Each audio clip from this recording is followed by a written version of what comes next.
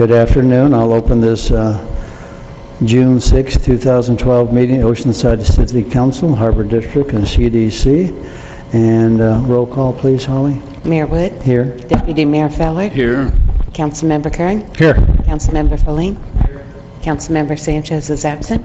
Thank you. City Attorney, please. Thank you. Council will be meeting in closed session to discuss the following items. Item 1, conference with labor negotiator involving Oceanside Firefighters Association and Oceanside Fire Management Association. Item 2, conference with real estate negotiator. 2A is the property bounded by Pacific Street, Myers Street, Seagaze Drive, and Civic Center Drive. Under negotiations are terms of a disposition agreement. Item 2B, real property negotiation involving the vacant land adjacent to Loma Alta Creek west of South Coast Highway. Under negotiations are the terms and condition of a property exchange. Adjourn to closed session. Thank you.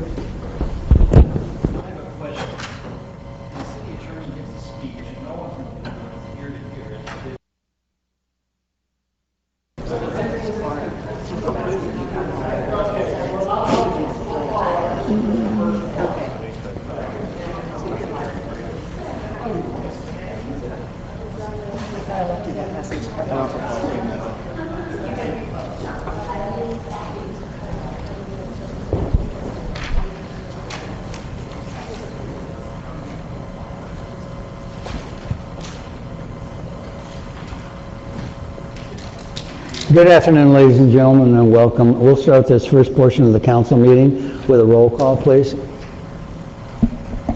Mayor Wood. Here. Deputy Mayor Feller. Here. Councilmember Sanchez. Here. Councilmember Kern. Here. Councilmember Feline. Thank you. Madam Clerk, have a second. Consent calendar, please. The consent calendar items include items 3 through 12. Motion. Motion to approve. I'll second. Thank you. I'd like to pull item number 8. 8. Thank you. And- Anybody else or public? No. Thank you. So approval of 3 through 7 and 9 through 12, correct? Thank you. Correct. Please vote.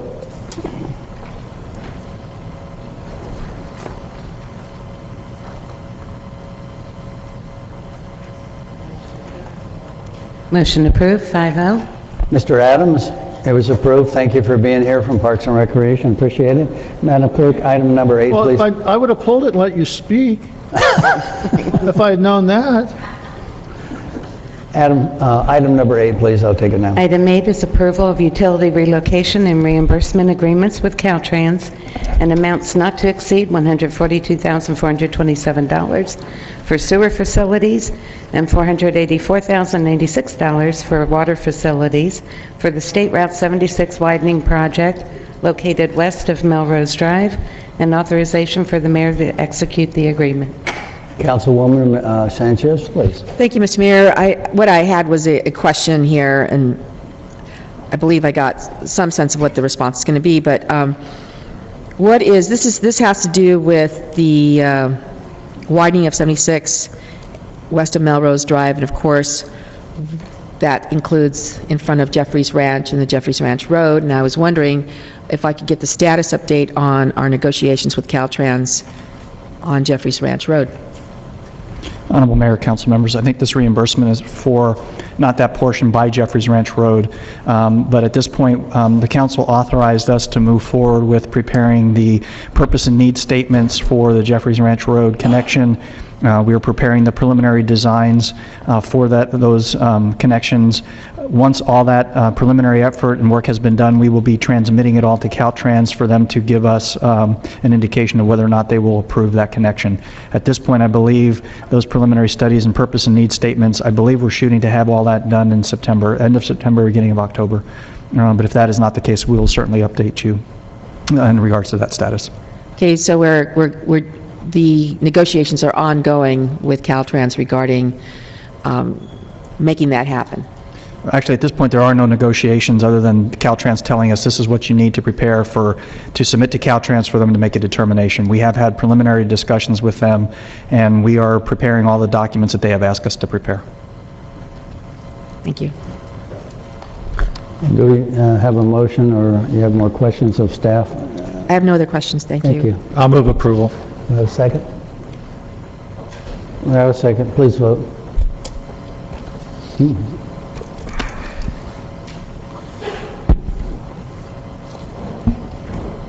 Motion approved, 5-0. Thank you, Holly. Appreciate it. Give the chance. Start with 13.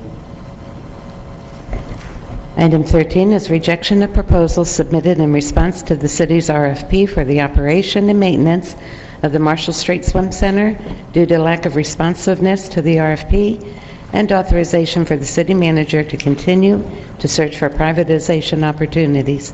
Thank you very much. Good afternoon, Doug. Good afternoon, Honorable Mayor, members of the City Council, Doug Eddow, Real Estate Manager, City of Oceanside. Today, staff is recommending that the City Council reject the proposals submitted in response to the request for proposals for the management and operation of the swim facility and programs at the Marshall Street Pool.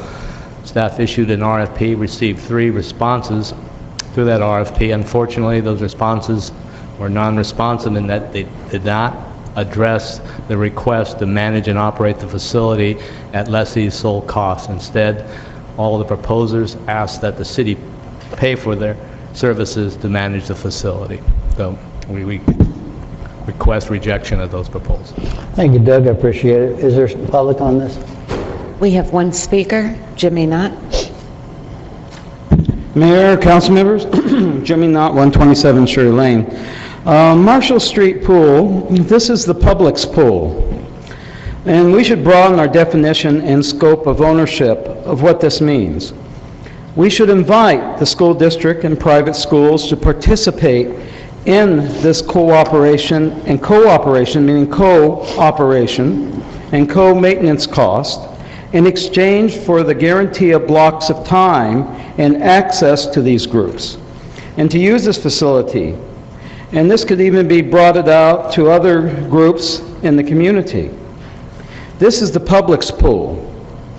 And let's make it truly a public pool, not just the city's pool, because any private contractor operations would cease this sense of public ownership.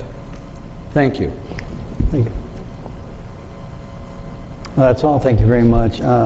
Jimmy, I appreciate that. And for staff, I think it's a great idea to look into the fact that maybe the colleges and the school district might be involved in assisting us with that. Councilmember Feller, please. Thank you. Mr. City Manager, have we pursued the mentioned ways of operating that pool already? Mayor and council members, yes, we have. Back when we were talking about the issue of the subsidies, neither the school districts or Miracosta are interested in financially participating in the operating costs of the pool. In fact, with the Oceanside Unified School District, we do have joint use agreements whereby we provide them access to our pools at no cost in exchange for they providing us access to their sports fields. Thank you. I move approval. Thank you. Do I have a second? So move adoption of staff recommendation. Okay, I'll second that. And Councilmember Kern.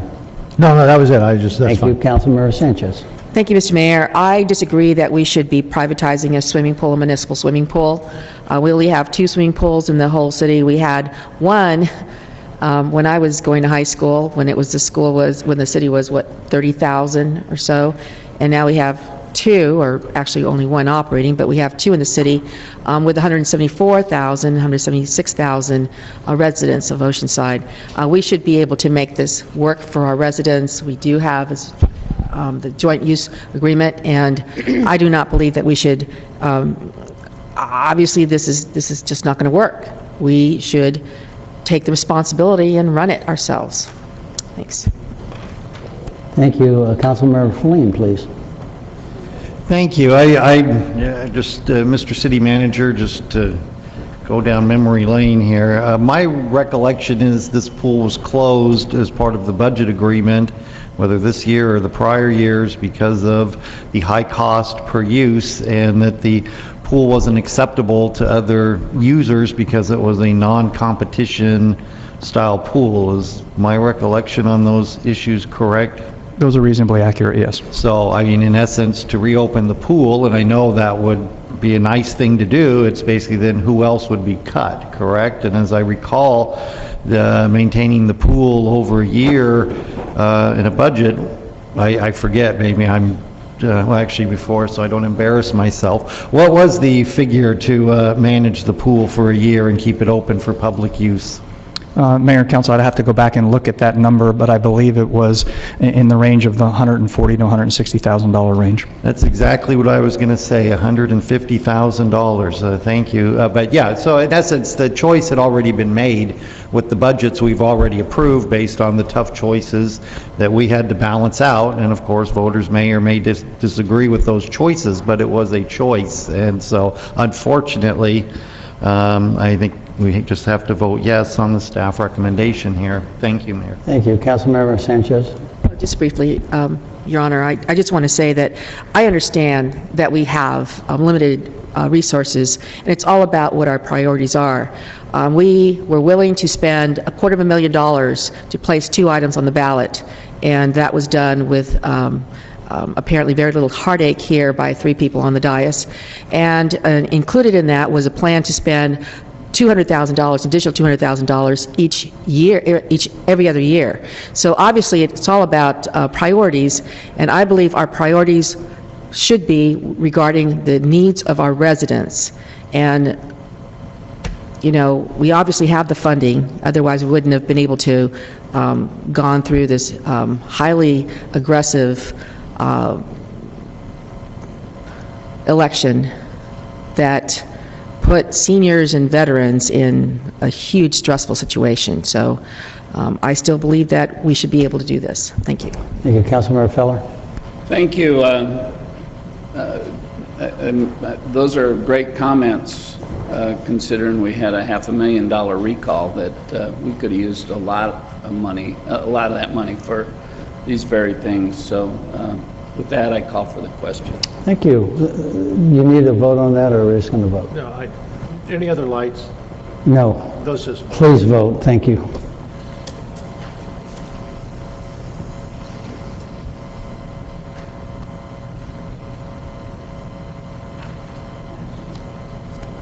Motion approved, 4-1. Sanchez, no. Thank you. Madam Clerk, 14, you have the time.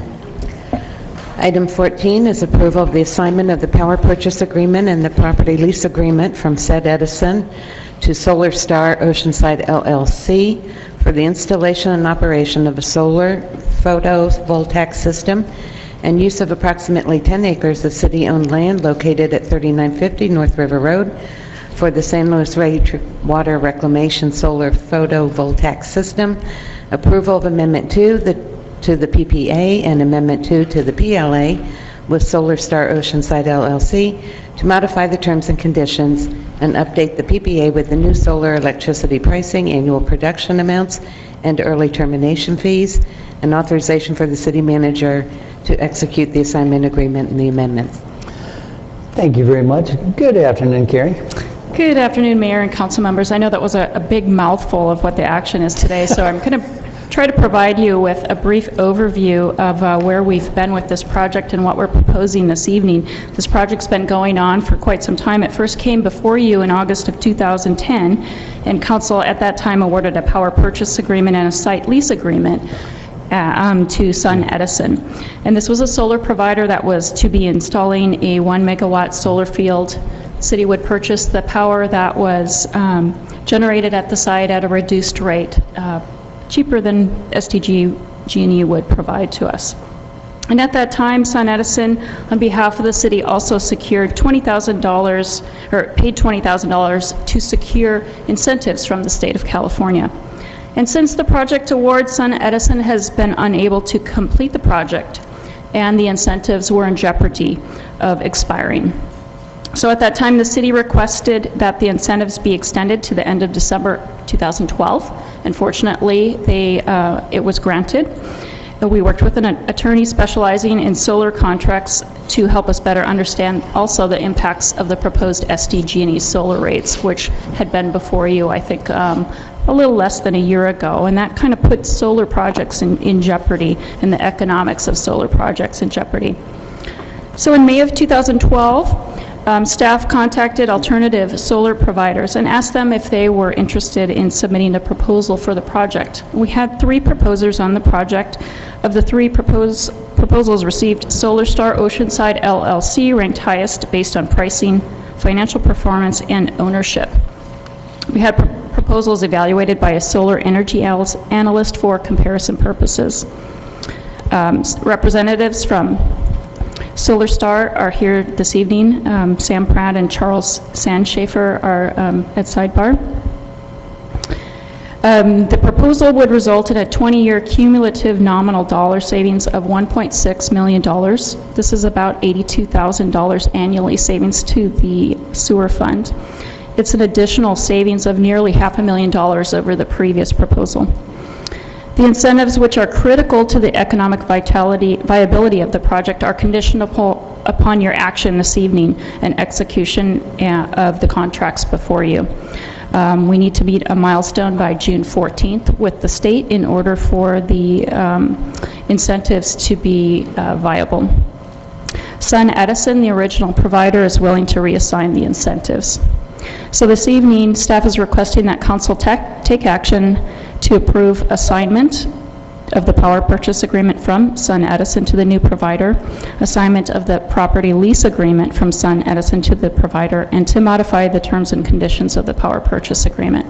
I'll be at sidebar along with Jason Dafford, who's the acting water utilities manager, with any questions. Thank you, Carrie. Have a seat. Sidebar. Public, please. We have one speaker, Jimmy Nutt. Mayor, council members, Jimmy Nutt, 127 Sherry Lane. In this stance, I stand as the vice chairman of the Utilities Commission. In part, we unanimously approve this and recommend that you pass this.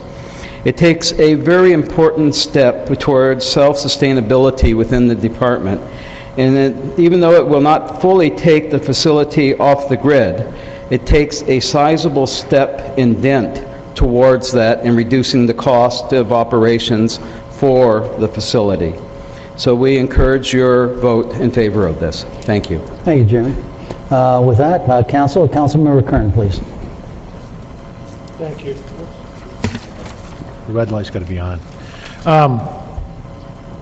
Just a quick question. So the idea that who's taking this over? Is that representative here? Okay. Where are we and what kind of timeline before we actually start getting some type of payback? I mean, I guess that's the biggest question that the public would want to know if we go forward with this. When are we going to start generating power that we could use?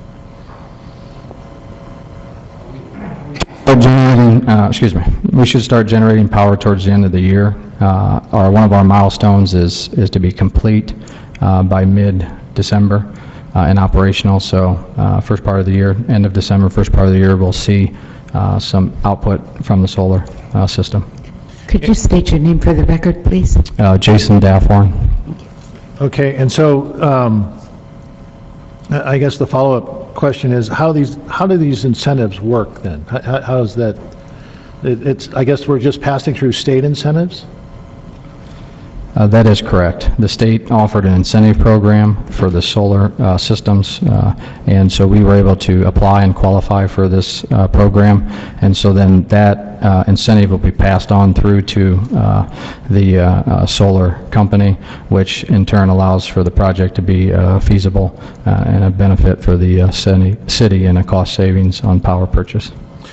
Now, are we going to use this power at San Luis Rey? We're not going to hook into the grid. We're just going to try to use the power to offset our city cost for power for the San Luis Rey treatment plant. That is correct. Okay. I just want to let the public understand what this all means. So I will move approval of this staff's recommendation instead of reading the whole paragraph. So I'll move approval of staff's recommendation. Is there a second? Second. Thank you very much. Councilmember Sanchez, please. Thank you, Mr. Mayor. We've been working on getting solar here, and I'm really, really glad that this is moving it along, so thank you. Thank you. Councilmember Feller, please. How much are the energy costs at San Luis Rey? I do not have a figure at this time. The costs, though, are partially offset by on-site cogeneration, and would be further offset with the use of the solar. I know the costs are substantial, and this is a cost savings for us, but I don't have a total number. I can get that for you, Is it $1 million a year? at least. So we're going to get $2,000 in savings a year. With this contract, you're getting about $84,000 a year in savings. I thought I heard $2,000 a year. I don't know what that was in reference to. The annual savings is $84,000, and the lifetime savings is 1.6, or the 20-year savings. Well, I was at a 5th grade graduation this morning, so maybe I didn't hear you right. Where did the state get the money for these incentives? I don't have the answer to that, but we could research it and get back to you. Well, my guess it's from us, so.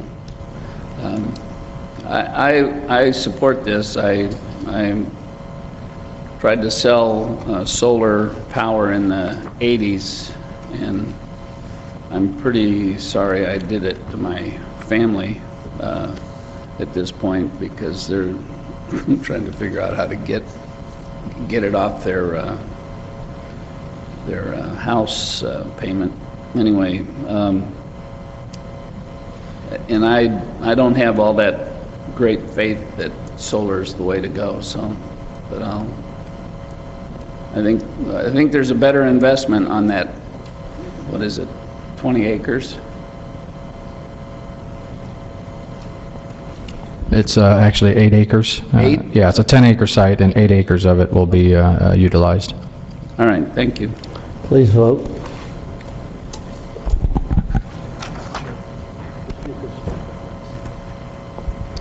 Now. Motion approved, 5-0. Thank you very much. Madam Clerk, I'm going to jump ahead to item number 27, please.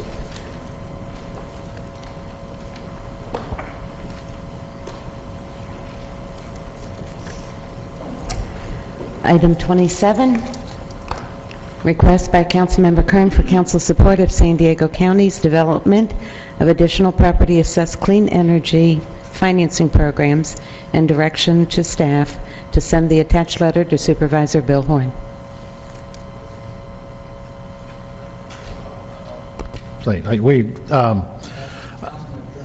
Okay, let me take, I'm bringing this forward. I think some of us had presentations now and again. I've talked to former council member Crystal Crawford from Del Mar, and she actually sent a letter to all of us. I hopefully received the email explaining all this. But this is about the PACE program. PACE is an acronym for the Property Assessed Clean Energy, which will effectively allow local governments to implement energy efficiency tax districts, and I'm talking about the county in this particular instance. With PACE financing, energy efficiency improvements are paid through the source of funding arranged by the county, and the costs are paid back on property tax bills on a 20-year term. It's an innovative way to finance energy efficiency programs through upfront funding without any out-of-pocket for the property owners. I am glad to see in the audience Mayor Sam Abed from Escondido, because hopefully Escondido was going on this. Attached to this packet is a letter that I plagiarized from the city of Carlsbad and Mayor Matt Hall. So hopefully we'll all get on board and to deal with this, and because now we're talking about distributed solar power and the ability for people to put solar on their roof and keep it part of the house. So when they sell the house, they don't have to reassign the loan, but that monies get collected to the county, so it would be easier for them to sell the house and keep the solar panels with the house. The county partners with a company to administer the program, or the county may decide to do it themselves. The program is then usually funded with bonds, or that private company puts up the money. The homeowners get the site evaluation, they get the energy efficient improvements with any company that they choose. Once the owner applies with the county program administrator, there's a small fee to cover the costs of municipal solar financing program. And so this is something that people can do on their own, and they can sign up for it, and there's a cost to it, so it's not out of pocket to the taxpayers. And once the homeowner solar system is approved by the county, the program administrator pays the installer, and the system is purchased, and then paid back over the 20-year period. If the home is ever sold, the solar system goes with it, along with the tax liability of the solar system. One of the things that I have read in researching this, for every $4 million worth of rooftop solar, that's 60 jobs. So this is an incentive to not only put in rooftop solar, this is an incentive to bring jobs to this region. I think it will work well in Oceanside. I think it would work even better in Escondido because they get more sun than we do.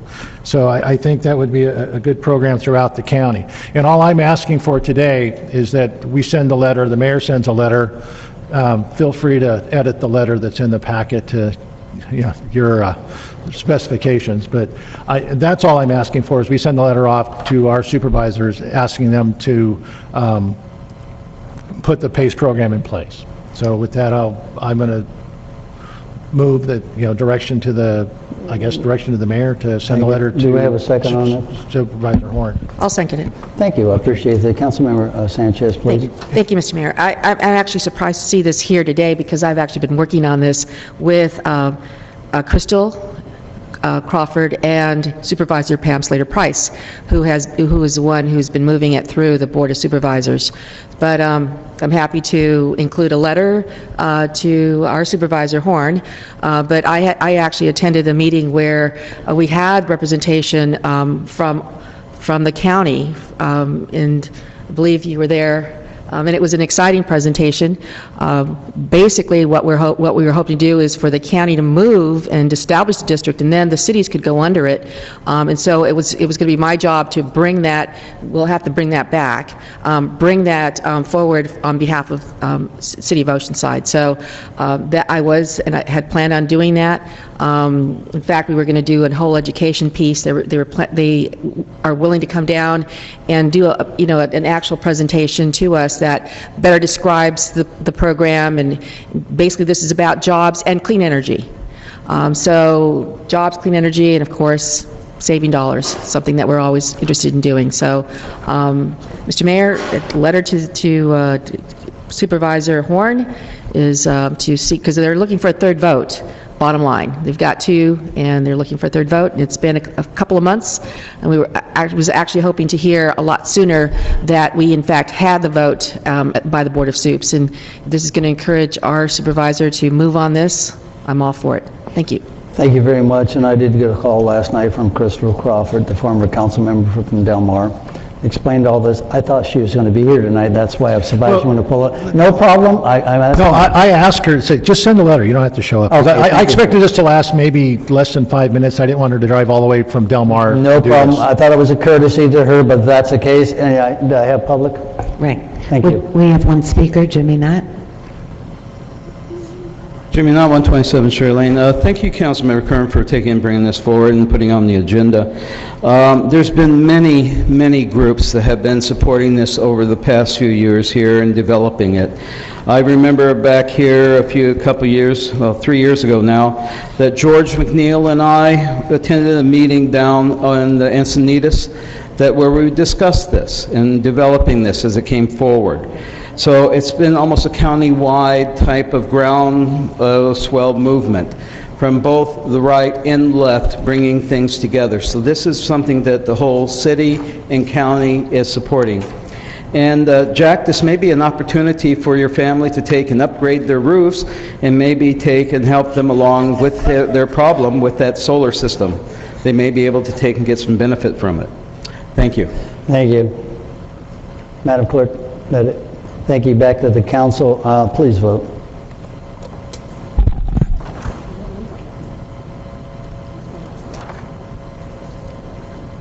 Motion approved, 5-0. Thank you. Holly, before I go forward, protocol-wise, I'd be absent in my duty if I didn't bring up Escondido's mayor to the podium. Sam, please walk forward. No, walk forward and at least get yourself on our TV.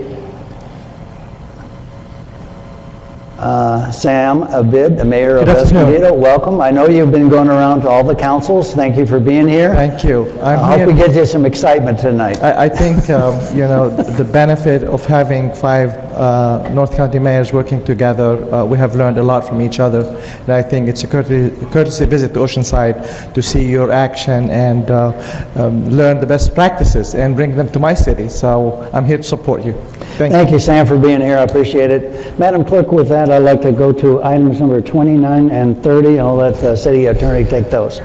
Thank you. Item 29 is the adoption, an ordinance of the City Council of the City of Oceanside, California, amending Article 14 of the Oceanside Traffic Code to establish various speed limits on various streets.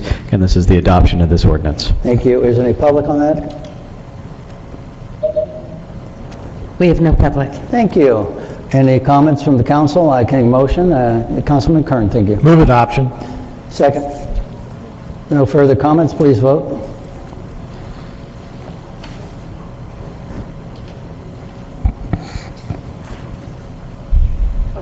Councilmember Sanchez, I need your vote. 29. 29. It's 5-0. The speed limits.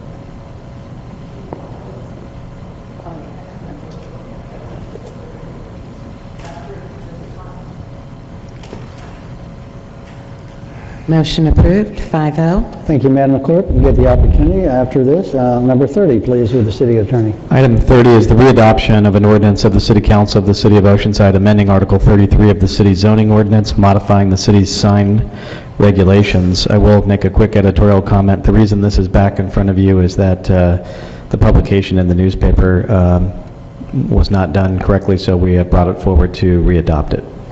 Thank you, sir. I appreciate that. And public on this? No public. Back to the council. Councilmember Kern. Move for adoption, readoption. Second that. Seeing no further, please vote.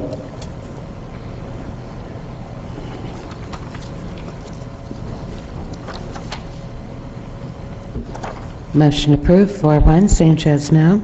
Thank you. I'll take number 28, city manager's item, if I may, please. Item 28 is an update on July 4th traffic management plan. Honorable Mayor, council members, I'll have Chief McCoy come forward and present the traffic plan. But if you recall, in prior years, you had asked for a presentation prior to 4th of July on what the overall traffic management plan was going to be. And I believe Chief McCoy is walking down at this moment to give an update on the traffic management plan. Good thing he's not a detective. Good evening, Chief. How are you? Honorable Mayor, council members, thank you for the opportunity. Our traffic plan for this 4th of July is similar as our other traffic plans we've done for the last few years. The plan has not changed. Our goal is to make the downtown area as accessible as possible unless the traffic gets so heavy that we're not able to do that. We are looking at cordoning off Pacific Street, but those streets further east will be open as long as, again, depending on the crowds, as long as it's safe, those streets will be open so that the businesses will have access, or the residents and those visitors can have access to our businesses in the downtown area. I do not have a physical traffic plan with me today with the mapping. If you would like to see that, I will bring that back on the 20th. Thank you, Chief. Sidebar until we see. Councilmember Feller, please. Any public? Thank you. The only concern I have is it seems like every year we have the same one about the residents of the Strand and their access. So I guess your job is to make that as I think we had a problem with the marathon, the Ironman just recently, where the flyers of how they were to be shuttled in and out and that type of thing were, not delivered to people. They ended up on mailboxes and gates and things like that. So all I'm asking you is to make sure that they have adequate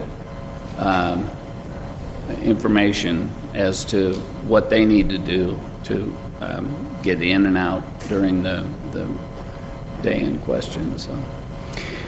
Honorable Mayor and council members,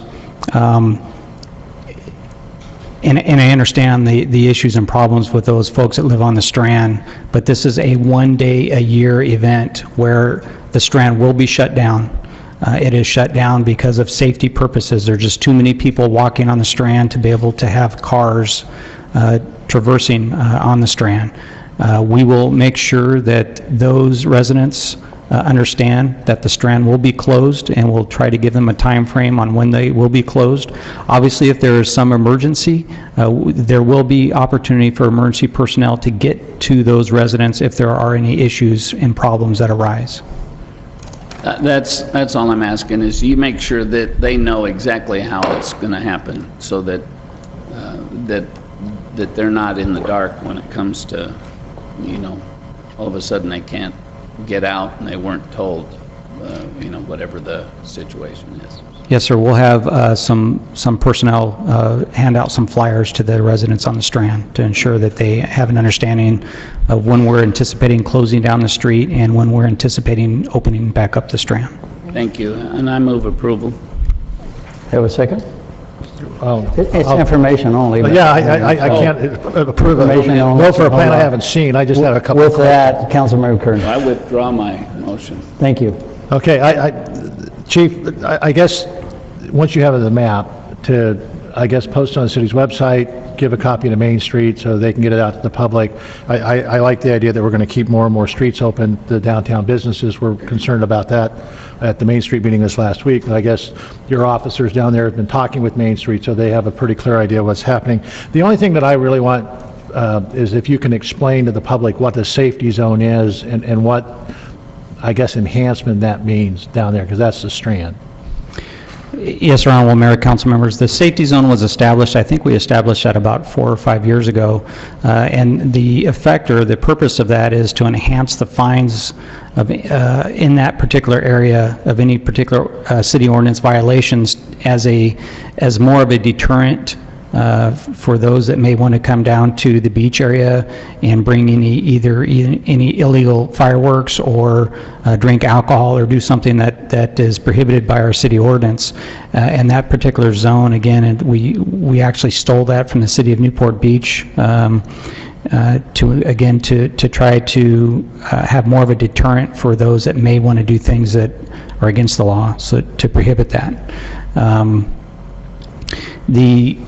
The goal of the police department is to ensure that everybody that comes down for 4th of July has the best time possible. With 4th of July being on a Tuesday this year, we are not anticipating, I believe it's Tuesday or Wednesday? I think it's a Wednesday. Wednesday? I'll look at my iPad while you talk. Okay. But nonetheless, it is during the middle of the week, and it's not attached to a weekend, which usually means that our crowds will be a little bit less during the nighttime hours. We'll still have the daytime population there, but during the nighttime, because there are individuals who have to work the next day, they won't stay out as late, so we're anticipating lower numbers at the nighttime hours. So with that, our traffic plan will be more of a fluid traffic plan to just meet the needs of the crowds that we have at the time. So the safety zone, again, is to prohibit illegal activity, and it triples the fines for those activities that occur in that area. And again, our traffic plan will be as fluid as possible to accommodate our downtown businesses, and at the same time ensuring that those that are visiting our city are safe. And I guess the only other follow-up would be, the traffic plan for the harbor, because I'm sure Camp Pendleton will shoot off fireworks, so they'll probably have a flood of people that kind of drift north as the day goes on to be set up to see the fireworks at Camp Pendleton, and I assume that'll be part of the plan. So if we can get that out to the public, I think that'd be... Yes, sir. Again, it will be the same plan as we had last year. From each year, we've made some modifications to our plan. Last year seemed to work very well, very minimal complaints from residents and visitors. So we're implementing more or less the same plan that we had last year, and we'll make sure that information is put out. Thank you. Councilmember Feline, please.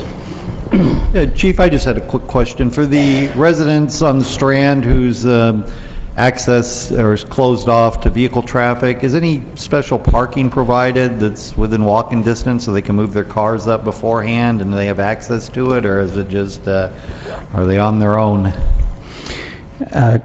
Councilmember Feline, what we have done in the past, and again, I don't have the direct plan in front of me, and I apologize for that, but we have allowed our residents that live in the downtown area affected by the beach area to our city lots that are west of the railroad tracks. Okay, great, thank you. Thank you. This is for information only, but Chief, I want to thank you, your staff, but I know from past experience, the Highway Patrol, the Sheriff's Department, parole, probation are all there helping too. Pass on our thank you for all their help in the past and in the future. I appreciate it. Thank you very much. Thank you.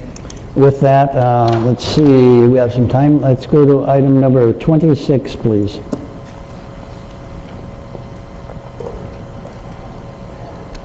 Item 26 is a request by Mayor Wood for the City Council to request Sandag to take the lead in completing the environmental studies for the Buena Vista Lagoon in relation to the I-5 widening, I-5 SR 78 interchange, and coastal rail projects, and to commit $100,000 of city funds to the studies.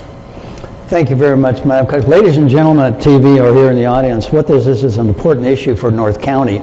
We're trying to widen Interstate 5 coming north. It started south coming north to Oceanside. Understanding the reason we're last is we have the interchange at Highway 78 and I-5, might be a flyover, plus the widening of the freeway. Add to that the impact that'll have on the Buena Vista Lagoon and the environmental impact it'll have. We wanted to do it all at one time, but we won't have an impact on the environmental aspects. Also, the trestle, the train tracks that go through there, it needs to be widened to be double tracked. We also want to save the Buena Vista Lagoon and make sure it's safe down there. Combination of all those things, and I'll have Councilmember Sanchez explain also in her comments on it.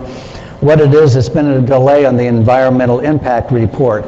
We're afraid if it doesn't get done by the moving of the north of the Caltrans, that the money will go somewhere else, and that's how it is. If you don't have a shovel-ready project, you don't get the money. It could go to anywhere else in the state or the county. We don't want to see that. It's about $1 million to do an environmental impact for that location. I'd like to do it all at one time. We're willing to front $100,000 with Sandag doing $800,000 and Carlsbad doing $100,000. We figured if we don't do that and pull it out of the hands of the other people, it won't get done. It's a very important impact to our whole North County region for traffic, etc. The environmental world that for the Buena Vista Lagoon and the rail systems down through Southern California. That's why I put it on the item, and like I say, we've already approved with Carlsbad and an agreement that they'll put up money along with Oceanside. With that, I'm going to pass over to Councilmember Sanchez. I know you just had any comments on the lagoon or whatever. Thank you. Mike. Thank you, Mr. Mayor. Now, if that was your motion, I'll second it. Thank you. It was a motion, please. Okay. Is there a public on this? We have one speaker, Jimmy Knott. Did you want me to? Mayor, council members, Jimmy Knott, 127 Shore Lane. After examining this, I have only one question, one concern, is when I saw that the commitment of city funds for this. And the question is have we explored all the other options? And are we clear about exactly what city funds are being designated here? We have other groups that are involved, NCTD, Caltrans, Carlsbad, the Conservancy down there. Who's paying what percentages and of what that's involved there? We also have Sandag that's involved. What's the proportionality that's going to be come into play? Where's the funding? Can this come from, instead of from our general fund, can this come from, like, say, the Sandag allocation? There are questions like that. I would like to know a little bit more about where the city's funds allocations are coming from. Thank you, Jimmy. Councilmember Sanchez, if you want to approach it and the city manager, Yes. please go ahead. Thank you, Mr. Mayor, and I thank you for the question, Mr. Knott. Basically, there are several groups who have been working on the EIR process with the Buena Vista Lagoon Foundation, having received some grants to cover the initial expenses of the EIR. It's been about 12 years in the making, and some of these studies, which were done about 3 years ago, are in danger of becoming too old. Also, there is a window of opportunity that is closing with respect to the Buena Vista Lagoon and its restoration project. in terms of getting funded. This is basically a once-in-a-lifetime kind of situation in terms of funding. We have the I-5 widening, which will have about $150 to $200 million in mitigation money. They are looking at restorations of lagoons along the I-5 corridor, and our lagoon would bring the most benefits. If we do not get this project within the Public Works Plan, in a very short period of time, then it will not be included in the Public Works Plan for the I-5 widening, and we will lose out any possibilities of getting $100 million to the region. $100 million, so you asked the question, proportionality. We've been asked by Sandag, who has agreed to become the lead on the EIR, to complete the EIR. This is not to start an EIR, it's actually been going on for some time, and it needs to be concluded. Lots of studies have been done. I think staff has had a chance to look at some of the studies, but it really needs to be done, and Caltrans, I should say, Sandag working with Caltrans, is in an excellent position to be able to fast-track this project. So proportionality, we're talking $100,000 as basically showing our commitment, city's commitment to this project, and we stand to gain $100 million, perhaps, infusion of funds in the region in terms of jobs, in terms of restoration of this critical lagoon. So I do urge the council to say yes to this. I understand $100,000 it is funding that is critical in terms of where we are at this point, but I've been assured by the city manager, perhaps Mr. Weiss, you can discuss this, that we are able to provide the $100,000. So, Mr. Weiss, could you discuss that, please? Please.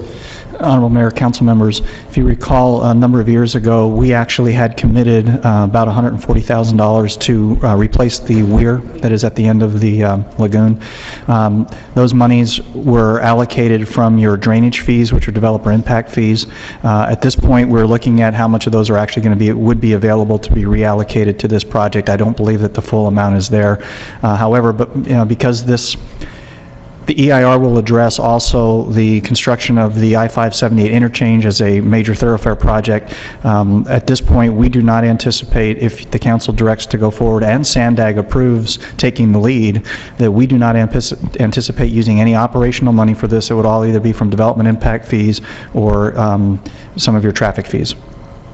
And the bottom line is, in order to be able to get the permits for the I-5 widening, in order to be able to have an I-5 widening project go through, you need to have the mitigation projects in mind and planned out in line, basically. So this is going to get that forwarded.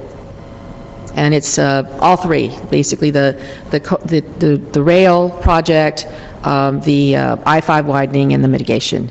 And so if we do not get involved with this at this point, we stand to lose these funds to the south. The $100 million, $150 million will go to other projects, either down south or to a different county. Mm-hmm. So, thank you. With Thank that, you. Councilmember Kern, please.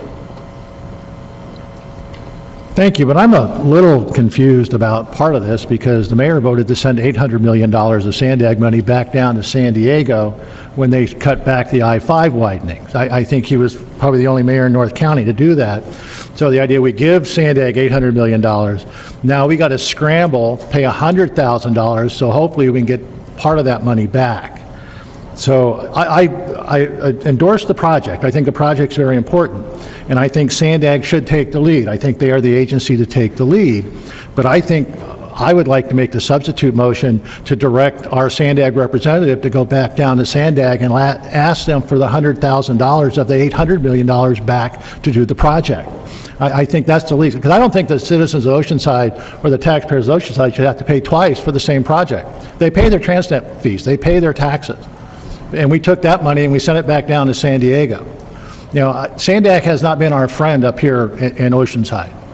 You know, they were supposed to spend Sandag money on 76, but they used the money from the Recovery Act on 76, and they took that money and immediately sent it south. They didn't keep that money in North County. So, and my feeling is if we were still waiting for Sandag to do 76, we'd still be waiting, because they would have thought of some other more higher priority project than 76. So my problem is that. I mean, the idea, I know it's an important project, but I think we should have Sandag give us part of that $800 million back on this project. So unless there's some alternative, that would be my suggestion, is a substitute alternative to have Sandag take the lead, but direct our Sandag representative to get at least $100,000 of that $800 million back to fund that portion of the project. Is there a second for the substitute motion? There is a motion. You already have a motion and a second, so my advice is to proceed with that motion. If it fails, then you could have a substitute motion at that time. Okay. Excuse me, I did not hear the second on the first motion. I was the second, and by the way, if this fails, there is no other motion to be made because the project dies. You made the motion. Yes. No, the mayor made the motion. I seconded the motion. Oh, okay. Thanks. Comments for everybody. I appreciate what you said, Mr. Kern. The problem is the entire Sandag board voted on that money, and this was a backup plan, and that's where it went. And understanding because of the circumstances were in great deal that it had to go that way. With that in mind, I can go back to Sandag as the representative and tell them the same thing, and what you may lose is Sandag's support for the entire project, so I'm worried about that. It's a call tonight on your vote or anybody else's. If you lose this project, you're talking about everything failing to come this far. So let's go with the first one. Please vote. Mayor, I got a comment before. Go ahead. I think the project is important, so I think if you're going to make that kind of I think we should at least ask, but I don't want to kill the project. So how do we do that? We've already set with Sandag, Carlsbad, us, city managers, Caltrans. We've already had the meetings, and I think that if you're going to push this, we have a chance of losing everything on it. Yes, that is expediting it because of the concerns we have over the major projects. And my concern is we have already talked to them about it, and this is their agreement. I mean, I can go back there and talk to them, and the next choice might be a no. And then we're going to be out on Highway 78 interchange, the Interstate 5 widening, the Trussels to trains, and the Buena Vista Lagoon. So we could lose out a lot over a long period of time if we're not shovel ready. That's your call, and please vote. Well, you're answering for, but I actually want to know if there's a compromise in there to go down and talk to Sandag. I mean, they can't hurt us to go down and talk to Sandag. I could answer that. The bottom line is, we have been trying to push this through other venues. The lead agency is actually Fish and Game. So we can certainly allow Fish and Game to continue to be the lead agency, but that means that it will not be in line for mitigation, which means that it probably won't get all the permits. And I'm talking about the I-5 widening not getting all the permits. I'm not talking about the lagoon at this point. Well, I appreciate, I'm now glad to hear that you're in favor of the I-5 widening and the interchange at 78 in addition to the lagoon. So I can't support the substitute. I think if we need to go down there, we need to go down there and talk to Sandag and just say that there's something. Mayor and council members, Then it's over. At this point, we're requesting Sandag to take the lead, and we're asking you to allocate based on their recommendation of they would fund $800,000. I think I'm hearing their support for the project. We certainly could ask them to move forward and take the lead, because the only way I think the environmental documents are going to get done is if Sandag and or Caltrans takes the lead. As part of that request, we could also ask them that they pay the whole thing. And if they say no, then we'd have to come back to you to allocate those funds. Please, go ahead. I think one thing to keep in mind, again, as the city manager said, is this is just asking Sandag to take the lead. So we would be sending a letter, assuming you were to approve the motion. We would then negotiate an MOU, and that is what Carlsbad's anticipating, that they've allocated their 100,000, or at least indicated their approval of the 100,000. We would then negotiate an MOU and bring that back in open session. So for clarification, the motion is simply to request Sandag's lead, and the 100,000 is not being addressed? Yeah, it's part of the item on the agenda, but the source of the funds and the actual contractual obligation to pay it would be in the subsequent MOU that would come forward. Motion second, please vote. Yes, sir. Well, we'll go with you. I thought that was on the second motion, I thought. Okay, go ahead. No, I actually wanted to deal with the original. Go right ahead, sir. And thank you. Yeah, I'm kind of confused too, and I've participated in some of the meetings with Councilwoman Sanchez, and the idea of getting the lagoon taken care of and finishing the environmental impact report, certainly very important, and certainly having Sandag take the lead on this, while Fish and Game has dawdled for, I think, decades literally on this, and we've missed out. But I think Councilman Kearns brought up some very valuable points. So we've literally had hundreds of millions of dollars that have gone from North County to South County while we've been paying the half-cent sales tax and not getting a benefit from that. And whether it was the 76 widening that's been delayed, whether it's the I-5 widening that just recently happened and then got narrowed down, and another $800 million went south. I just don't find it very believable that $200,000 is going to hold up this project when we've had $1 billion plus move south. And so I think it's certainly, I'm willing to support a motion that asks Sandag to be the lead agency, but I don't think we need to commit $100,000 tonight. Mr. Mayor, if I can, the $100,000 is the condition of Sandag taking the lead. So if we don't want to put out $100,000, then Sandag is not taking the lead, and it'll just stay with Fish and Game.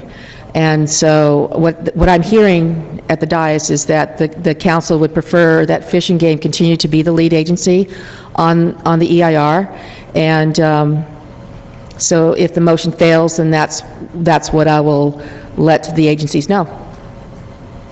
Thank you. Thank you. Please vote.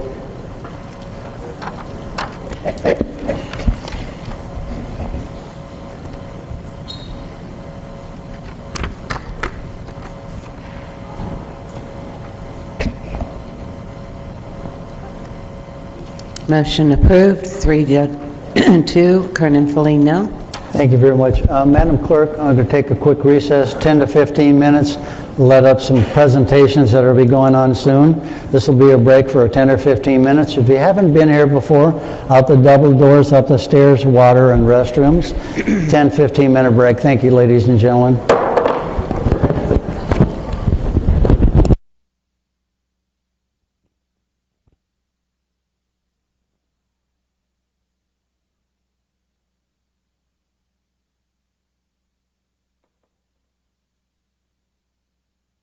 Ladies and gentlemen, we'll get started in a moment. A couple of things, if we may, before we get started. Pagers, cell phones, put them on off or vibrate or silent. We would appreciate it. Large audience tonight. We have some proclamations, some presentations at the beginning, and we appreciate it. I'll tell you to stand for a couple of things. After that, you can be seated. If we may, because there's a large crowd, common decency prevails in what you're saying. I'd like you to address the council, not so much individually, but the other thing is I have to do this protocol-wise. We have to look a little bit talented here and respectful, because I have another mayor in the audience, a mayor of Escondido, Sam Abid, who's watching our council meeting. We don't look too bad. However, if you switch back and forth on TV, you're not sure if you're watching the UFC, the Ultimate Fighter, or the Oceanside Council meetings. You can change it in between. It's generally the same, so don't worry about it. Have a good time and enjoy yourself. Also, back in the back, former Councilwoman Del Mar, Crystal Crawford. You weren't here earlier, so So we have all these VIPs in the audience, and then all the other people are just not so much as important, but really fantastic. Thank you very much. We're enjoying it. We'll get started here. If we may, Valerie, can you get started, please? Yes, if you would all rise at this time. We will begin with the invocation led by Reverend Malaki Tauiliili from the Oceanside Samoan Congregational Church of Mesa Margarita. Let us pray. Blessed are you, O Lord, our God. Yours, O God, is the greatness and the power and the glory and the majesty and the splendor, for everything in heaven and earth is yours. We pray for our men and women of the military service to bless them, their families, and loved ones of our brave men and women who serve in the armed forces. Support them and love them. Hold them in the palm of your hands while their loved ones are absent, serving overseas in any and every capacity of our military. We pray that you will shower the elected leaders of the city of Oceanside, our mayor and councilmen and councilwomen, with your life-giving spirit. Fill them with the love of truth and righteousness, that they may serve this city ably and that they are glad to do your will. Endow their hearts with your spirit of wisdom, that they may lead us in renewing the ties of mutual respect which form our civic life. Sustain them as they lead us to exercise our privileges and responsibilities as citizens and residents of this city, that we may all work together to eliminate poverty and prejudice, so that peace may prevail with righteousness and justice with order. May the mayor of this city council and the city council lead us to become members of a beloved community, loving our neighbors as ourselves, so that all of us may more closely come to fulfill the promise of our founding fathers of this nation, of this state, of this city, which is one nation, under God, indivisible, with liberty and justice for all. Oh God, we pray for your blessings to be upon them. We pray for your insight. We pray for your compassion, your leadership, your strength to be instilled within the leaders of our city. Make our people governable, O God. Save our city from divisiveness and from those who would exert pressure on government for their own interests, seeking selfish gain more than the common good. Make us, we pray, one people under thee, united for the good of the city of Oceanside and for the service of this community. Help us together to build a city that is in this manner of life anticipates thine everlasting kingdom in heaven. All this we ask in the name of the Father, of the Son, of the Holy Spirit. Amen. Now at this time, leading us in the Pledge of Allegiance, we have youth from the Philam Cultural Association that we would call forward. Angelina Fleming.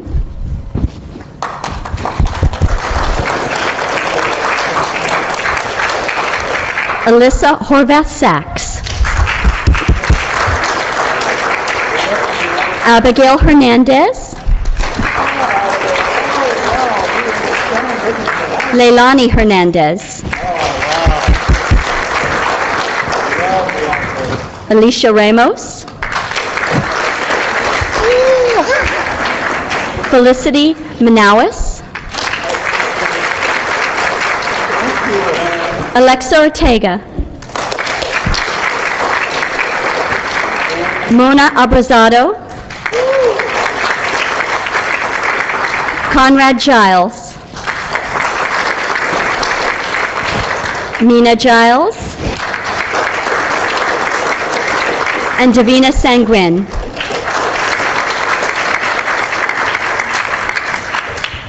Ladies and gentlemen, before I get started on this, these wonderful, I bet you're thinking there's a beauty contest. Yes. No, not really. This weekend is Philam. Filipino-American society's big benefit here in Oceanside, and all the cultural outfits and nature down here at Oceanside City Hall.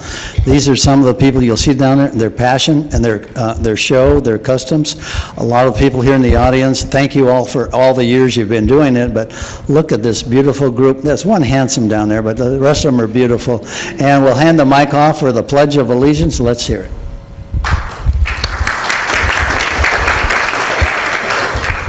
Put your right hand over your heart. Ready, begin. I pledge allegiance to the flag of the United States of America and to the republic for which it stands, one nation, under God, indivisible, with liberty and justice for all.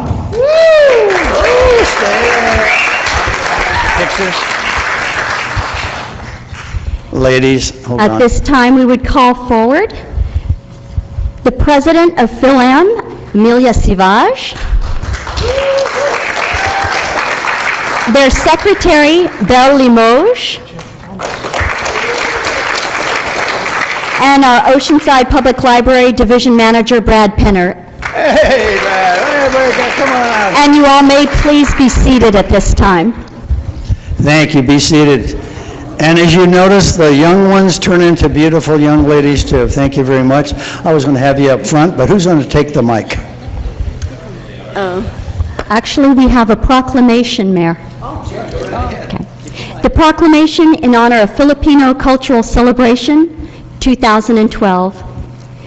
Whereas the Filipino-American Cultural Association of North San Diego County, Philam, established in 1976, has a mission to foster friendship among the Filipino-American residents of the region and with others, encourage better knowledge and understanding of the Philippines and the United States of America's histories and cultures, and to seek the participation of the Filipino-American youth who may become future leaders in the community.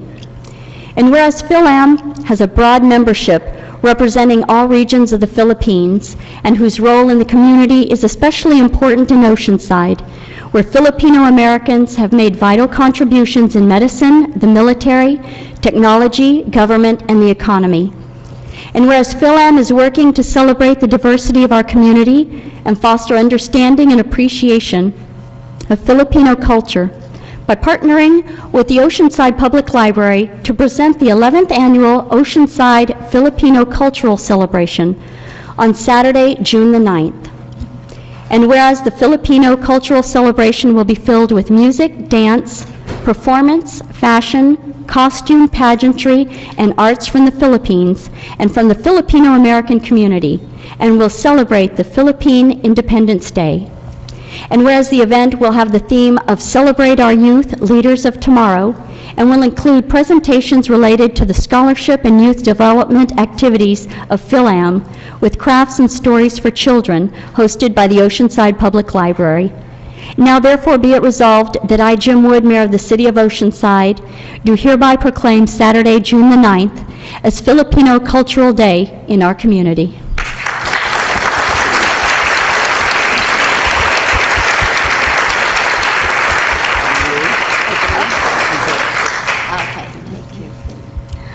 Okay, it's my turn. Okay, okay. As it's already been said, I'm Amelia Sivage, the president of the Philam Cultural Association in North San Diego County, and I just would like to extend my invitation to everybody that's out there to come to our event this coming Saturday, which is June 9, from 4 to from 10 to 4:30 in the afternoon.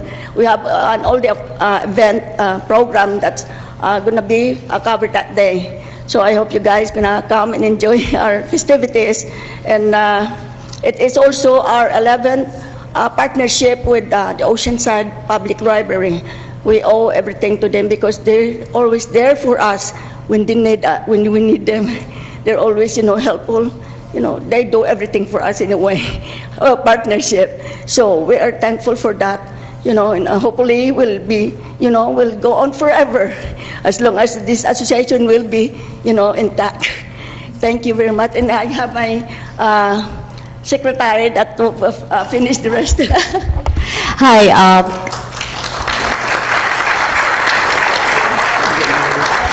Good afternoon to everybody. As we say it in our national language, Tagalog, magandang hapon po sa inyong lahat. Firstly, we would like to thank the Oceanside City Mayor, Jim Booth, and the Oceanside City Council for their undying support, for allowing us always to be here and promote our cultural celebration. And of course, the Oceanside Public Library, who is our teammate for 11 years. Now, this is our 11th year, and maybe you're wondering, what is something new this time? Well, you will be amazed that there will be 4 maybe mothers or grandmothers or your lolas, as we call them in Tagalog, who will be showcasing their talent and grace. Because for the first time, we're going to have the Mrs. Phil-Am Filipino-American Senior. And also, and since our theme for this year is celebrate our youth leaders of tomorrow, so we will be focusing on our youth or kabataan. And there will be about 13, mind you, 13 Filipino cultural dances. And many of these dances will be performed by the youth group. And also, of course, as mentioned a while ago, we're going to give a scholarship to 5 Filipino-American, bright and talented high school students who would like to pursue their college education. And then we're also going to have the Tournament of Knowledge. This is a fun way for the youth group to learn or relearn the Philippine history, Filipino-American history, and Filipino culture. And of course, we have the Showcase Your Talent, wherein we have a lot of very talented young girls and boys, as young as 8 years old, who will be singing or dancing, compose their own songs and their rap music.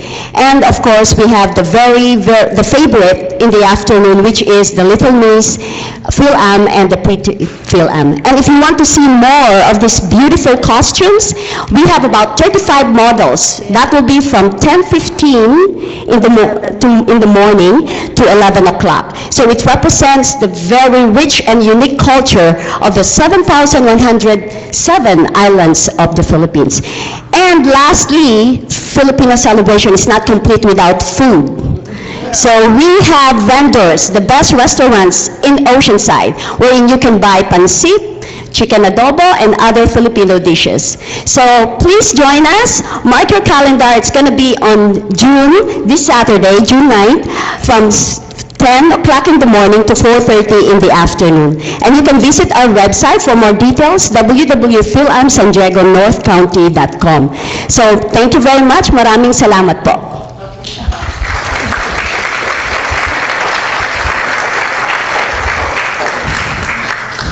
I just want to say on behalf of the library, what a pleasure it is to work with such a well-organized and considerate organization as the Phil-Am. They are tremendous partners, and we are glad to contribute to their glory day.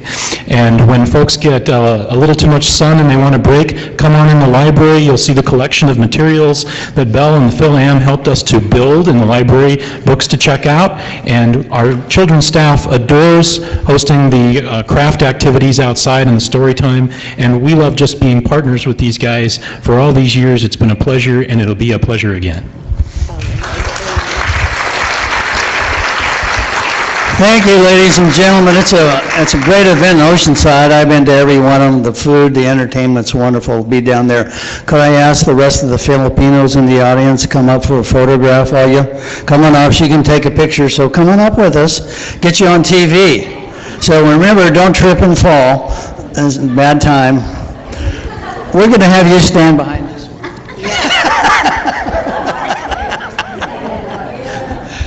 Some of us might have to move in, crunch in a little bit. Turn sideways. We get you all in here. Turn sideways. That way we can squeeze in. I'll get in the back because I think I'm taller. You got in there?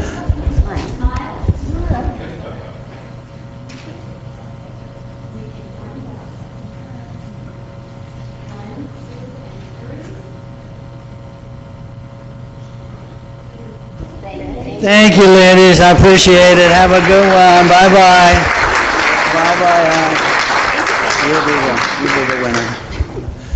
Thank you, hon. Good luck. Good. Thank you very much.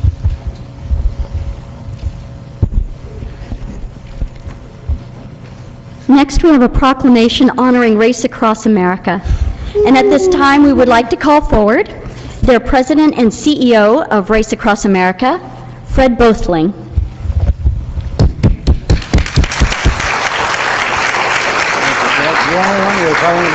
And along with him, we have members of the Special Events Task Force. First, we would call forward Leslie Gall.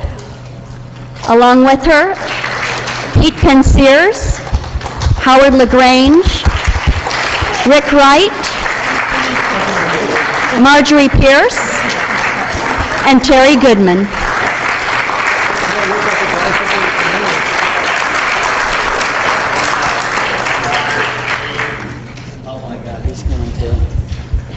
Proclamation in honor of Race Across America, 31st anniversary. Whereas in 1982, 4 dedicated cyclists racing from the Santa Monica Pier in Los Angeles, California, to the Empire State Building in New York City, New York, captured the attention of television audiences across America and established the sport of endurance bicycle racing in the United States. And whereas Race Across America is celebrating its 31st year, making it the oldest and longest continuously run ultra-endurance bicycle race in the United States. And whereas Race Across America was voted by Outside Magazine as the world's toughest endurance event, and whereas Race Across America has become the largest ultra-endurance bicycle race in the world, with over 1,500 racers and crew members, and whereas endurance racers come from all over the world, 25 nations to compete, and whereas these athletes come to race nonstop for 3,000 miles from coast to coast across the United States, annually raising $2 million for a wide range of charitable causes. Now therefore be it resolved that I, Jim Wood, Mayor of the City of Oceanside, home to the start of this great race, do hereby proclaim June the 13th, 2012 as Race Across America Day in our beautiful city. Let's hear it. One moment. I'll give it to you. Ladies and gentlemen, I don't know if you listened to that. Can you imagine getting on your bicycle at my pier in Oceanside and ride to the Empire State Building? Think about going over the Rockies and then through the desert. This is a 3,000-mile race that starts here. It's unbelievable. I could probably get to the border of Oceanside before I passed out. But these gentlemen, and we'll have passed down to Pete Tenteros here. This gentleman has done it so many times I've lost track. He's amazing. In the city of Oceanside, as you know, here in Southern California, kayaking, surfing, bicycling, we are the sports center for all these events. They start here in Oceanside and go all the way across the United States. So I'm going to pass the mic to somebody, but I want you to understand how involved that is, going from here to there, and it's amazing. I couldn't do it in a car. Thank you, Mr. Mayor. I've been, this race has been in Oceanside for 6 years now, and I'm happy to say that I raced the race in 2006, and I can tell you it's a life-changing experience. It truly is. This year, and this is truly America's race. People come from all over the world to race this race. And I travel extensively on behalf of the race all over the world. I can tell you, every racer I talk to is absolutely thrilled to come to this country, the greatest country on earth, and to race coast to coast. Start in Oceanside, finish in Annapolis. It's just an absolutely incredible feeling. Just a couple quick things about the race. We're going to be setting up in Oceanside this weekend. The solo women racers will start at noon Tuesday, the 12th of June. The solo men will start on Wednesday, June 13th at noon, and the teams will start on Saturday at noon, Saturday, June 16th. So all next week is going to be Ram Week. You'll see there'll be 1,500 to 2,000 Ram racers, staff, and crew in town, so you'll probably run into them everywhere. So I encourage you all, please come out and send these great athletes off. They're just, they're absolutely remarkable individuals. And on that note, I'll hand it to Pete Pensears. Pete, by the way, local resident, in 1986 set the Ram speed record. He rode across the country in a little over 8 days.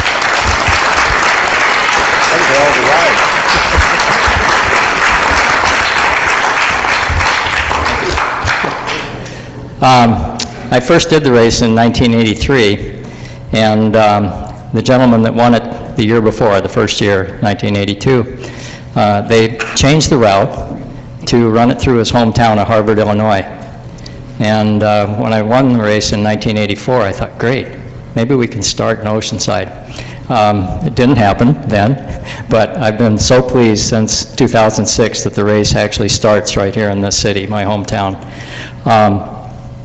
The other thing that happened last year was another dream that I had that I thought would never happen.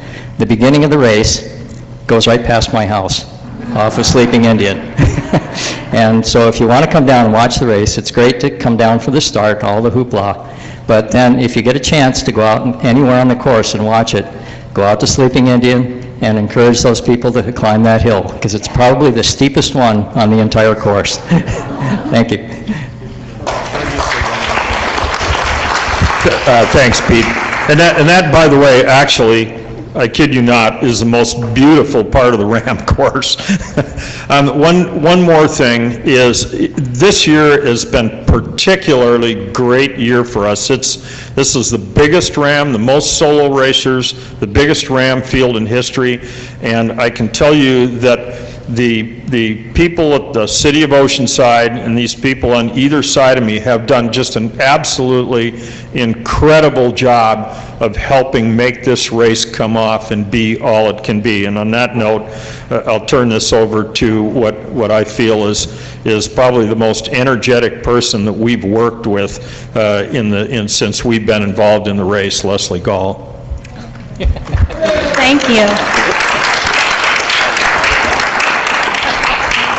Yeah, how do I follow that? Exactly. So thank you. And I did just want to take a couple of minutes to thank Fred and Ram and his team for partnering with Oceanside the last 6 years and bringing it to Oceanside and letting us showcase our community to these world-class athletes. Not only is it a perfect fit for Oceanside with our outdoor personality and being a bike-friendly community, it also brings a lot of economic impact to the city. He just gave you kind of a highlight on the thousands of people that come, the teams that come into the area. This is a unique event, and it's all week long. So we have people staying in our hotels all week long, eating at our restaurants, shopping at our grocery stores, buying bicycle parts, what have you, generating a significant economic impact to the community. And I really appreciate working with him, and it's been our pleasure to work with you. And we want to keep you for a long, long time. Good. And I'd like to thank these people here too, the city staff, Terry Goodman's department, Rick, Howard, all these people here, because it really was a team. There's a lot of moving parts, and it was everybody working together, so thank you all. Ladies and gentlemen, we'll take a picture, but I don't want any thanks right now until I tell everybody. I, on my own, signed up Crystal Crawford for the single women's, and Sam Abid, you're on the men's for Wednesday. You got 8 days you can kill getting back to the East Coast, Sam. Don't thank me now. I appreciate it. I'll understand. So, you owe me, Sam.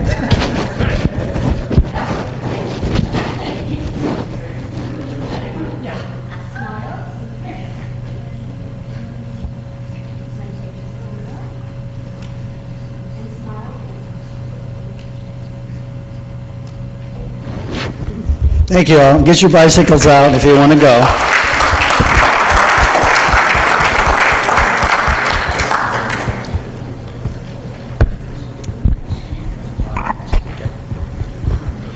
This evening, we are going to be honoring a member of the Costa Serena Architectural Committee, and we would ask that Dee Devine please come forward at this time with her family members, with the members of the Architectural Committee, and Councilwoman Esther Sanchez, if you would also join them in the dais circle.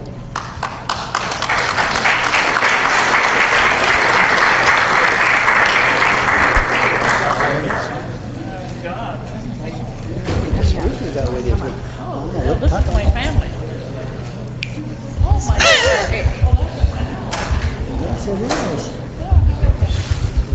Esther, you take it, I'll hold this until you give them. You do what you got. That's for you. Oh, I get a li- oh my goodness. Look how beautiful. Thank you, Esther.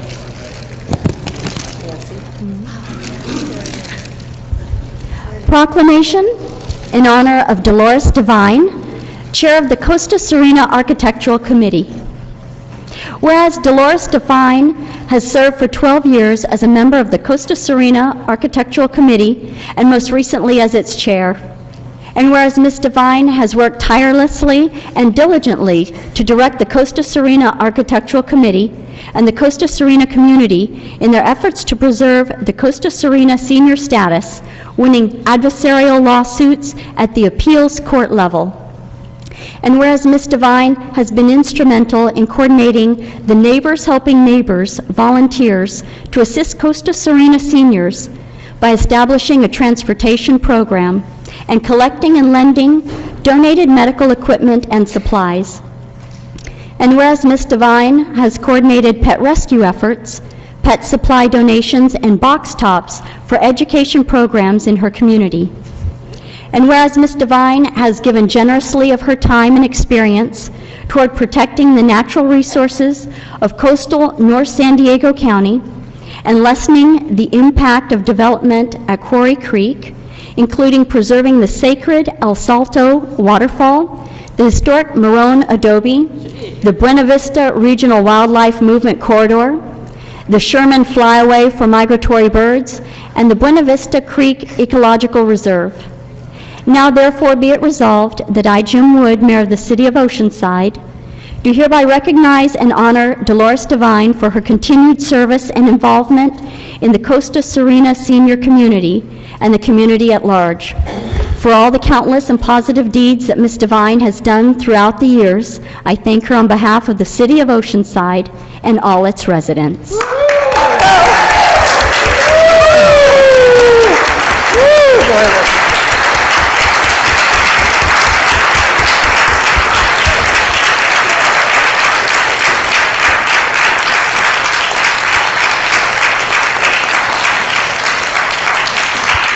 Well, Dee is one of our community heroes that I've had the pleasure of knowing these past 12 years. We've got other members of the Costa Serena community here. If you could stand, please. Please stand.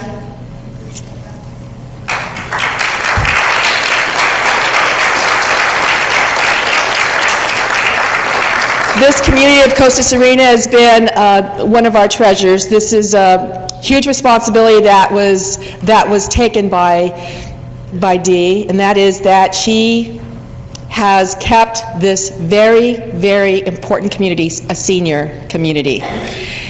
She led the charge, and she was followed by so many of the community. In fact, I'd say almost everyone. And Dee, you mean so much to all of us, to all of us. These past 12 years have not been the easiest. I know you've seen your spouse pass away, and you've had a really bad fight on your hands with a group that tried to turn the Costa Serena senior community non-senior. You led the charge. You were able to fight the appeals court, was it 2006?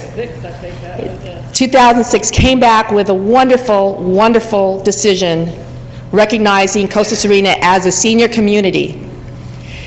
Throughout these past years, Dee, you have continued to be a wonderful leader. And on this eve of, I understand there is another election coming up, or hasn't happened? She's not running for re-election for chair, but she has been the chair all of these years. And so as she steps down, it's only fair and fitting, Dee, that we recognize everything that you've done in the last 12 years. I know you've done a lot more before that, but what you've done in the last 12 years have been so wonderful. And I know that that Nancy has been one of your partners here. You've had a lot of partners. You've had a wonderful board. But I'm singling out Nancy. I've had the pleasure of working with Nancy. And perhaps you'd like to say a few words to Nancy about Dee and then hand it over to Dee. But you know, she has just been one of our heroes, our wonderful hero. Please give her a hand.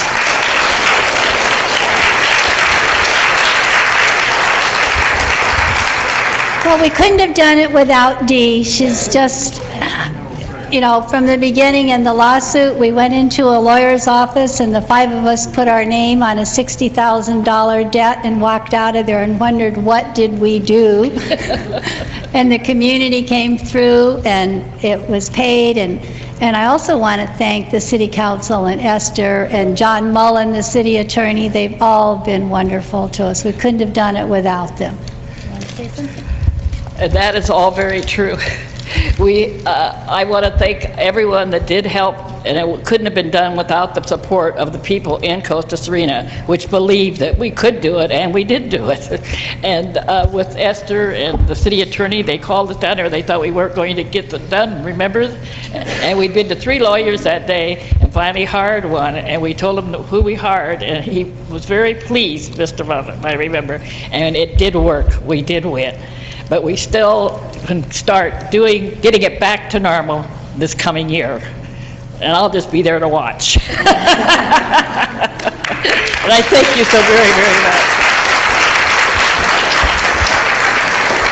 Yeah, for the photo op, perhaps the rest of the folks who are here from Costa Rica, could you come up and join us for this very important? Gloria has been someone who's been out there making sure that all the paperwork was done correctly and keeping everything done. Gloria, thank you very much. Thank you. All the good-looking men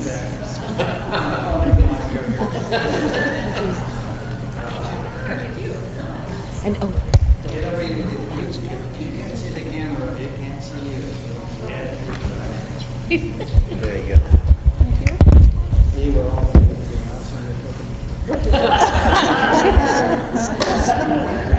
He likes to eat.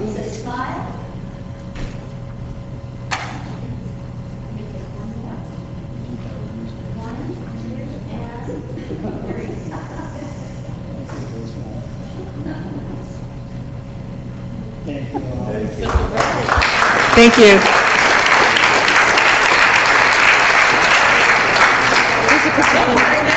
Oh, how wonderful.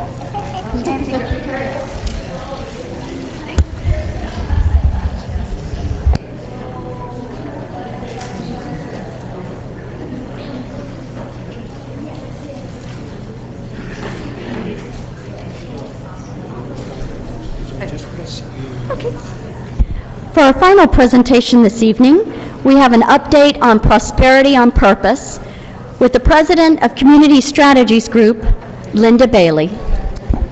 Good evening. Thank you, Mayor Wood and City Council members, for allowing me to come and give you an update on Prosperity on Purpose. I'm here representing the San Diego North Economic Development Council, and about over a year ago, we were talking about what we do to bring jobs and economy to our region, kind of those things that the Economic Development Councils discuss. And looking back over opportunities, we noticed that from 2009 to 2011, the San Diego County received $23 million in HUD and EDA grants. But what we did notice that wasn't so good is that only $136,000 of that $23 million came to North County. Well, the good news for you all is it was given to Oceanside, but the bad news is that left $22,900,000 that didn't come to North County. And so we started looking at what we could do as a community, as a region, to bring prosperity, to bring jobs to our community. And one of the things that we learned from talking to the EDA is that we needed to do that as a region. So what is Prosperity on Purpose? It's a regional comprehensive development strategy and a vision for implementation that allows the North County Study Area to speak together with one voice regarding our goals for bringing jobs to our region, including the needs for education, infrastructure, and industry. And our North County Study Area includes the cities of San Marcos, Vista, Oceanside, Carlsbad, and Escondido, as well as the unincorporated areas of District 5. So we met with Supervisor Horn and asked for some support financially. And one of the things that he said, he would be glad to support this if we could get the support of the region, because it needed to be a regional strategy. So we've been meeting, and I'm proud to tell you that we do have the 5 mayors of those cities and Supervisor Horn working together on this regional strategy. We have Prosperity on Purpose is a 2-phase process. Right now, we're working in phase 1 on the Comprehensive Economic Development Strategy and the Regional Planning Strategy. Then in phase 2 will be the implementation and planning, including the visioning, branding, and marketing of our region. Why do we need a comprehensive economic development strategy? I probably don't need to explain that too much in Oceanside, since you all do have a city comprehensive economic development strategy. This is a document that the United States Economic Development Administration requires in order to apply for grants. Now, with the one that you have for your city, you can apply for those grants for the city-wide. A lot of the grants that they're doing now through the Economic Development Administration require regional participation. So what are the key ingredients in our SEDS document? It's an economic analysis bringing together all the relevant and recent and relevant economic data to support economic development planning. Its goals and objectives for regional prosperity, identify and quantify economic goals for your region, and a plan for action. Determine our priorities and develop a plan for meeting regional goals and objectives. So how have we gotten there? Why should we do the SEDS? It's the key initial element in developing a vision for San Diego's North County by its stakeholders. It serves as a blueprint for regional economic development and ultimately empowers collaborative decision-making both locally and as a region. And it is a requirement for any resources of assistance from the US EDA and the Department of Commerce. But beyond being able to go for those grants, it gets us regionally thinking together about prosperity for our region. So here is the makeup of our SEDS committee and our infrastructure. We've had 3 task forces meeting together since February. One that's education and training, and that is chaired by Regina Eisenbach, who's the interim dean of business at Cal State San Marcos, and Francisco Rodriguez, who's the president, CEO of MiraCosta College. And they have been meeting with other colleges, public school districts, the workforce partnership, junior achievement, to talk about goals for education in North County. Then we have our infrastructure task force that's being chaired by Matt Tucker of North County Transit District and Dexter Wilson of Wilson Engineering. And they've been meeting to talk about transportation, water, stormwater, health care. That's a huge committee that represents a lot of infrastructure. And then the other one is our industry task force, chaired by George Weir Asphalt and Randy Goodson of the Creative Investments. And that industry task force is focusing on our 3 areas of industry cluster that's our focus, and that's the military, which you here at Oceanside know it's one of the biggest things, not only just Camp Pendleton, but those businesses that we have in North County that are serving the military. So that absolutely has to be one of our major focus areas. Another industry cluster that we are working on is specialized manufacturing and innovation. so that you have a lot of that represented. That is, we have DJO in North County, we have Genentech, we have a lot of medical device companies, and all of those innovative companies are one of the areas of focus. And then connected tourism, which is a huge part of San Diego County and North San Diego County, and Oceanside being right here on the beautiful ocean knows that. So that's our base of our committees, and those committees have been meeting to assess the strengths and weaknesses, their recommendations, and on May 23rd, we met for our final task force meetings.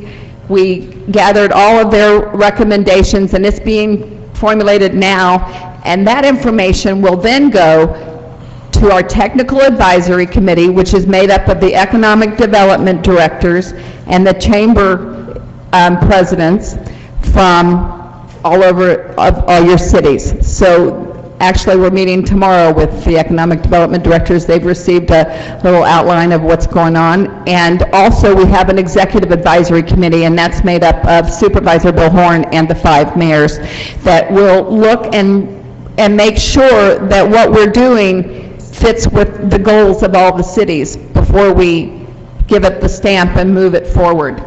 So that's our committee. Our next steps, as I said, we had the joint, the information will be shared with the Technical Advisory Committee tomorrow.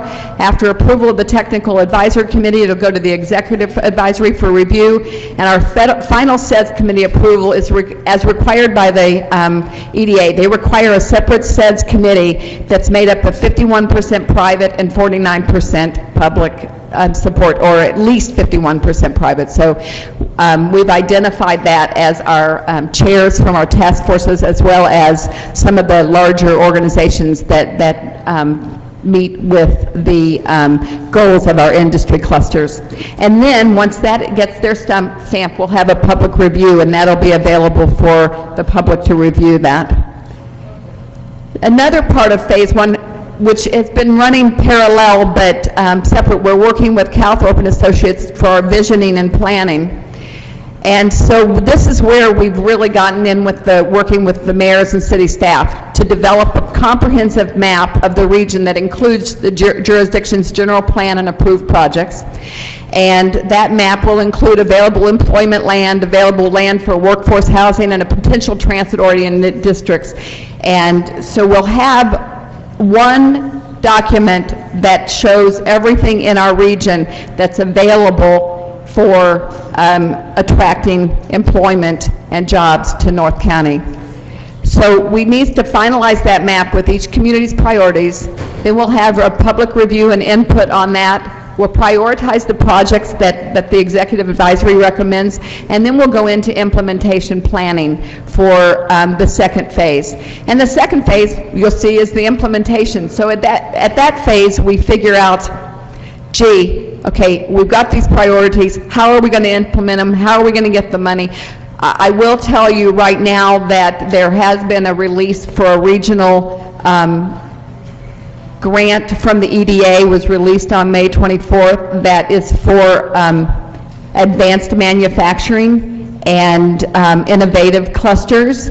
And we're reviewing that now. We'll talk to your ED directors to make sure we're all on board and want to go for that. That would bring about $2.5 million to our region for the priorities for that. So we're working towards that, and it would be really nice if we could get that first grant with the Comprehensive Economic Development Strategy for North County. But that's Prosperity on Purpose. It's part of the EDC.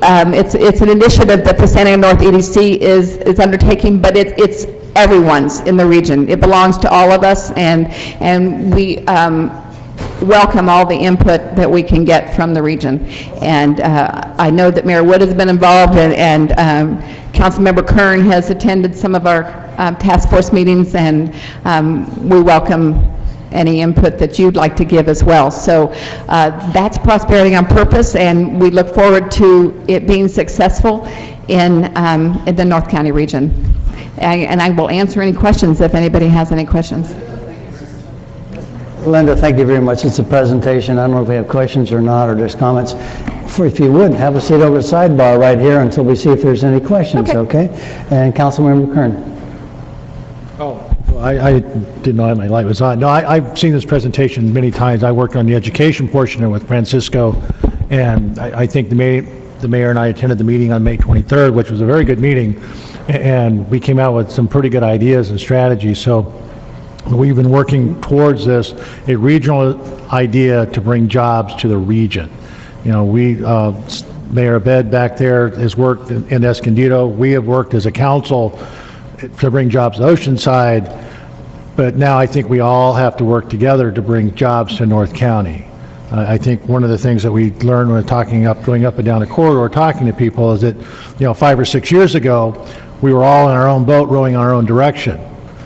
Now we're all in the same boat, but we're still kind of rowing in a different direction. So I think with this Prosperity on Purpose will bring us all rowing in the same direction to bring jobs and innovation in North County. Thank you very much. The only thing I would add is that since we have a mayor here in the audience from Escondido, the mayors for the last year or so have been working together and said, let's drop the boundaries of our cities. In other words, each have economic development directors, city managers, a lot of intelligent people working for each city. What if, in fact, we drop those boundaries, we all work together to try to bring things to the North County? In other words, I have a beach, a harbor, and a few things. Carlsbad's got an airport, East Person, Cal State San Marcos, Escondido's got the malls and the other aspects, including the wild animal safari. You look at it, we've got all the things in the region. So this is kind of like bringing it all under focus under one umbrella, trying to move in a direction. So the mayors have worked hard to get things going too, along with this, and thank you for coming up and giving us the input. It's been a long meeting, I know, ladies and gentlemen. Linda, thank you for your time. It was just for information purposes. With that, thank you very much, and thank you. The city attorney, closed session report. Thank you. The City Council met in closed session earlier today to discuss the status of labor negotiations involving the Oceanside Firefighters Association and the Oceanside Fire Management Association. There was discussion and direction provided. There's no reportable action under the Brown Act at this time. Council also met to discuss 2 real property negotiations. The first matter involved the property bounded by Pacific Street, Myers Street, Seagate Drive, and Civic Center Drive. Under negotiations are the terms of a disposition agreement of that property. Again, there was discussion and direction provided, but no action to report. Finally, the second real property negotiation involved the vacant land adjacent to Loma Alta Creek west of South Coast Highway. Under negotiations are terms and conditions of a property exchange, and again, there's no reportable action on that item. Thank you. Thank you, Mr. Malone. Appreciate it. Madam Clerk, your convenience, 21. For item 21, communications from the public on items not on the agenda, we have 11 speakers. Okay, fine. The first 5 speakers, Kathy Kinane, Jimmy Knott, Laura Julian, Ken Layton, and Jim Sullivan. You may go to either podium. You have 3 minutes.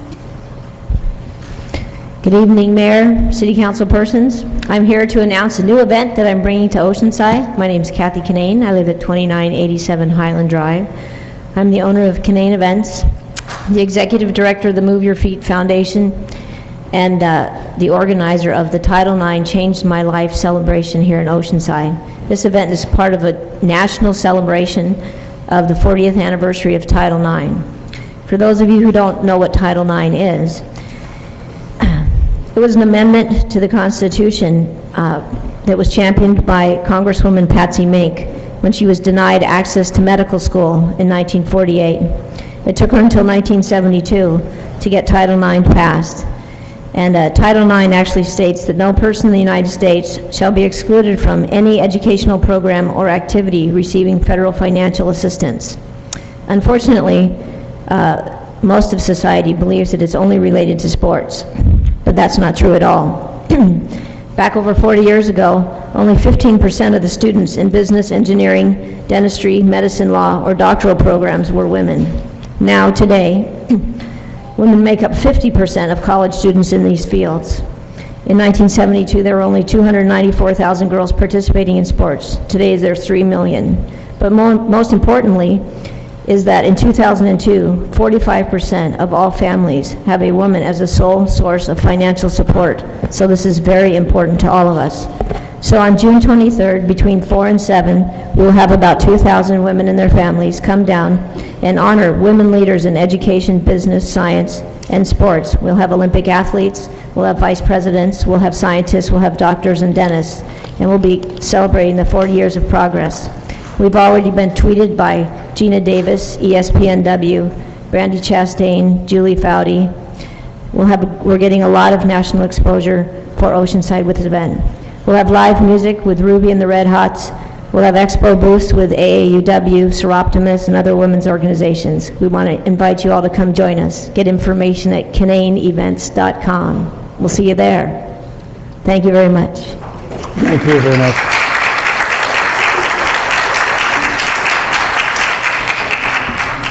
Mayor, council members, Jim Knott, 127 Sherry Lane. We have just heard the people speak in a unique way. We as citizens have a right to exercise this freedom and a responsibility as well, if we choose to exercise it and accept it or not. That freedom is to vote. A majority has spoken.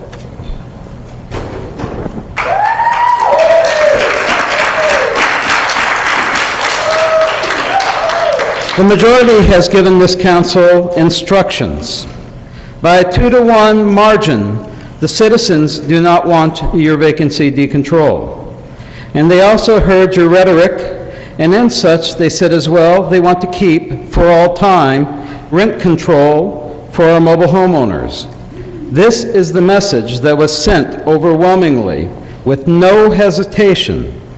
The public disagrees with the acts of the majority of this council. We the people have spoken. I hope you can hear us now. It has been passed by a larger percentage than the charter. As to F, once again, the public spoke and said to leave things alone. It ain't broken. So now that the election is over, a contentious election, where even a council aide, I heard, even willfully violated state elections code after being asked to comply with the code, but went ahead and still violated it. I can say I can retire my campaign regalia.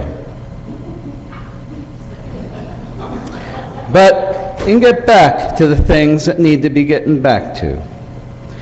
But I have to say one thing. I have to apologize to my friends and family. For these last few months, it has taken my time and a lot of my friends' times and the leadership of the mobile home community and a lot of our friends in the community and their time away from their family and friends for hours and days on end. And we apologize to you. But this is the price of our freedom. And I thank you to my family and friends.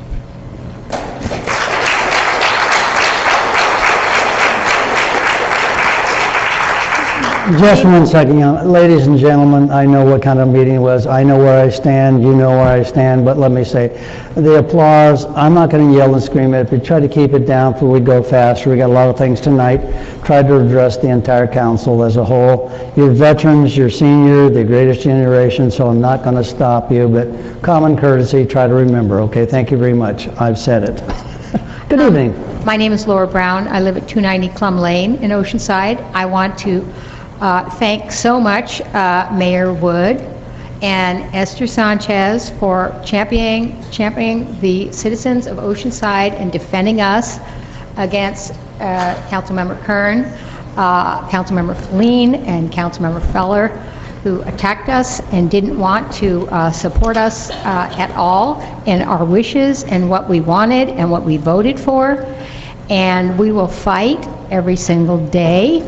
And you will not be reelected because you do not represent us, Mr. Feller, Mr. Feline, and Mr. Kern. And I am just so thankful for the representation that we do have with this city council. Thank you very much. Thank you, ma'am. Good evening.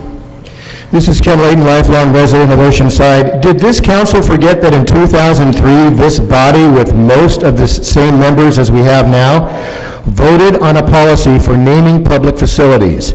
The idea was that there wouldn't be any rash or emotional judgments on such an important decision. Last meeting, you railroaded over your own attempt at self-discipline by naming our amphitheater and ignoring your own rules. This body voted in 2003 that any name change should first be vetted by the Parks and Rec Commission. Your vote last week basically made a joke of the whole commission structure. Why even have them if you aren't going to use them as you say you should? The policy clearly states, your policy, that an individual whose name is used should be over 65 years old or dead for at least 2 years. But because you said you had this deadline because of a certain group was having a celebration, you ignored your own directive. Why pass anything if you think you can just violate your own, you can violate it at your own whim? Mr. Kern says that it would be better if the city put this rare seaside venue out for a naming rights bid.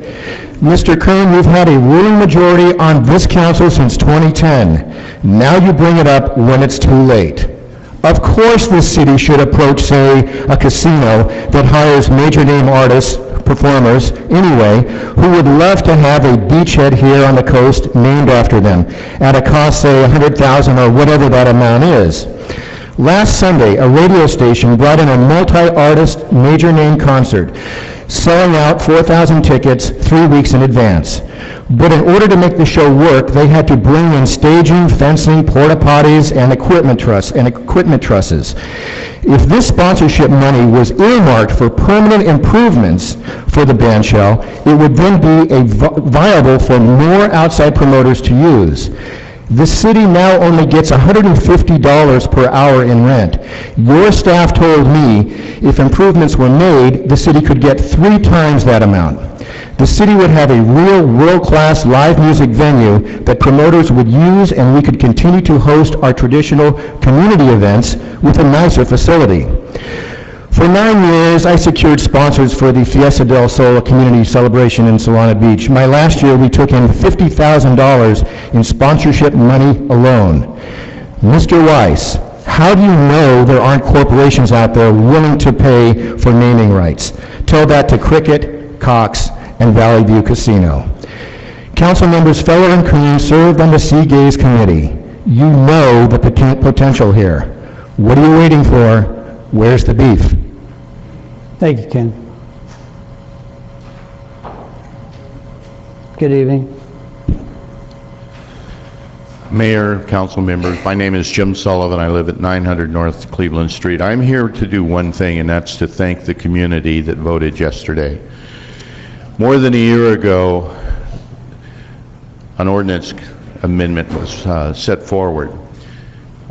2,500 homeowners went forward and said, please don't do this. This council rushed into and forced an issue to change and modify your law, your manufactured fair housing practices ordinance, to the benefit of 16 people that live outside of our community, to the detriment of 2,500 homeowners. I'm here to thank the thousands of volunteers that worked tirelessly. First, for the referendum that we asked you to repeal this ill-advised modification of the ordinance. Having collected 15,000 signatures to do that, you still ignored the people. You forced an issue to a special election. You cost the taxpayers of this community $93,000 or more just so that you could satisfy your 16 beneficiaries. That's wrong. But again, I'm not here to criticize you so much as I am to thank the people of Oceanside, the organizations like OMA, the Oceanside Manufactured Housing Alliance, the folks at KOCT, the people at Main Street or Sunset Market, the members of GSMOL, and the hundreds hundreds of volunteers, both within the manufactured housing community and within the tract housing community. We've developed an alliance that we feel is very strong, and we would not want you to ignore what people are asking you today and in the future. I think that you're here to serve us, not to serve yourselves, and certainly not to serve outside interests. Thank you. Thank you, sir. The next speakers, Bob Ryan, B. Roy Nash, Polly Fukuhara, Larry Berry, Max Selesky, and Cheryl Koskarart.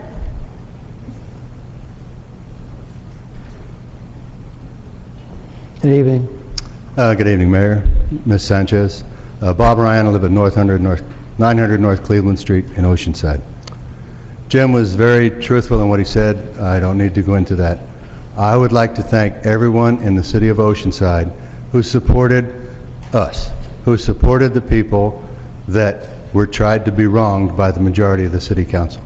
I thank you to all the groups. I thank Action. I thank the people that live in frame houses, stick houses, and in mobile homes, modular homes, even trailers, as some people call them. There are two stars that I see almost every day that came out of this group. And I'm not going to name them in particular, just that one of the names is Victor and the other one is Linda. And I thank you very much.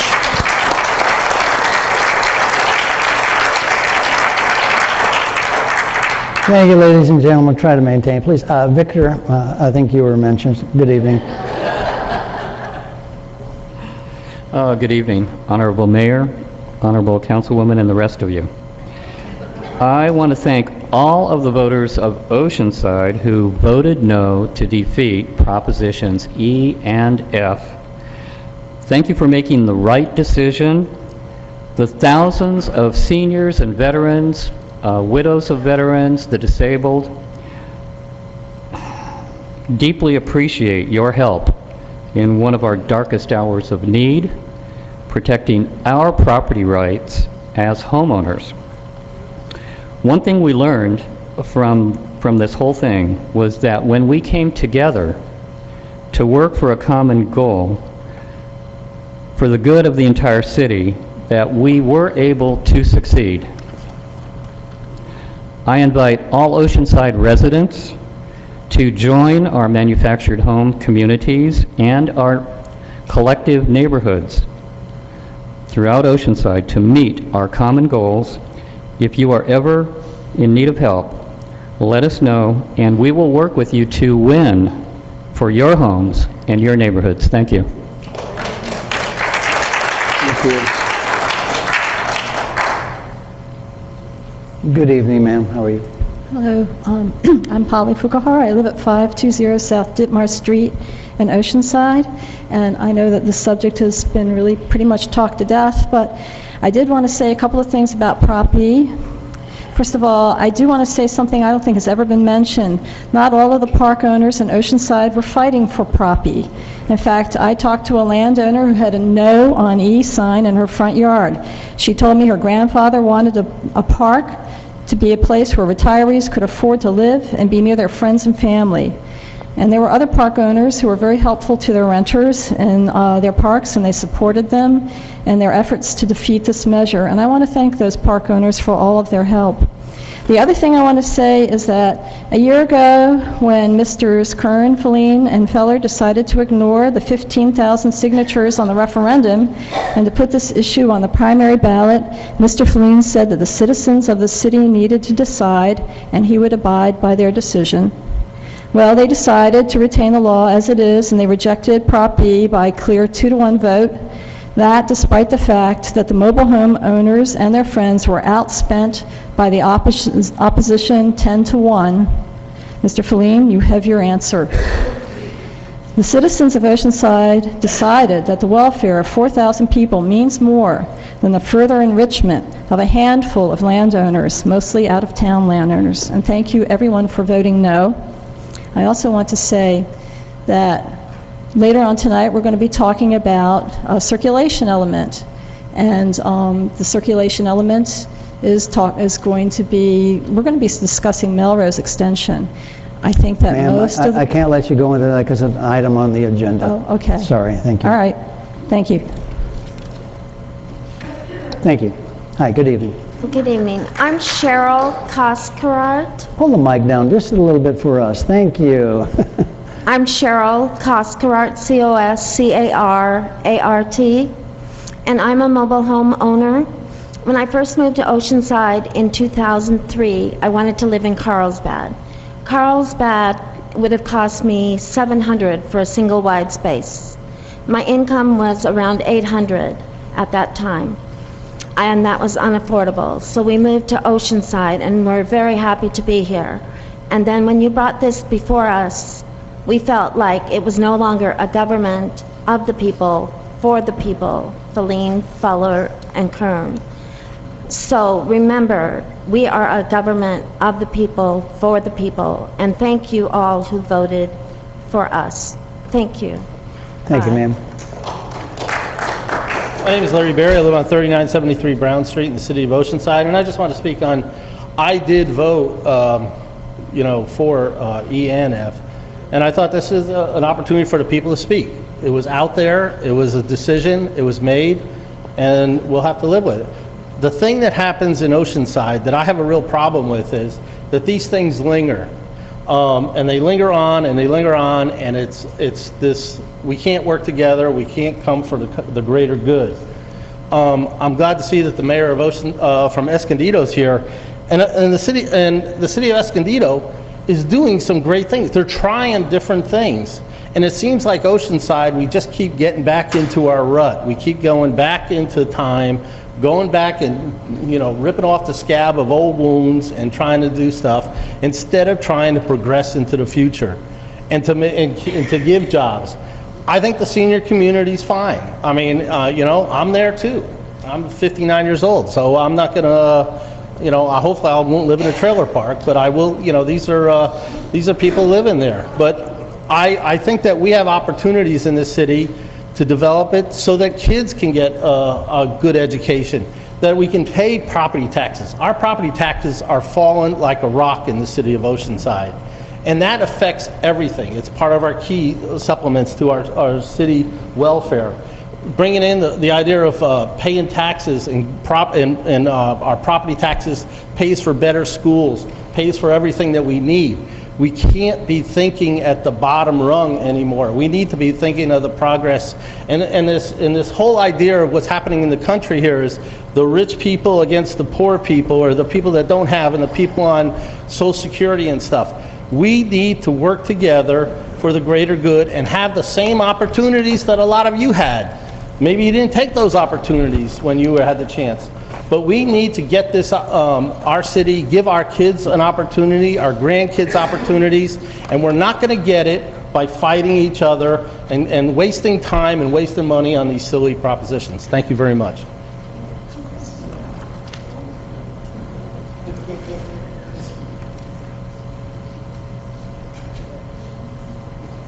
Good evening. My name is Max Zaleski. I live at 900 North Cleveland. First, I would like to say thank you to the city council members and all of the people, all the residents of Oceanside that voted at this election and that voted on all the propositions, but mostly the ones that came out. That was very hard for them to come out, hard to find the places where they needed to vote, hard to find where they needed to go.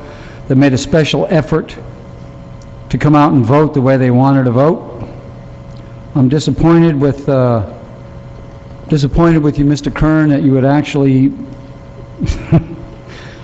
actually make a remark that says that the people of the Oceanside, some of the people of Oceanside are not smart enough to understand the ballot the way it was written. I think they were, I think they are, and I thank them for what they did. Thank you. Thanks, sir. That's all the speakers. Thank you very much. I appreciate that. Madam Clerk, could we move forward to item number 25, please? Item 25 is a joint City Council, Community Development Commission, and Harbor District Board item. Adoption of a resolution approving the appropriation limitation as required by the state constitution for fiscal year 2012-2013. Adoption of resolutions approving the operating and capital improvement program budgets for the city, the Community Development Commission, and the Harbor District for fiscal year 2012-2013. Introduction of an ordinance increasing gross revenues for card rooms by 1% from the current fee of 5% gross revenues to 6%. Adoption of revised City Council Policy 213, financial policies, to clarify operating budget and fund balance policies and add capital budget policies, and adoption of a resolution approving the compensation for the city clerk. Fantastic, but I wanted 25. Ladies and gentlemen, hold on one second. You sure you don't want 22? No, 25. Are we going to go, let's go forward, the one you just read. I wanted 25 for a reason, but we have the right staff up here for 22? No, you're not doing it now, okay. That was 22, so ladies and gentlemen, we'll go forward. As a mayor, I will open this public hearing and ask for disclosures from council members. Staff and as well as the many meetings we've had over the budget. Yeah. Staff and public. Public, staff, emails, some personal calls, and a couple of stops while I was in the market, but basically that's what it was. The same. Yeah, staff and public.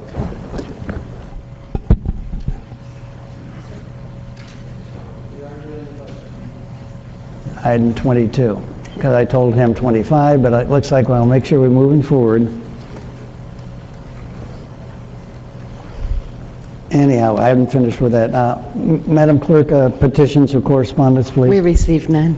Thank you very much. And Terry, you're up, and I'm sorry we got out of order there, but go ahead, please. Thank you. Okay. Good evening, Mr. Mayor, council members. Tonight before you is adoption of the 2012-13 budget. That has been a long, challenging process for all of us. The City Council held 3 separate workshops, and tonight is the final culmination with the public hearing. The budget that is presented in its entirety is $356.6 million. And within your packet is a comparison of the breakdown compared to last year, so you can see the adjustments. We made the proposed budget available to the public. It was on the city's website. There are 5 resolutions that specifically pertain to the budget that would have to be adopted by the City Council.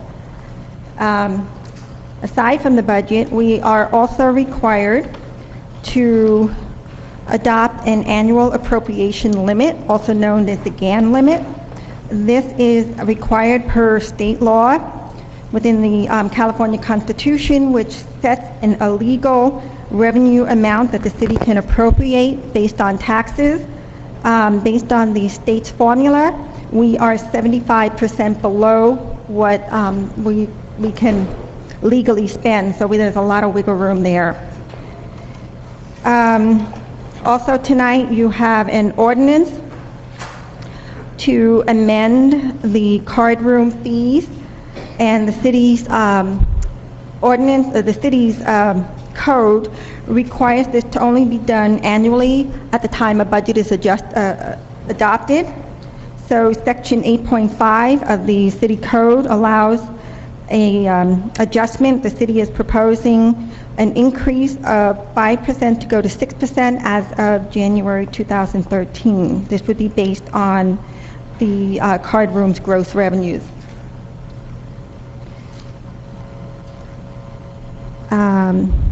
You also have a resolution to adopt the compensation for the city clerk position with a proposal to make it a part-time position equal to the city treasurer's. A salary is being proposed at $23,592.20 annually, which will become effective December 5th, 2012, with the swearing-in of the newly elected city clerk. And the last item before you is an adjustment to the city council policies having to do with financial policies. The city council adopted the original policies in November 2011, and there was a proposal to make this to be reviewed each year as part of the budget. The modifications, there is some cleanup language just to clarify which funds are applicable. There was some confusion if this only pertained to the general fund or was it to all city funds. So we clarified that language there. We did include a new section pertaining to capital budget, and that section's in there. And there was also some clarification on the post-employment leave reserve fund, and that is only particular to the general fund, since the water, sewer, solid waste, by their very nature, are already funding that reserve fund, so it's only the general fund that is not. There's a lot of items on here, but I hope I summarized them, and I'll be available to answer any questions. Thank you, Terry. Have a seat at the sidebar. Madam Clerk, public. This is a public hearing. If anyone wishes to speak on this item, please come forward to either podium. You have 3 minutes. Mayor, council members, Jim 127 Sherry Lane. Continually, we hear from one side of this council about pensions. It's continually brought forward, yet they don't bring forward any real solutions. The only real solutions that have been brought forward has been from the mayor, and that has been the 1/2 cent sales tax opportunity. And I would like to have the public have that opportunity to make that decision on the fall ballot. Let's let the public have that right, where 1/4 cent could go directly to the pension potential problem. The other 1/4 cent could be put towards a reserve fund to fill that and any future deficits. This is a very simple thing, and I believe the public has a right to take and do this. You're taking and basically standing in the way of their rights. There have been a number of people that have come to me and said, why don't we take and do this? Why don't we at least have that opportunity to say our opinion? And I tell them very simply, is that we have some council members that stand in your way. I would like for you to please get out of the way of the people and let the people have a voice. They just got through having a voice on a couple of items. Let them have a voice again. Thank you. Thank you, Jim. Good evening. Good evening, Mayor and Council. I'm a little surprised there's corrections because I didn't see them. I guess they're just being introduced tonight, so I'm not going to comment on those. But basically, this budget is about as slim as you can get. It's put together with baling wire and spit. It's not going to work. I believe it has something like $68,000 in excess funds. It would have had $250,000 in excess funds. We could have kept our pool open. We could keep our senior centers open. We could keep our libraries open full-time. But the three of you, Jack Feller, Gary Feline, and Jerry Kern, opted to have a June election on 2 issues that you had absolutely no business putting on a June election. You wasted our money, and I hold all 3 of you personally responsible. Come up with some revenue generation that doesn't screw over our neighborhoods, our seniors, our veterans, our affordable housing, and get out of bed with the ABC. Start working for us and get a better budget with some revenue production. Thank you.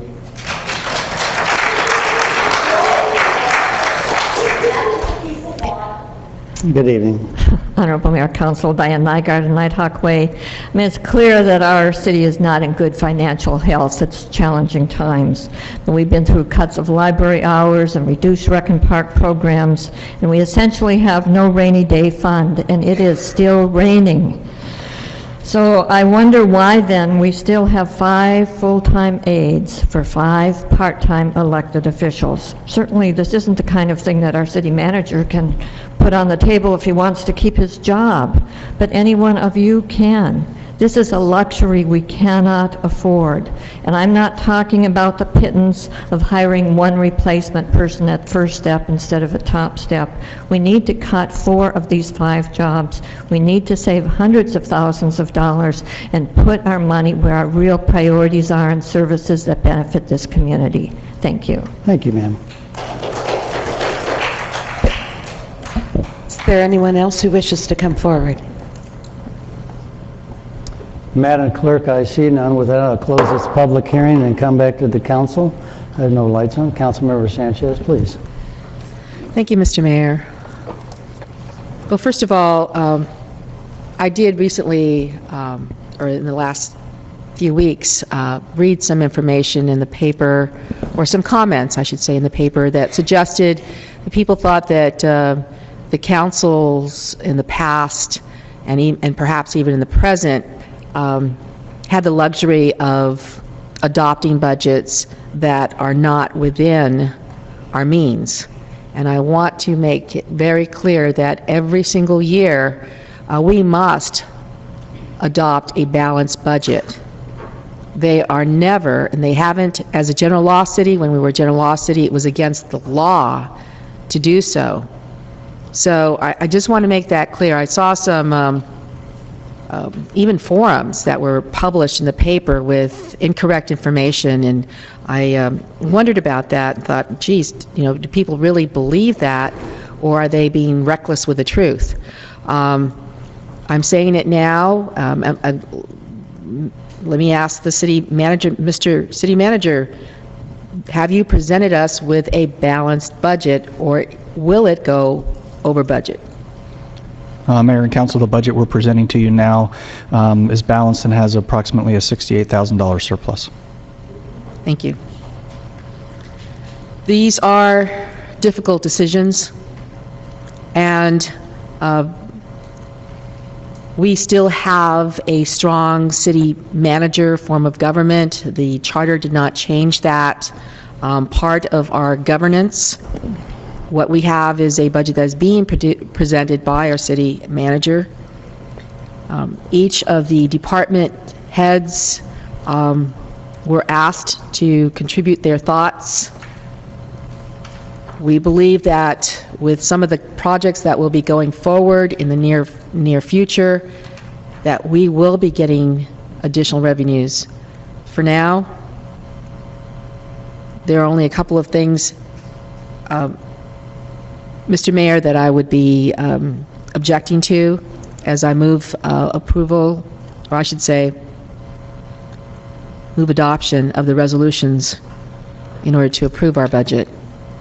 And that is that I will be taking exception to the under the CIP budget, that's the capital improvements budget, the Melrose extension, as well as the traffic signal at RDO and Cameo. Take exceptions to those. Otherwise, I move adoption. Thank you. I'll second that. Thank you very much. And with that, Councilmember Feline. Thank you, Mayor. My question has to do with item 7 on the list, dealing with the adoption of an increase in the card room fee.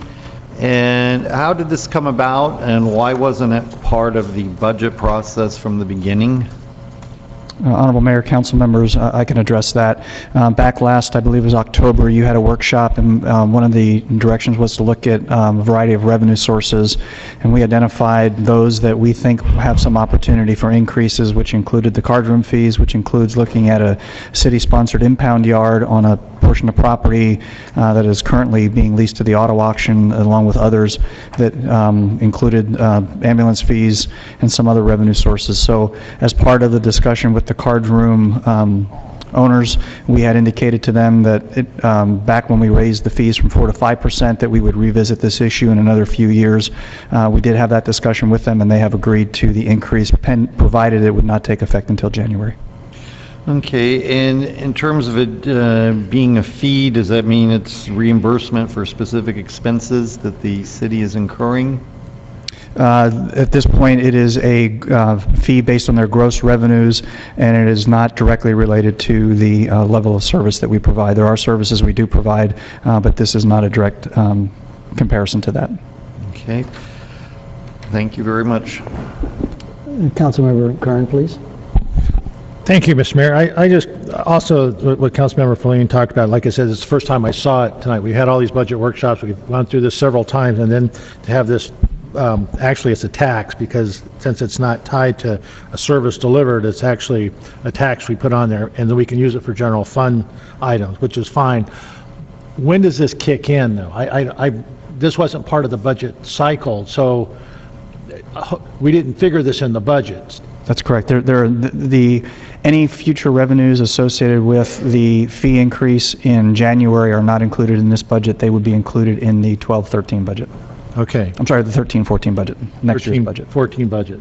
I agree with somewhat with some of the speakers that say this is a kick the can down the road budget. You know, we had an opportunity about a couple council meetings ago to start doing some public-private partnerships and actually supply services at a lower cost. And actually, just that one meeting, we could have saved $1.3 million over 5 years. But this council, my colleagues, chose not to go that route. So, in fact, one suggests that we do furloughs, that we actually reduce our costs by reducing services.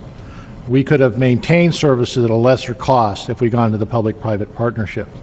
Hopefully, we have a couple more coming up in the next few weeks about how we can lower our costs and maintain services, and hopefully my colleagues will entertain that idea and go forward to save us not only the immediate cost of providing the service, but save us that long-term pension cost, which everybody understands is killing not only the city of Oceanside, but throughout the state of California.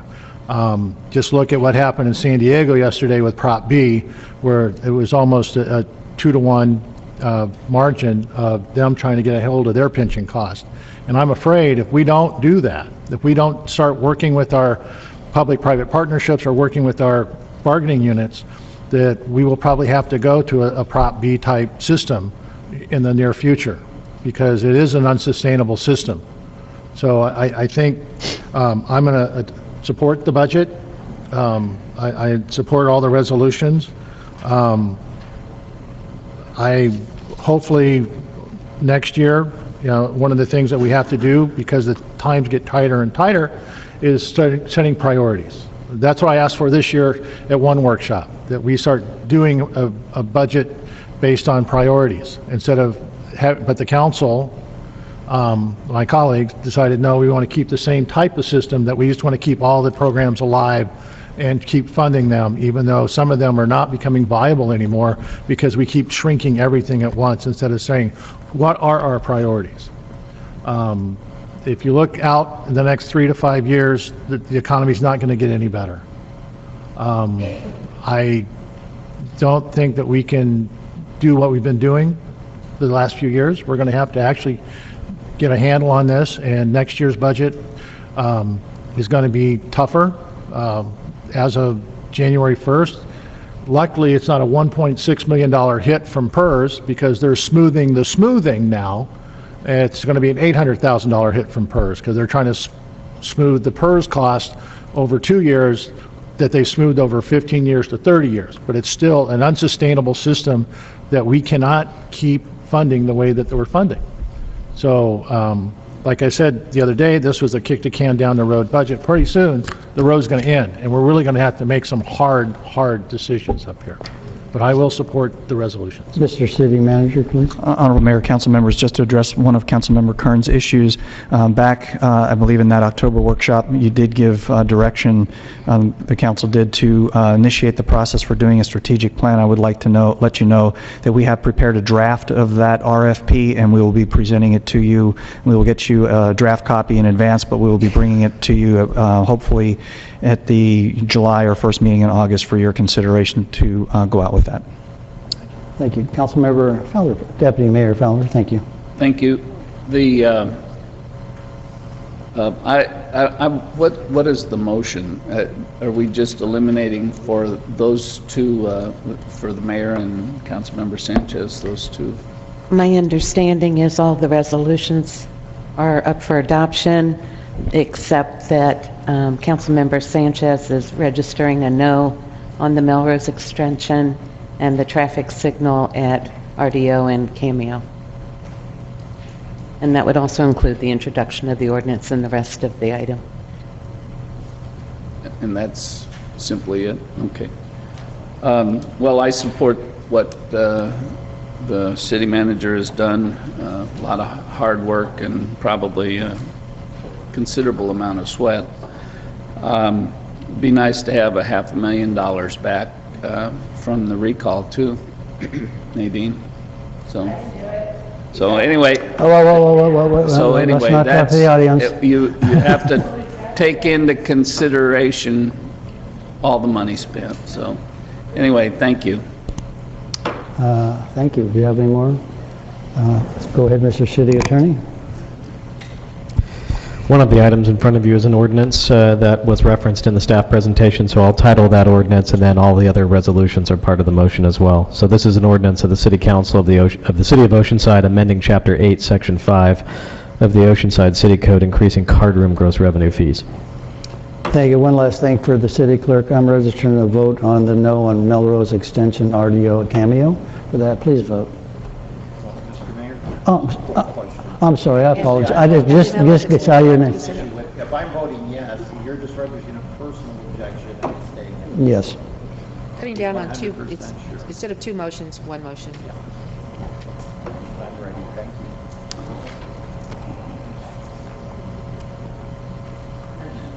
you. Motion Thank you, approved, ladies and 5-0. gentlemen. If I may, please, could I have item number 25 next, if I You can? may. Item 25 is consideration of an appeal of Planning Commission Resolution number 2012-P12, approving a conditional use permit to allow new standalone wireless telecommunication facilities on a 10.42-acre city-owned property located at 3471 Cannon Road within the Ocean Hills neighborhood, adoption of a resolution upholding the Planning Commission's decision and approving the project, and adoption of a resolution approving the mitigated negative declaration. The project is AT&T at San Francisco Peak. The appellant is Gail Palmer. The applicant is AT&T Mobility, LLC. Thank you very much. As a mayor, I'll open this public hearing, request disclosures on council member constituent contacts, etc. I had staff, resident emails, and applicant. The same, public, staff, and applicant. Similar. The emails, the phone calls, I went out to the site and spoke with the resident and staff. Been out to the site, talked to staff, talked to industry representatives, talked to the public. All the emails that we got, in fact, one we got from somebody that sent an email against it on his smartphone. So I thought that was a little ironic, but I think that, but I did get that email too. So thank you. Madam Clerk, any correspondence or petitions? We have received correspondence from Joan Bachman, which I believe council has, and we also received correspondence from Betty Williams, and I will make sure council gets a copy of that. Thank you very much. Good evening, sir. Mayor Wood, council members, good evening. Russ Cunningham, Senior Planner. This item comes to you on appeal following unanimous Planning Commission approval on March 12th, requested by AT&T Mobility. The proposal involves new standalone telecommunication facilities at San Francisco Peak, a 10.5-acre city-owned property in the Ocean Hills neighborhood planning area. A hillside property that reaches an elevation of over 540 feet above sea level.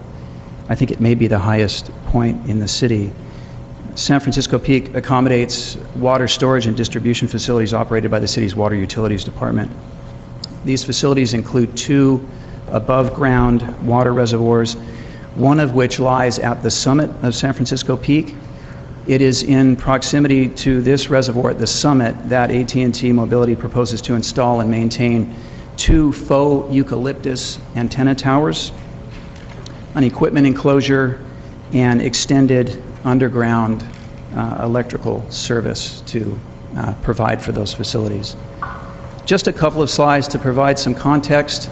The city-owned site is located in the middle of this photograph. You can see the two towers. The open space immediately to the north is an open space easement that extends down to Sunridge Way. There are a number of separate HOAs that represent these various single-family subdivisions that surround the site. You can see Lake Boulevard to the north. You can catch a glimpse of Madison Middle School, and Lake Elementary is in that vicinity as well, and then Cannon Drive immediately south of the site, extending down into the Ocean Hills senior community near the western terminus of Cannon Road there. This photo shows you more closely the proximity of some of the residential development to the site on Nighthawk Way, Lassen Drive, and View Ridge. Here's a yet closer look at the immediate area where the facilities would be located.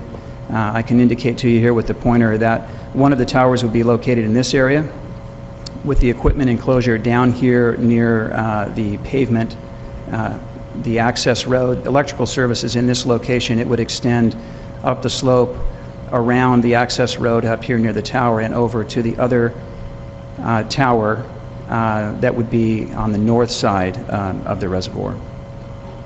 There's a lot going on here.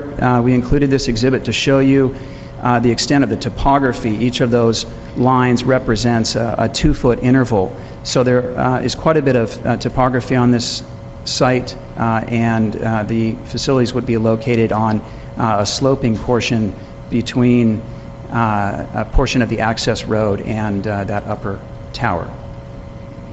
The 30-foot tower, I'll mention that the two towers were proposed at 30 feet and 43 feet, respectively. The 30-foot tower would be to the north of the reservoir. The 43-foot tower would be to the southeast.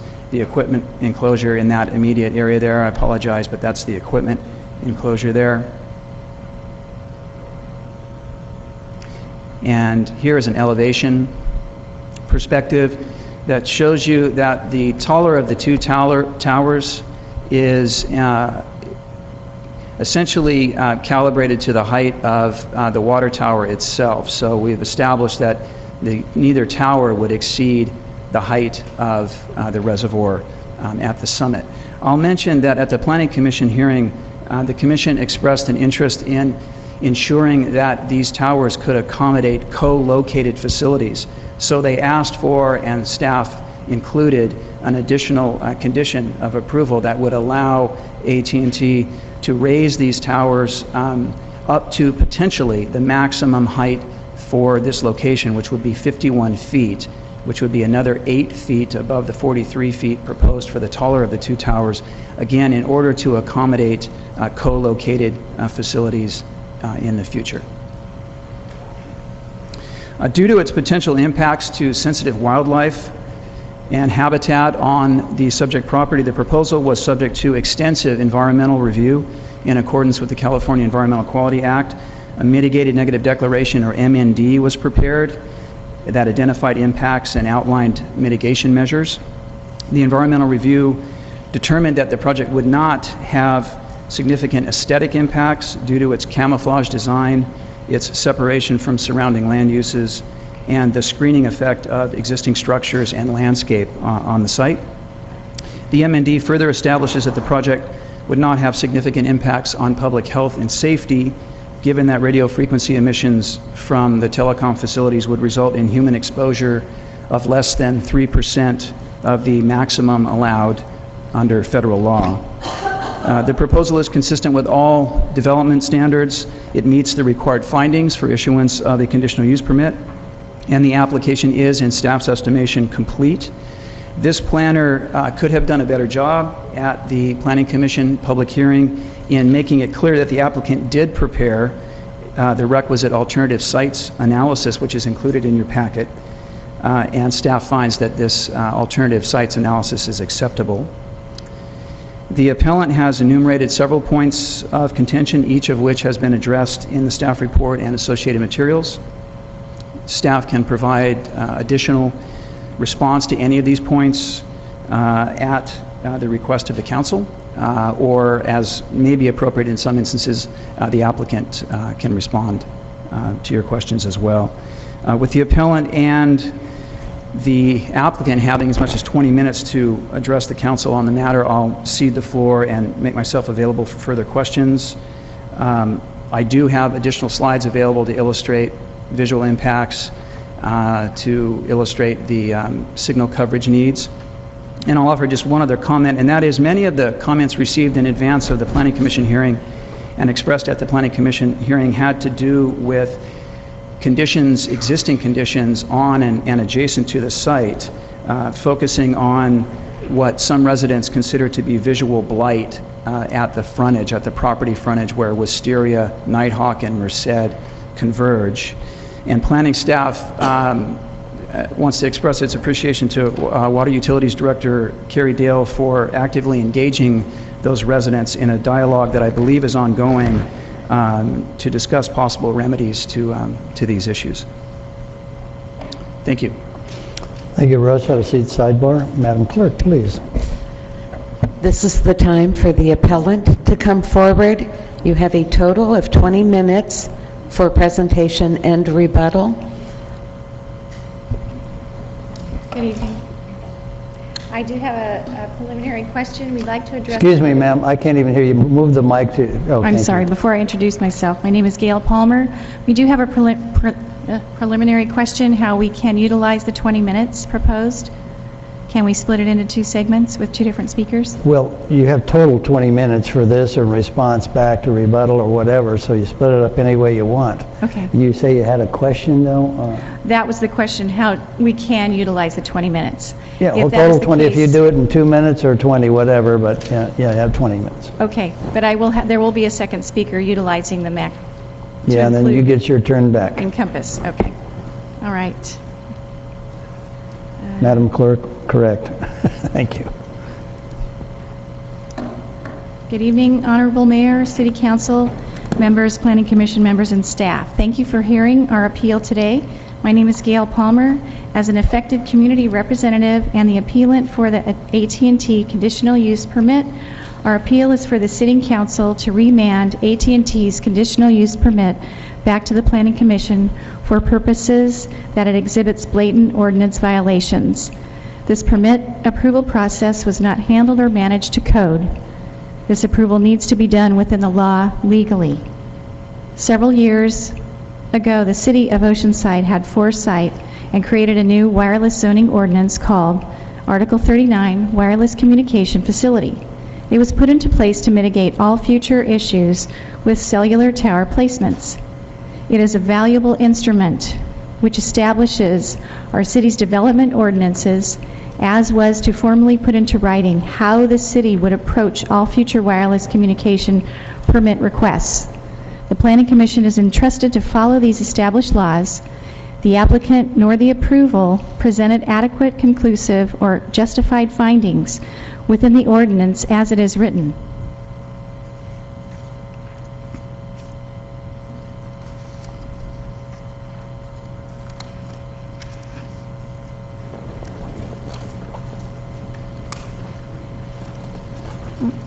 Excuse me. Oh my goodness. Okay. That's not very clear. Okay. This is the map that was provided by AT&T, included in their permit request. It is not geographically defined at all. It lacks city boundaries, these are all requirements for the permit. It lacks street locations, street names, scale, directional north. It is inadequate, unclear, and unconvincing to determine where the radius of projected coverage is. Where is the required radius of projected coverage from alternative sites?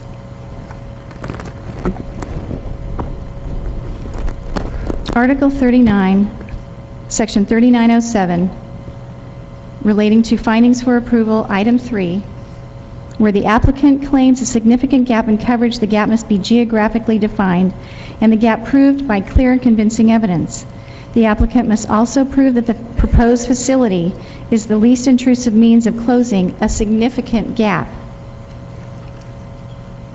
Article 39, Section 3912, Locational and Siting Standards, Item E, moves on to restricted locations.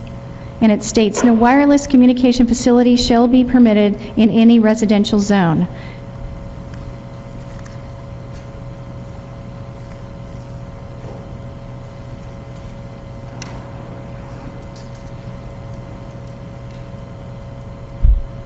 You've already seen a slide of this same aerial shot.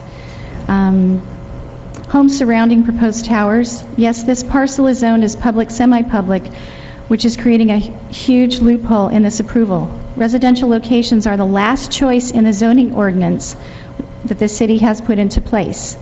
A quote from August 23, 2010 says from the North County Times, from one of your city members, they have to prove going into a residential zone why that is the only place they can go and how they will protect the safety of the residents, end of quote. At the time said City Planner Jerry Hittleman. The proposed site is zoned public, semi-public. Number 4 on the preference for the zoning list locations to be approved. In addition to the alternative sites proposed, there are numerous preferred zones in and around the surrounding area. Clearly, the locational and siting standards within Article 39, Section 3912 clearly establishes that wireless communication facilities installed on properties, and they listed in order of preference, greatest to least. I don't have enough space.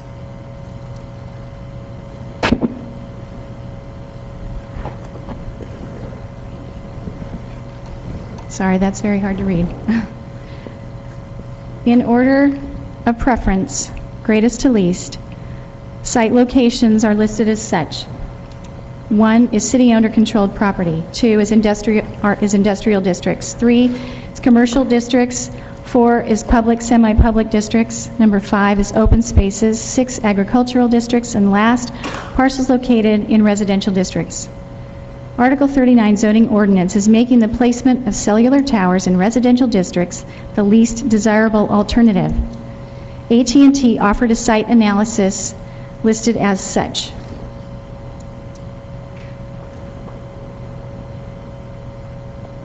What I have done is compiled their findings or taken from their alternative site analysis on the right.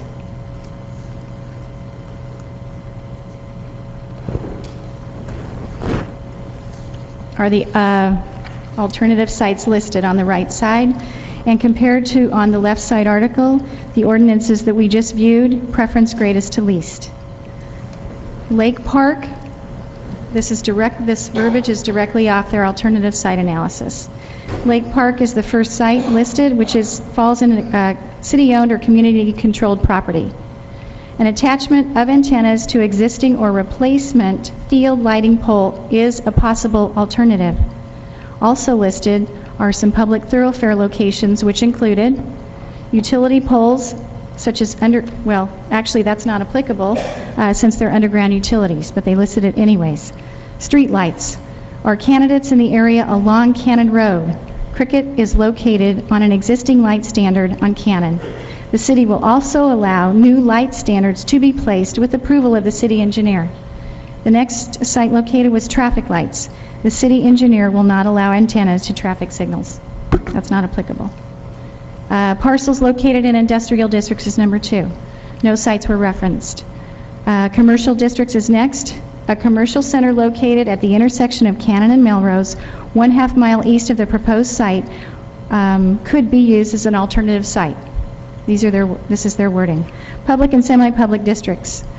Possible co-location sites. Two existing wireless facilities below the water tank site on Nighthawk. Open space, nothing was listed. Residential districts, they listed Ocean Hills Country Club and said access to the site was denied by the local homeowners association. Out of the 8 alternative sites analyzed, AT&T offered 3 that were viable and suggested alternatives. Lake Park, the commercial center at the corner of Cannon and Melrose, and the lights the lights on Cannon Road.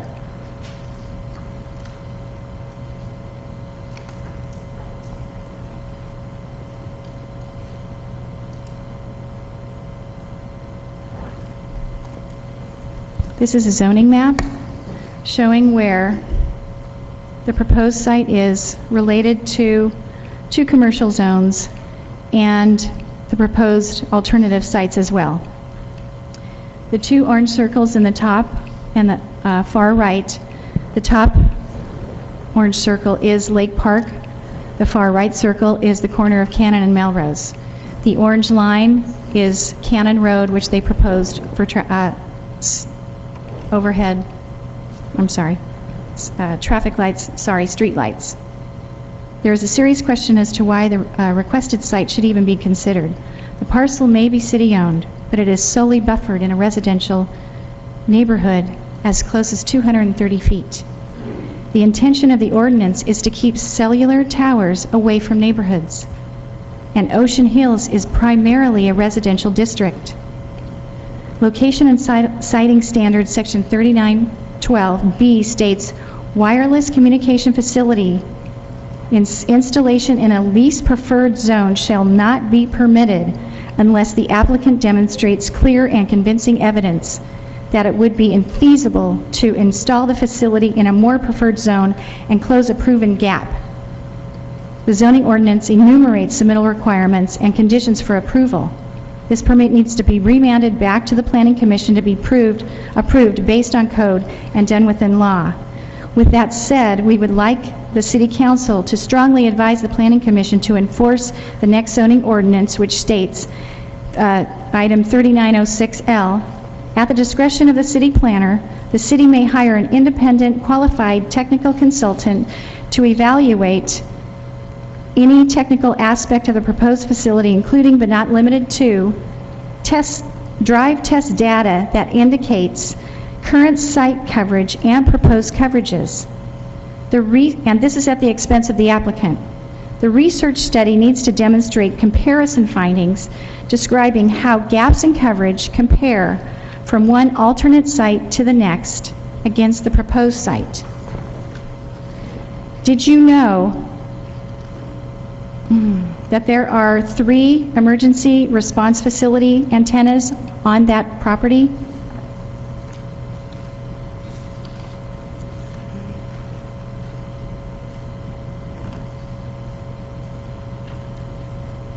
The city initial study stated there was no impact to emergency response interference.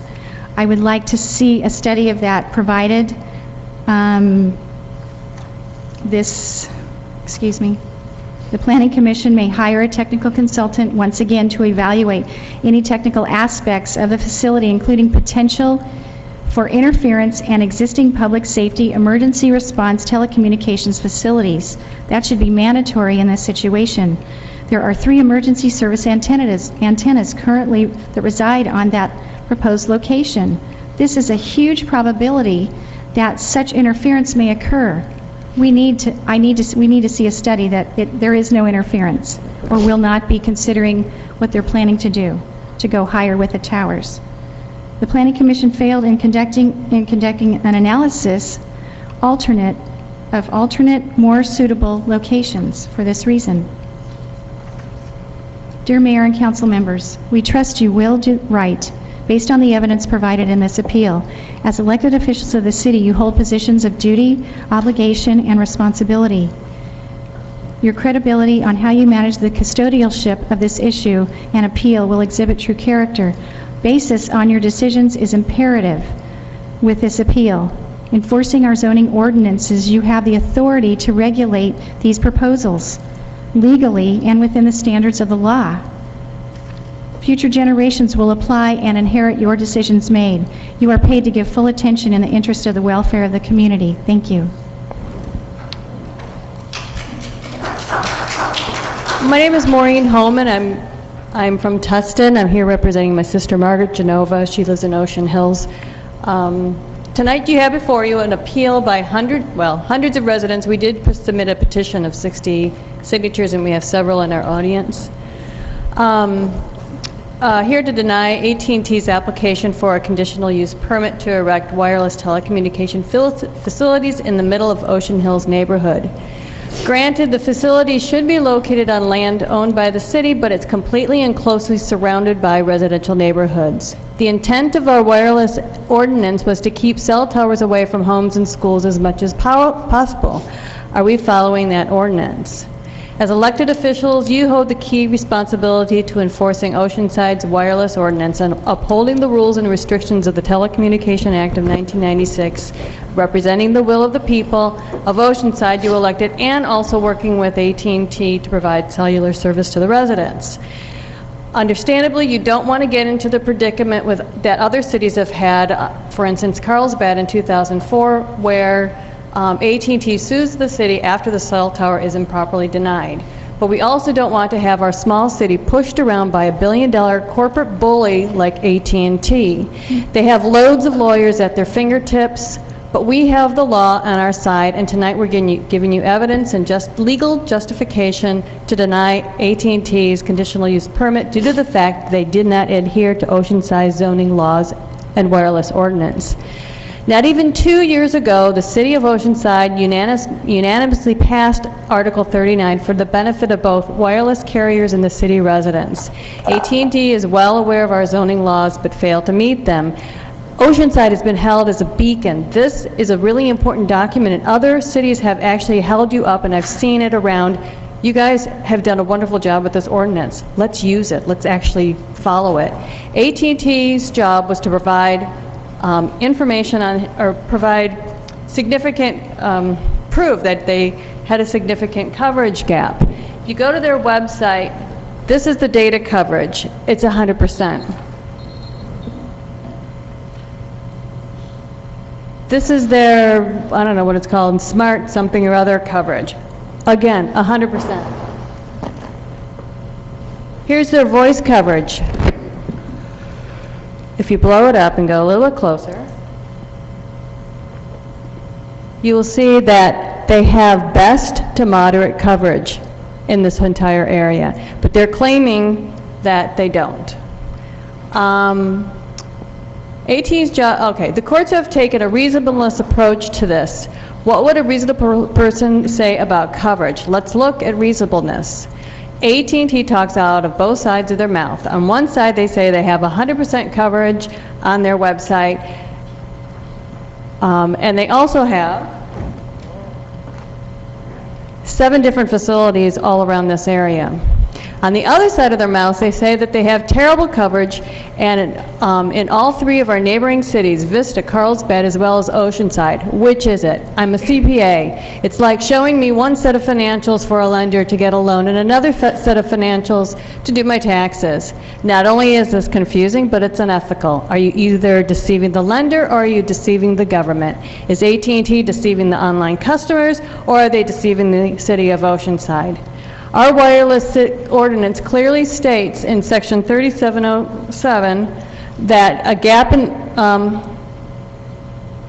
in coverage must be proven.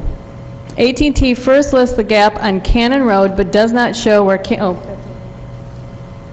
their map was terrible. It shows that okay, first they say they have a gap in Cannon Road, but it doesn't show where on Cannon Road, which transacts 3 cities. Next, AT&T says it's Lake Road, but we graphed it out, and not only is it fully covered, but it's, where on Lake Road exactly. The third is Melrose, which is barely in Oceanside and has full coverage according to the map that we had to reconstruct. Then the report says that coverage to the surrounding residential and commercial areas will also be provided. Find the tallest peak in the city, stick an enormous cell tower on top, and blast 3 cities. This is not what Article 39 is all about, and neither is the Telecommunication Act and relevant court cases. Often the city feels like their hands are tied when it comes to the telecom industry. If they don't approve them, then AT&T sues. Based on the evidence presented tonight, the city must conclude that AT&T did not comply with the rules. Unfortunately, the Planning Commission did not do their job either, just like Russ had said. Let this project pass on to the council. In fact, one of the commissioners stated that the site analysis was not sufficient. She goes on to say, quote, Part of the requirements when we had the discussion on Article 39 was alternative sites are supposed to be considered, and we kind of did not pay attention to our own rules. So in the future, we would be better at that. That's a close quote. Next time we make sure we follow the rules. That's something you say to a 4-year-old who steals a cookie, not a planning commission approving a permit. The laws are here to be followed, and the planning commission approved the permit without a proper site analysis. AT&T prepared a sketchy report for the meeting with just a few sites listed. Our wireless ordinance says that we need a justification study with a search ring.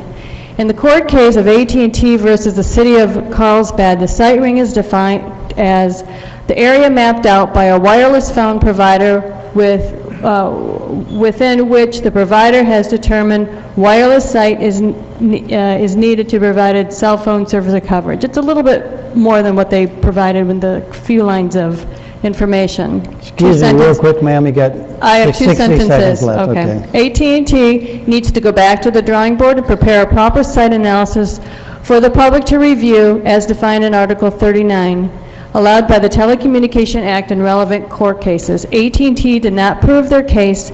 The city has a law to support its decision and deny the conditional use permit. Will the city follow the law here?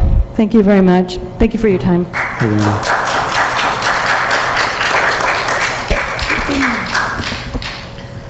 Madam Clerk. Okay, you have 30 seconds left for any rebuttal. And now is the time for the applicant to come forward. You have a total of 20 minutes for your presentation. Before you start, Ted, can we get some notes for response to some of the issues to respond for us later on? Thank you. For the ones that just spoke and for these, thank you. Good evening. Good evening. Can you hear me? Yes. Okay. My name is Ted Mariancelli with Plancom Inc., representing AT&T. Plancom's offices are at 302 State Place in Escondido. I don't have a formal presentation, but I think I would like to respond to some of the appellant's issues that they brought up in their presentation, and just briefly. However, there are some other representatives from AT&T that would like to speak after I do, and of course we'll work them into the 20 minutes. First of all, the appellants seem to have based their entire argument against the project based on Article 39 of your zoning ordinance. When we applied for this project, Article 39 was not adopted yet, and we came under the former zoning ordinance. So we did not have Article 39 to comply with for our application. So any of those issues brought up under Article 39 simply don't apply to our project. We came under the previous zoning ordinance wireless site application issues that were in the previous zoning ordinance. The previous zoning ordinance really didn't require alternate site analysis. We did provide one as a courtesy to the city, and none of those sites were considered seriously because we felt that this site was the best site. It created the best coverage footprint. It closed that significant gap of coverage that we needed, and we found that the city was a willing participant in leasing us the site. As far as the emergency service antennas, we were aware of those, and we are aware of the issues with the emergency service antennas. And in our lease agreement with the city, we are paying an in lieu fee to buy a dedicated frequency for the emergency service channels. So we hope with that money we can solve that problem forever, because with a dedicated frequency they won't have any interference problems. John Osborne from AT&T wanted to make a statement, and he's here tonight. Also, if there are any issues regarding RF, we have Dr. Gerald Bushberg here tonight from University of California at Davis. Thank you, Ted. You guys got time, as you well know. Mr. Osborne, good to see you. Good night. Good evening, Mayor and council members. John Osborne, Director of External Affairs for AT&T. Wanted to bring to your attention some of the public benefits of this site and some of our efforts in working with the city, which has been over 2 years. We worked with Doug Adow to find a facility that would work with some of our coverage gaps and also with planning staff. In conversations with the city, we are continually directed to try and locate on city property as far away from residences as possible, and certainly took that into consideration here. But we're also trying to maximize against the coverage gaps that we have. We have radio frequency engineers who go out, study the area, and see where the coverage will be under various scenarios from various locations. We can cover the gaps that we have in the majority of the area with this installation. First of all, the facility is located on city property, as some of you have requested of us at times in the past. The city will be receiving income from the lease, of course, because it is on city property. Also, as my colleague Ted mentioned, that the city will receive some funds for the emergency communications system. Michael Sherwood requested, as we went through this process and worked with the city, that they move the city's internal emergency facilities onto what is currently unlicensed spectrum and get their own licensed spectrum. So we agreed as part of the process in this to assist the city with moving their emergency telecommunications facilities onto licensed spectrum of their own, which then you will have forevermore going forward. The two facilities we've offered to camouflage. They won't be visible easily to residents, though they are in eucalyptus trees that are currently around the water tower. Be very difficult for them to be seen, so there's no visual blight to the maximum extent that we can eliminate that. Also, the height of the facilities, and working with city staff, it was requested that we not go above the water tower, and so that's why we have two towers, one on each side, to be able to cover in a 360-degree radius around the water tank. Also, we modified the design to accommodate co-location. So if we have another carrier that comes in, they can go on this existing facility. We wouldn't be going through this process again to have them find another location, another facility, and they could co-locate on our facility. Very minimal effect to the landscape in the area, just a small amount of trenching to get our fiber optics up to the site and get electricity to the electronics that work on the ground below the cell structure there. Also, as part of the agreement, AT&T will purchase 6/100ths of an acre of mitigation for any disruption of the coastal sage scrub. As I mentioned, it's very minimal and therefore a minimal amount of mitigation, but we've offered to do that. And the citizens of Oceanside and the general public will benefit from the coverage of AT&T's network and filling in the gaps.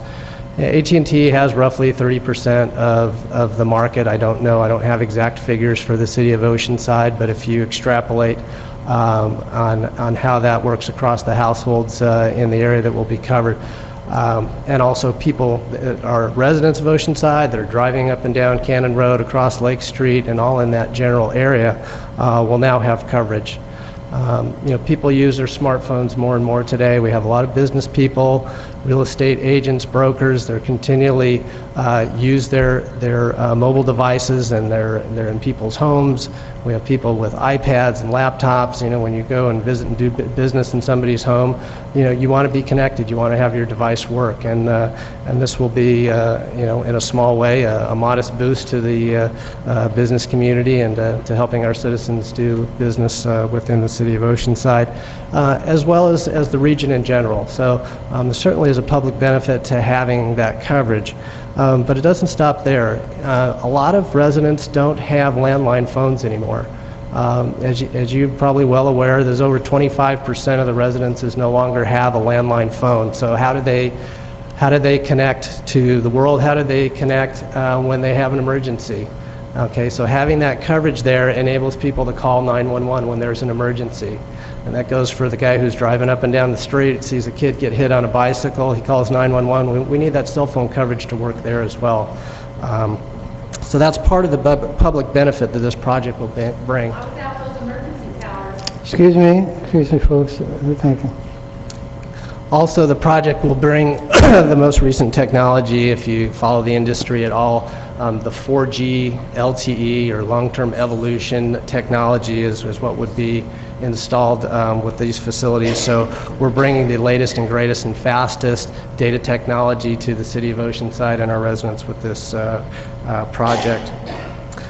So those were some of the key public benefits I wanted you to consider as you decide on this matter, and also very importantly that we did submit this project well before Article 39 going into place. So thank you for your comments, and we're all available for questions should you have them. You have more people speaking. You got 10 minutes, 42 seconds. You're saving the time. I think we'll just save the time and can respond after, or... They only have 31 seconds left, so I'm not sure they get it. The applicant does not get rebuttal. Oh, They I'm only sorry, have the thank you. presentation. Oh, their time's up then. Thank you very much. With that, you have time. Thank you very much. Now is the time for the public to come forward. For those of you who turned in a form, I will not be reading your name. Please come forward at both podiums. You have 3 minutes. Mayor, council members, Jimmy Knott, 127 Sherry Lane. As the former vice chairman of the Telecommunications Committee, I was on both wireless communications ordinance committees and was on the committee that developed Article 39, the wireless communications ordinance. First, normally when any wireless company or provider says they have wireless coverage problems, it's a cloaked term. It normally means that they're upgrading capabilities. And that means normally like from 3G to 4G or something like that. They won't disclose that because that's proprietary information between the industry within itself.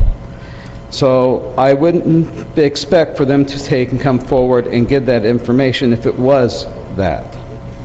Secondly, I would doubt that the Planning Commission would be neglectful and doing the due diligence in this, because 3 other members of that Article 39 Development Committee are now planning commissioners.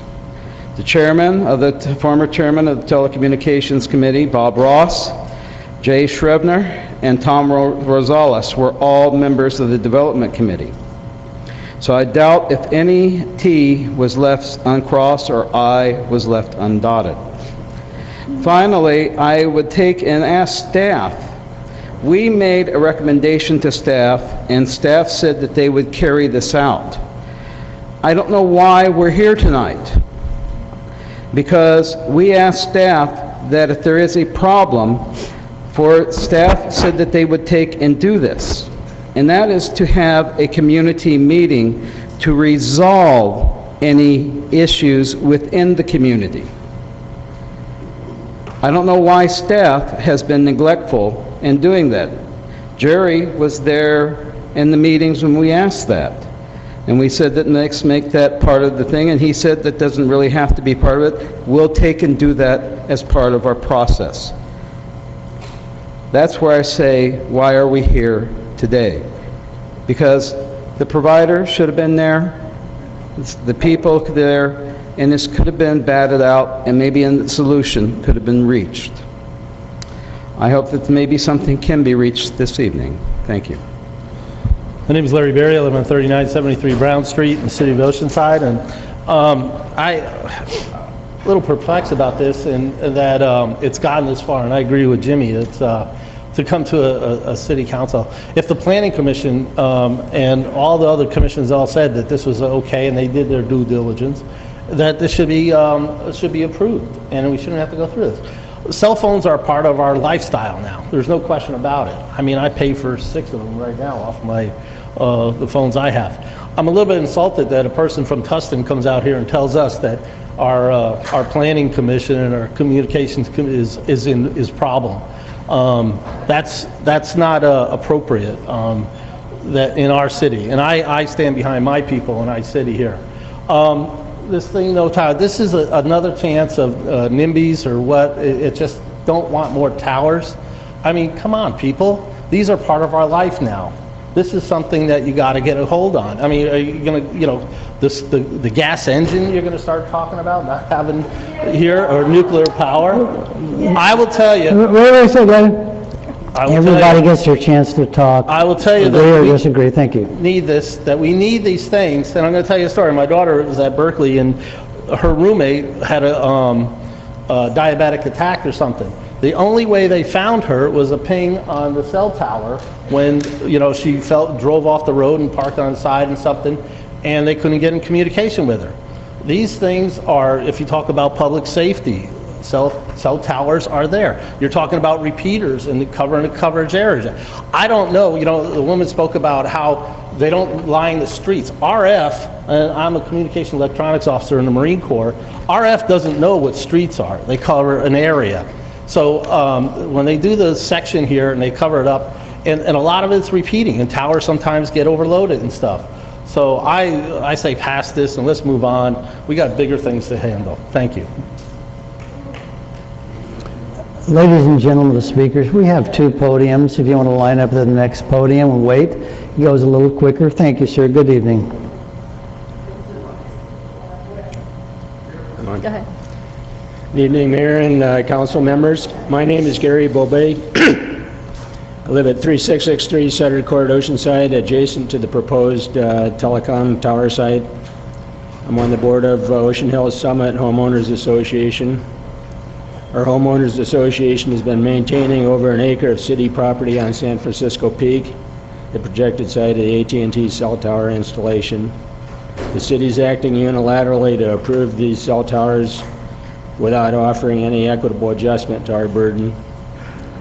This is the principal reason I disapprove of the conditional use permit. After the 3-hour wait last council meeting, when it got delayed till this one, I read the staff report, the main 16th one. It's got several errors in it. Biggest one, page 2, it states that the AT&T facility would be visible from the south only intermittently, and mostly from the Ridgeview community, which is more than 600 feet away. Well, the Summit properties that abut this project are 230 feet away, according to the report. My measurements say it's about 280 feet. We've got an excellent view of the proposed area. That was listed as a major impact item. It will have an impact on our property values. I have to mention that the city's going to have a difficult job managing this project. On page 10 of the environmental checklist, mitigation measure BIO2 requires a qualified biologist to train all personnel before start of construction. This was probably not done. Moreover, the work began on May 17th, right after the last council meeting, before the project ever got final approval. It was halted only when the police arrived. And then finally, there's an issue with undergrounding the power going up to the facility. 7 years ago, when they put the Nextel towers in, the Planning Commission said that they would work to do something about that. Nothing's happened. It's going to be out of compliance now because this is a new repurposing of the site. Thanks for your consideration. Any questions for me?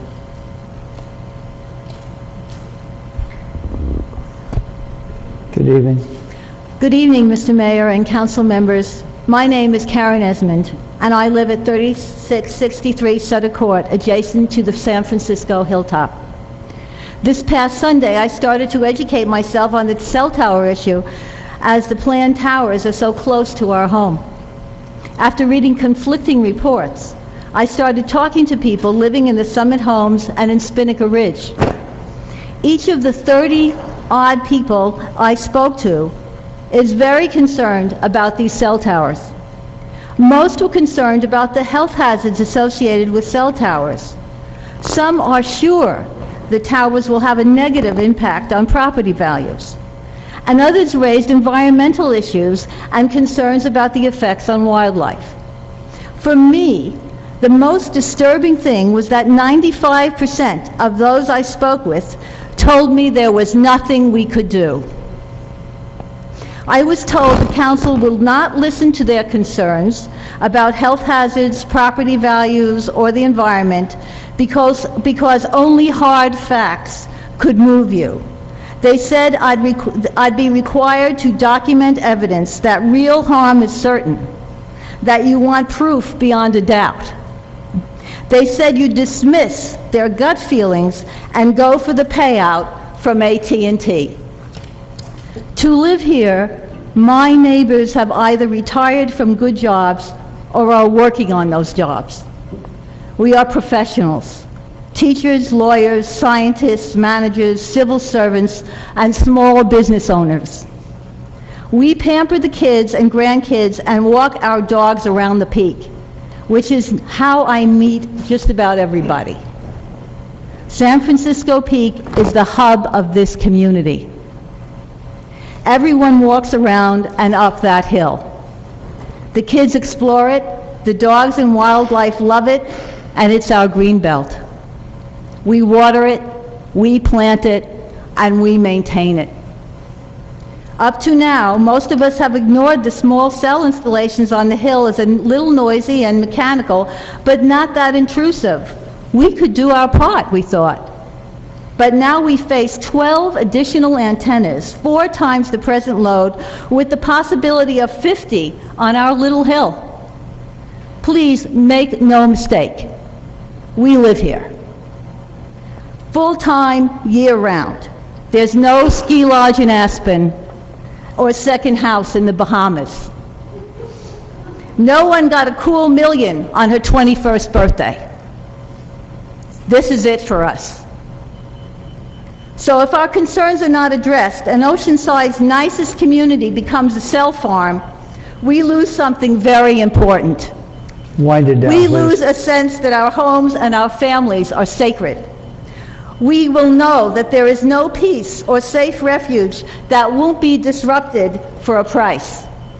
So please, before you allow AT&T to mount 2 huge cell towers in the middle of our lovely community, reflect a moment.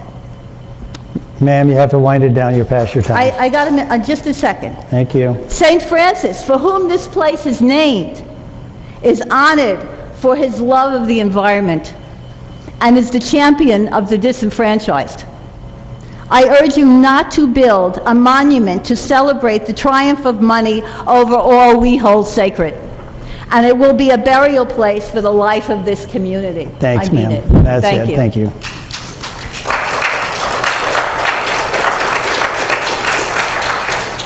Good evening. Honorable Mayor, Honorable Deputy Mayor, council members, I'm Bob Blaisberg, also known as Camel, and I live at 1936 Palmer Drive in Oceanside, California.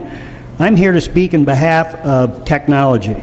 And what I want to do is talk about how cell phones are increasing their abilities. We're going from a 3G, and I just want to let everybody know that I watched tonight the number of people that had cell phones in operation in this very room. They're probably connected to your Wi-Fi, but once we get out on the road, they've got to connect to them, and they're normally using one of the cellular telephone carriers. In my particular case, this thing's ancient. It's 3 years old. However, I need to show you something.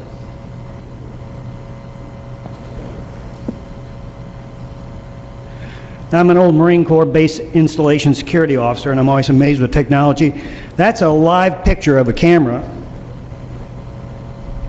that's in my home right now. And I have the ability to turn that system on and off, and if I was a businessman and I wanted to make sure my business was secure, I'd be using that.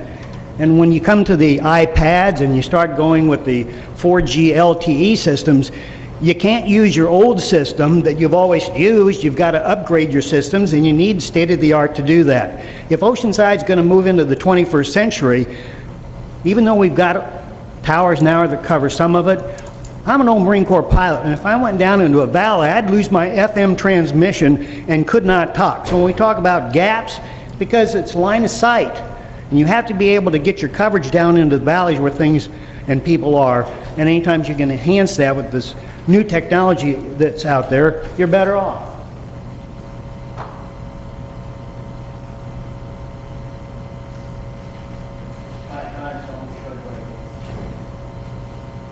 Now, that's my security system, and you can't see it in detail. Let me turn around.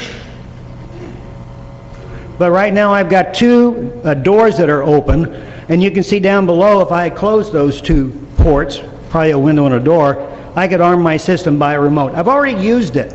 I've already prevented a false call to the Oceanside Fire Department because that thing went off and my wife went in there and she forgot to use the key to turn the system off. That thing's a godsend. I'm here to promote modern technology, and AT&T is my carrier, and I use ADT as my security system, and I don't want us to stay in the dark ages. If Oceanside's going to communicate, we have to be able to have systems that allow our residents to protect themselves and businesses to be able to protect their businesses and communicate back and forth. Hi, my name is Susie Coker, and I don't live in this neighborhood. However, this is a perfect example of the city running over another neighborhood. Outside interests. AT&T comes in, big monster. Little neighborhood people, you guys don't pay attention to us. It's all about money. It's all about stepping on toes. Well, you know what? Rancho Del Oro joined up with those mobile home people, and we got big power. And now we have another neighborhood we can join right in with. You better start listening to us because you represent what we want. What we want. Stop doing whatever you want. Get off your high horse. I'm not against technology. I'm against you hurting the people that put you in office. We live here. Pay attention to us. Well, good evening. Good seeing you again. Good evening, Mr. Mayor, council, staff. My name is Gerald Hampton, 934 Tempera Court, Oceanside, California, and I'm here to speak in support of this particular project and this item.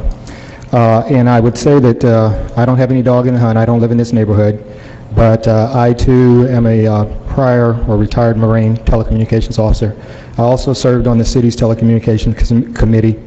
And as I look at this, first and foremost, let me say that as a homeowner, I respect the rights and understand the rights of everyone here to speak and voice their, express their opinions. That's the way democracy works. However, as I've heard all the comments, I'm puzzled as to exactly what the issue is. And what I mean by that is, as I look at this, first and foremost, I see that the Planning Commission has approved it. Knowing that now the Planning Commission has components of the former telecommunications committee, then a lot of the things that the checks in the block, it seems, have already been taken care of. The other thing I look at here is issues with respect to aesthetics. As I understand the project, these particular antennas, the site will be camouflaged to eliminate the old look that you would see with the ugly towers. And the other thing here, I've heard a lot of folks talk about the coverage. There's also something else because in my former life I also served as the Network Tech Support Group manager for an AT&T competitor. And so I have a lot of experience with this, and I don't have any here now because of my group constantly getting calls from customers that didn't have coverage or had problems with their mobile systems. But the other piece of this that I haven't heard is capacity. And capacity, you can have coverage, but depending on the usage, and as we get into more and more technology, more smartphones, capacity becomes an issue. So I think that's something that needs to be taken into account that no one's looking at. So a lot of the other topics and a lot of the other points I think have been eloquently covered. But as I said, I stand in support of this. Thank you. Thank you.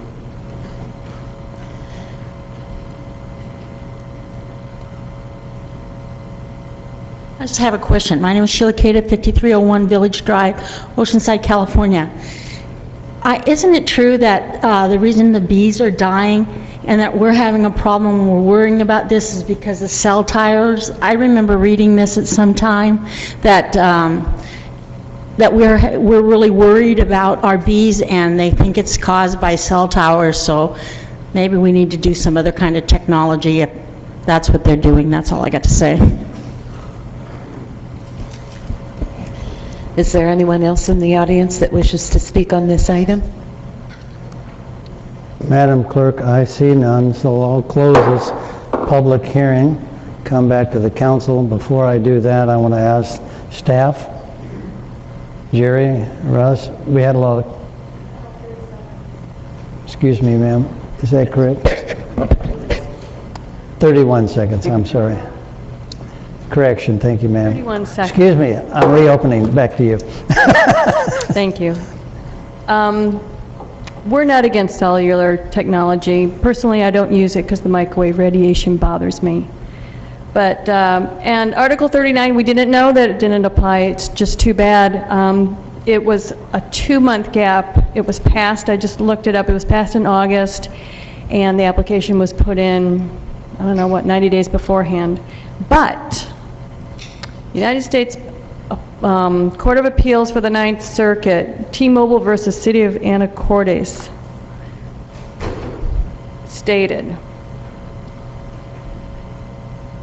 Telecommunication Act does not guarantee that a provider will be able to achieve 100% coverage in every community, or that a provider will be able to close significant service gaps in the least costly manner from the provider's perspective, and even with a single facility. To the contrary, under the Act, the local jurisdiction retains the authority to determine which site or sites are the least intrusive into that community. And that is the law. If we can't follow Article 39, that's our law. We've got its ninth Court of Appeals. Thank you, man, your time's well. Thank you. Appreciate it. We got it covered here? Okay. Close the public hearing, come back to staff. A lot of comments from both sides. Enlighten us. I know that the laws change from the state. We have issues. Every time where there's a cell tower anywhere in the area, we get a large turnout. I know by law we can't address issues because of the medical and other things, but you heard both sides. Give me some input, or give the council input.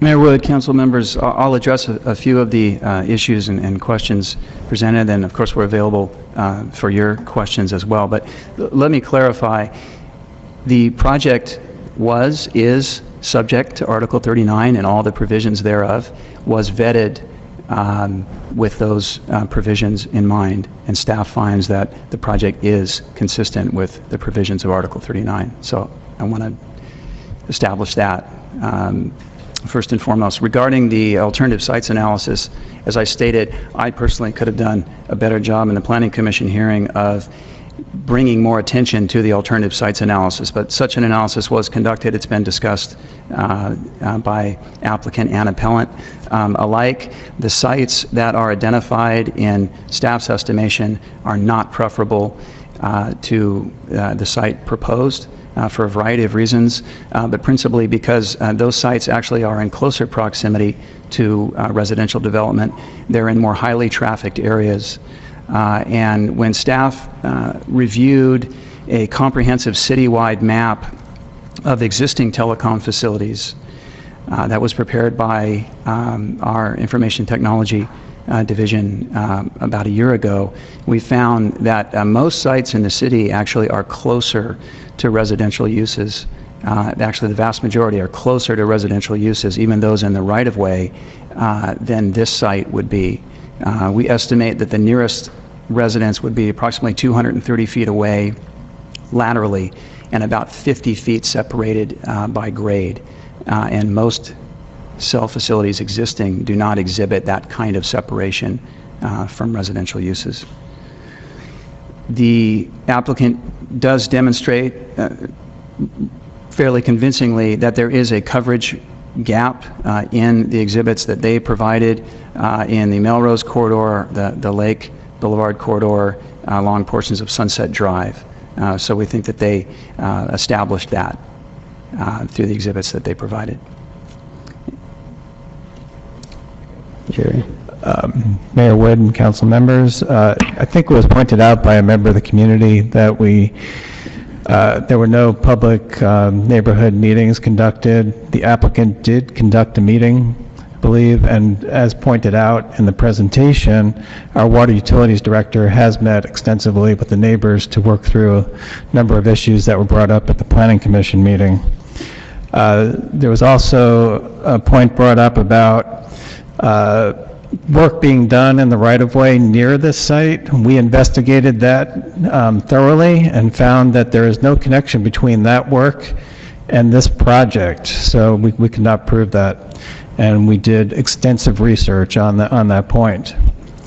The other thing I'd like to bring up was the bees. There may be studies out there that shows that bees or other animals or insects may be affected by cell towers. It's not been proven. The federal government does not acknowledge those studies at this time. I'm sure they're looking at them, but it's not in the law, and it's not in our ordinance that cell towers would have that effect on bees or any living creature.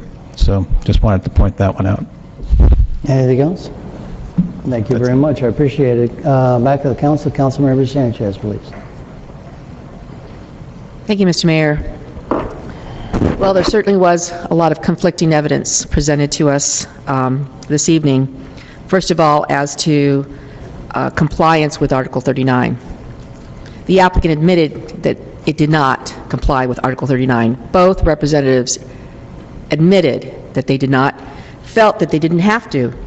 I disagree with staff's recommended findings to the contrary in light of, I think you kind of fudged on this, made things up to be able to recommend approval, but the applicant, it's stronger evidence, the applicant admits they did not comply with Article 39.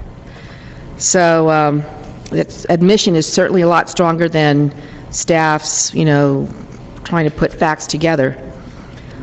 Alternative sites analysis, I find that it was totally missing. The evidence is insufficient regarding the need for coverage. I mean, you do have, here again, inconsistent. You've got, perhaps it's puffing that they have coverage, complete coverage. Maybe it's a way of selling to others, and then to say, I think the wording was from the same mouth, or from the other side of the mouth, that they did need coverage, that there is a gap. Well, I do find that there is conflicting evidence regarding whether or not there is a gap. So based on that, my motion is that we deny the project. Thank you. Anybody else want to light up their... Well, it hasn't been a motion. That's my motion. No, okay. To deny the project. No, I'm not going to second that, so. I still don't have lights on. Councilmember Kern. I got to push my button there. Obviously, these are always hot button issues, and I think my compliments to staff for working very hard on this, even though they didn't have to comply to Article 39. We did apply most of those rules, if not all of them, to Article 39. I worked on Article 39 personally for probably about 4 or 5 months. Not just the cell tower, but I got more into the ham operator radio frequencies, more than I ever wanted to know about ham operations. But this was part of that system. This does everything that we want it to do for a cell tower. It puts it on city land, away from residential areas. It co-locates.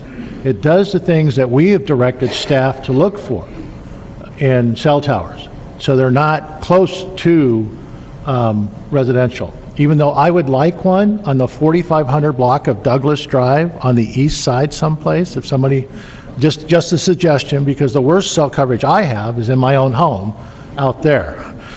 And I have a light pole right outside my back wall, so if you guys are looking for gaps in coverage, I can show you one.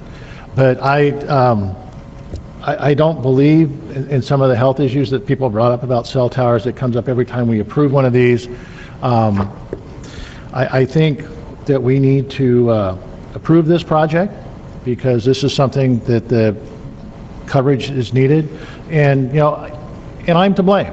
The idea that I have one of these, and I have one of these, and my wife's got one, and my son's got 2 iPhones and an iPad, and just, the band coverage and the width that we are demanding as a public is getting larger and larger. And so the idea that they're responding to a need that we're putting demand on there. Now, the idea out there that I am sure in every home within that coverage area, I'm sure there's at least one cell phone, if not more, or one other wireless device that will use that cell tower. I'm quite happy with the way that staff has handled the emergency access, the emergency towers, because in giving a dedicated frequency to emergency services actually improve that. So I think we've done all the mitigation we have as far as the electronics, and I guess we're doing some actual physical mitigation of the land. So I understand the concerns that people have about cell towers, but I think that in the end, this is actually will be beneficial not only to you, but to the community in general. So I'm going to deny the appeal, or make the motion to deny the appeal and uphold staff recommendation. Thank you. Do we have a second? I'll second. Thank you very much. Councilmember Feller, Deputy Mayor Feller, excuse me. Thank you. Mr. Osborne, could you come up, please?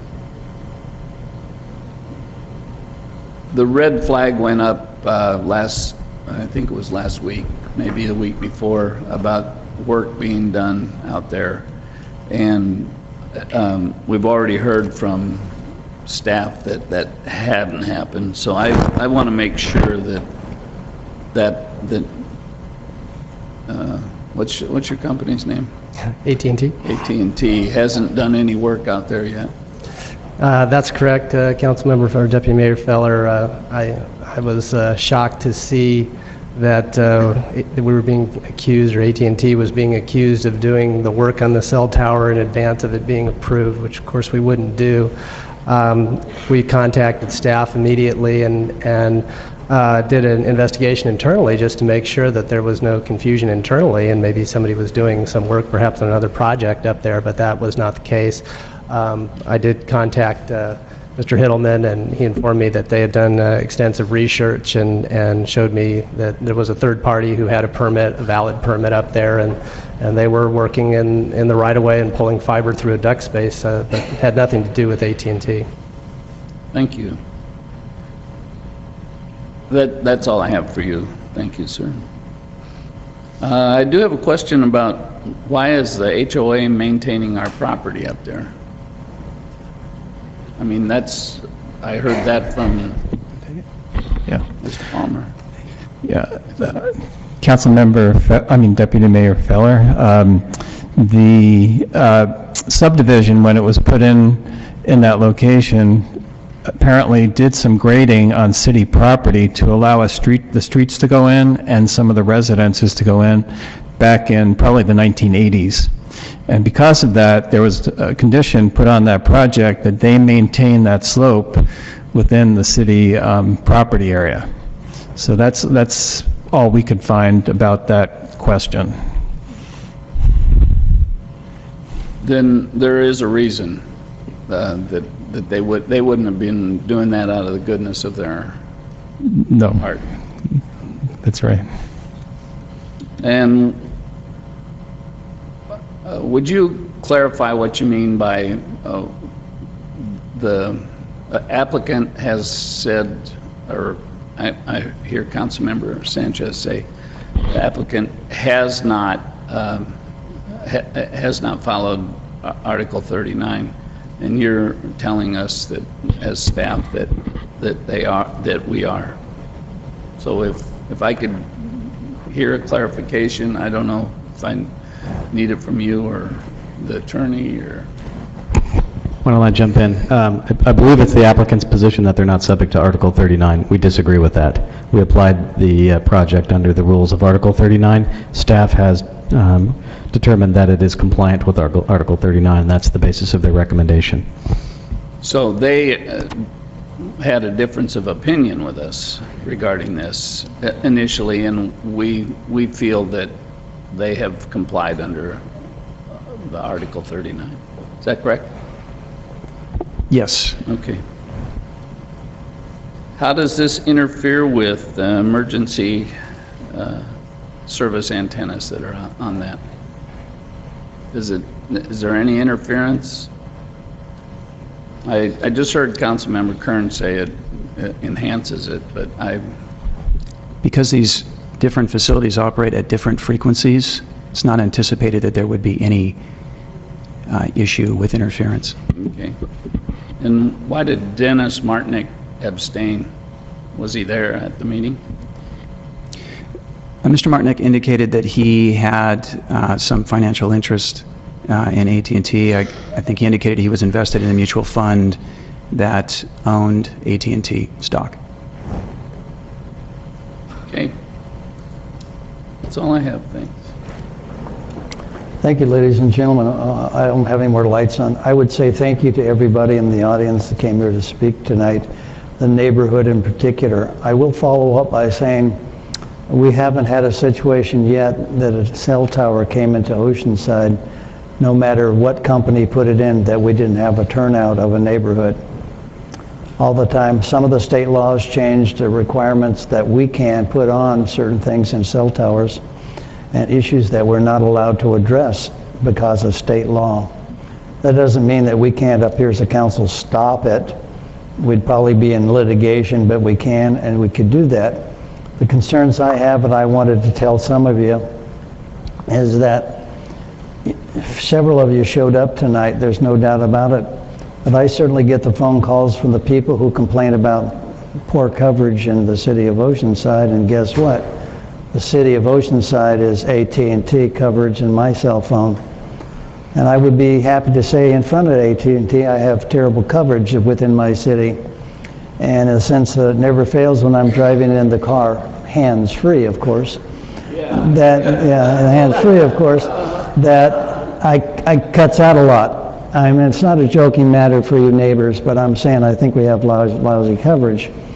I do get complaints from people in the neighborhoods of the towers next to the property values, the health aspects. We've heard it a lot. The problem is I also hear from everybody who comes in and complains to Oceanside City Council members that they have poor coverage on their cells. Everybody, as they said, you've heard, seem to have them, and there are other issues that are out there. So it makes it kind of tough to say no to something when it seems to be a benefit and selected in the area. I'm not going to make anybody happy going one way or the other on this, but I look at all of the evidence that were told us, listen to staff, listen to the Planning Commission. Mr. Hildeman here is our environmental specialist too for the whole city. So I weigh all that out and that'll be my decision on it. One way or other, I'm sure I couldn't make the whole population happy about it, but hopefully that's where we'll go. There's other issues, I know there's other recourse, but with that, let's vote, please.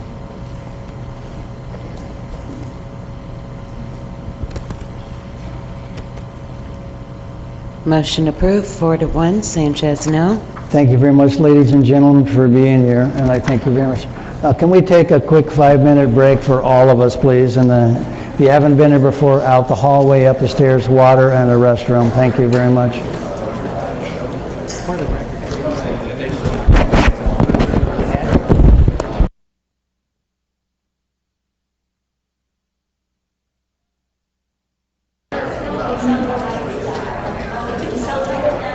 The doors open. Do we have the...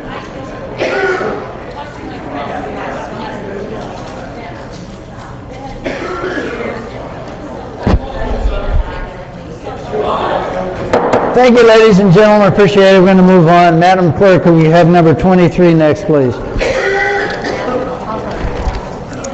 Item 23, adoption of a resolution confirming the engineer's report and confirming the diagram and assessments to be levied for fiscal year 2012-13 for the Oceanside Lighting District, and approval of budget transfers in the amounts of $390,000 in gas tax funds, $10,000 in energy fees, and $29,224 from the Oceanside Lighting District fund balance to the Lighting District account. That's not the same one I called. No. Thank you. As mayor, I'll open this public hearing and ask for disclosures, please. We'll start down there with Mr. Kern, please. Disclosures. No, he's not here. Staff only on this one. I haven't had any public input at all. No contact. Staff only. None. Thank you, Holly. I'll wait for Councilman Feller when he gets back, but Right now, any correspondence petitions to the clerk's office? None. Thank you. Doug, good evening. I'm sorry to keep you so late, but good to see your smiling face. Thank you. Honorable Mayor, members of the City Council, Doug Edow, Real Estate Manager, City of Oceanside. This is the annual renewal of the Oceanside Citywide Lighting District. Staff is asking Council to adopt resolutions confirming the diagrams and assessments and approving the modified engineer's report. The assessments will remain the same for fiscal year 12-13, and the funding sources will also remain as prior years. Thank you, Doug. Seat sidebar, and Madam Clerk. This is a public hearing. Anyone who wishes to come forward on this item, please do so. Mayor, council members, Chairman, Lot 127, Sherry Lane. Before the meeting, Councilmember Kern asked me what was I doing standing back there, and I was rereading this proposal because I was looking for something that wasn't there again. And that is, there was meetings held prior, and the public came forward with numerous good ideas on how to reduce the cost for our public lighting.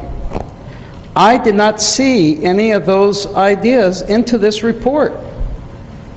You're having before you a report that is like that has no backbone. The public has included a backbone to share with you. The staff has brought you a skeleton that doesn't have a backbone. The public has made one. So I would like to have the staff take this back, include those ideas for reducing the cost, and let it be brought forward to you so that you can make informed decisions. The other thing is that one thing that staff did not take and bring forward in their presentation just now is that there's an entire section about potential brownouts, rotating blackouts, potential increases of cost if certain conditions are met. You know, I wonder if the public really understands what would take place because if something like this would take place in the form of disclosure, I would like to know that as being a citizen, if it is being disclosed. You know, under these conditions, this was what will take place. I will have a brownout. If this takes place, I will have a blackout. If this will take place, we're going to have rotating blackouts. Or else I will take and have to have an increased cost, and this will take and be the reasons. I think this needs to be delineated and disclosed to the public more than just in a report that's filed that the public really doesn't really see too much. I think the public really needs to hear, because this is for the entire Oceanside lighting district, which is the whole city of Oceanside, with the exclusion of one area. So I would like for this to be given back to staff, and for this to be brought back to you with those bits of information, and for a public, true public hearing to be done. Thank you.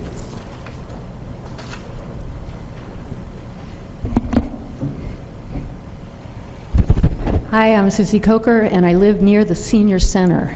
And I don't know if they're solar lights, but the senior center has like 100 light poles, and they are on all the time.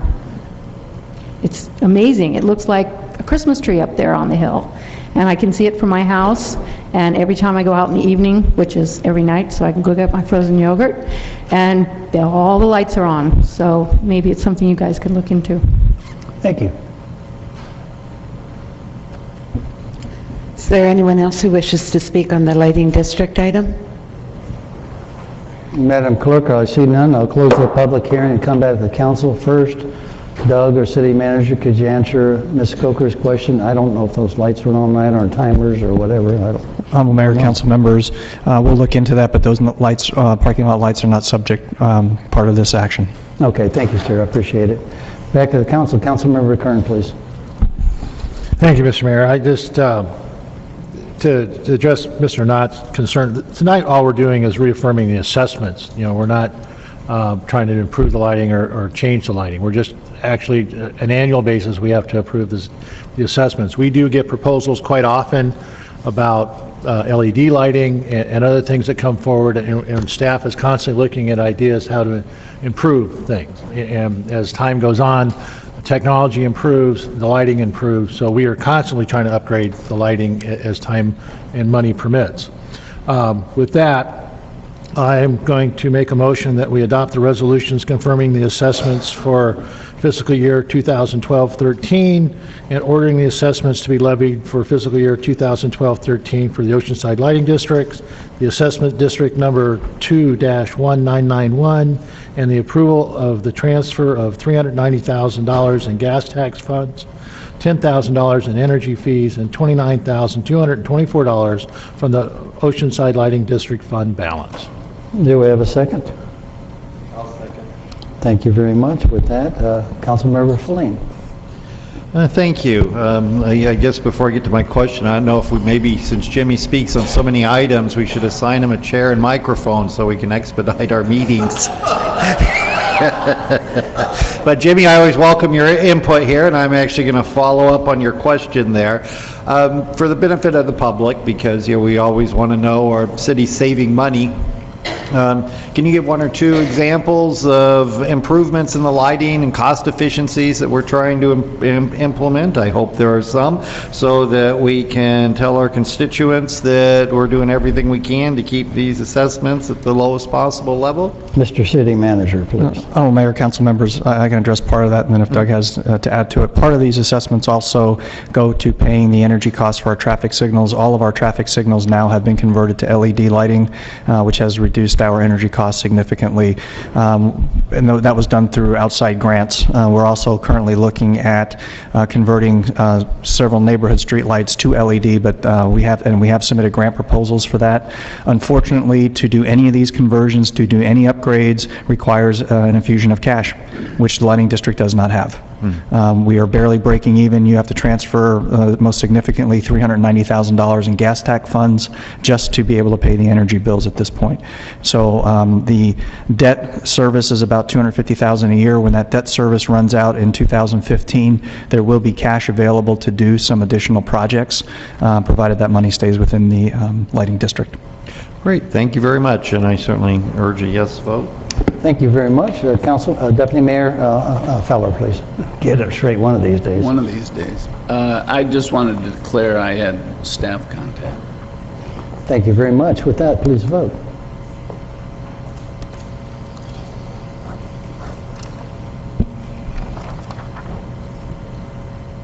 Motion approved, 5-0. Madam Clerk, when we get to time, item number 24, please. I'm sure several people have been waiting for that. Item 24, consideration of a general plan amendment and local coastal plan amendment to allow updates to the city's circulation element and to bring them into conformance with the long-range planning and policy direction to guide growth and preserve the quality of life within the city, and introduction of an ordinance and adoption of 2 resolutions to effect these amendments. The applicant is the city. Mayor, open this public hearing and ask for disclosures from council member, Councilmember Feller. Deputy Mayor. Deputy Mayor Feller, thank you, sir. You're going to get me on it, yeah. Yeah, no. Thank you, sir. I've had staff and some community. Staff and public. A lot of contacts on this from staff, the public, things that we talk about at Sandag, some of the adjacent neighbor cities, and a lot of contacts on this. A lot of communications from the public, mostly in opposition to the RDO interchange and to the Melrose extension. I also attended the Planning Commission hearing on this matter. Got several communications in writing. I met with members of the public, some people from the bicycle community, actually, and talked to people from Main Street about the improvements, and talked to staff. So, actually talked to the world about this one, because everybody had some type of an opinion on how we're going to do this one. So, just about everybody. Thank you very much. Madam Clerk, correspondence, petitions.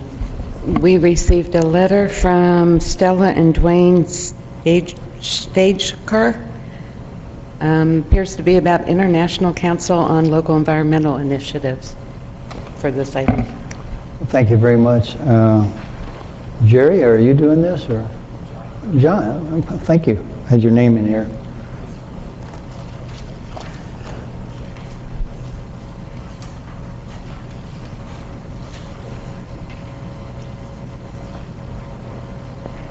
John, good evening. Good evening, Honorable Mayor, members of the City Council, John Amberson, Transportation Planner.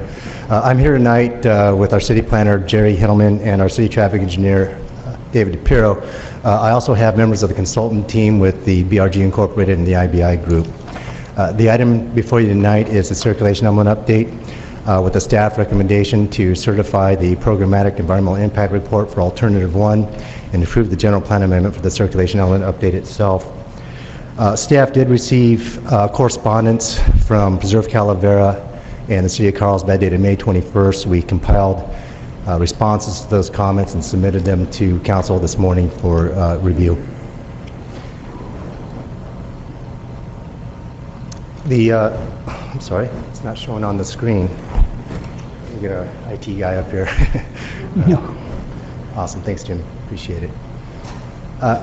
The current circulation element that we're currently working off of was adopted originally in 1981. We amended that with the land use element in 1986 and then did a later amendment in 1995 and then did a minor touch up in 2000.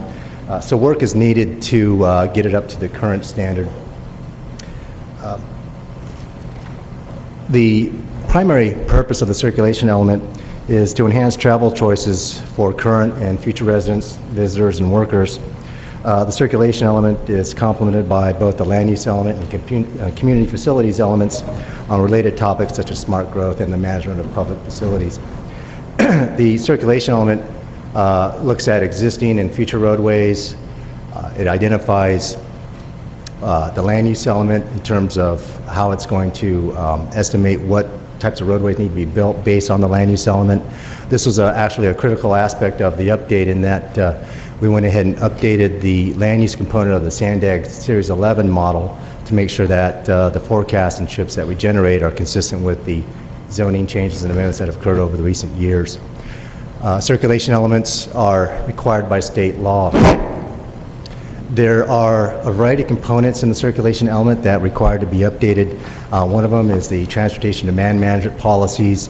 These are trip reduction measures to give other mode choices to people. For example, driving to work, you can telecommute or carpool, vanpool. We make sure that in the development review process that we work with developers to implement transportation demand management measures, such as we did with El Corazon. Public transit and rail facilities policies were also updated. We want to make sure that transit is accessible to everybody in the city and to make sure that transit and rail is integrated into future development. The bicycle facilities, we actually updated our bicycle master plan in 2008. We used grant money to do that update. We also updated our pedestrian master plan. We also used grant money for that update as well. We updated our traffic calming program. We looked at our intelligent transportation system technologies, and a good example of that would be the traffic management center that we've developed in the last couple of years. It gives us the ability to remotely optimize traffic signals through video detection, manage incidents, clear congestion, optimize the signals, all in real time. The traffic management center also doubles as an emergency operations center as well, in case there's an emergency. Fire and police can use the facility as well. The master transportation roadway plan is probably the biggest focus for a lot of people in the circulation element. It identifies the city's needs for future roadway plans. It identifies service levels, level service policies, traffic impact study guidelines, and so forth. The table, I'm sorry. The table before you details 3 alternative scenarios that were analyzed for future roadway network in year 2030.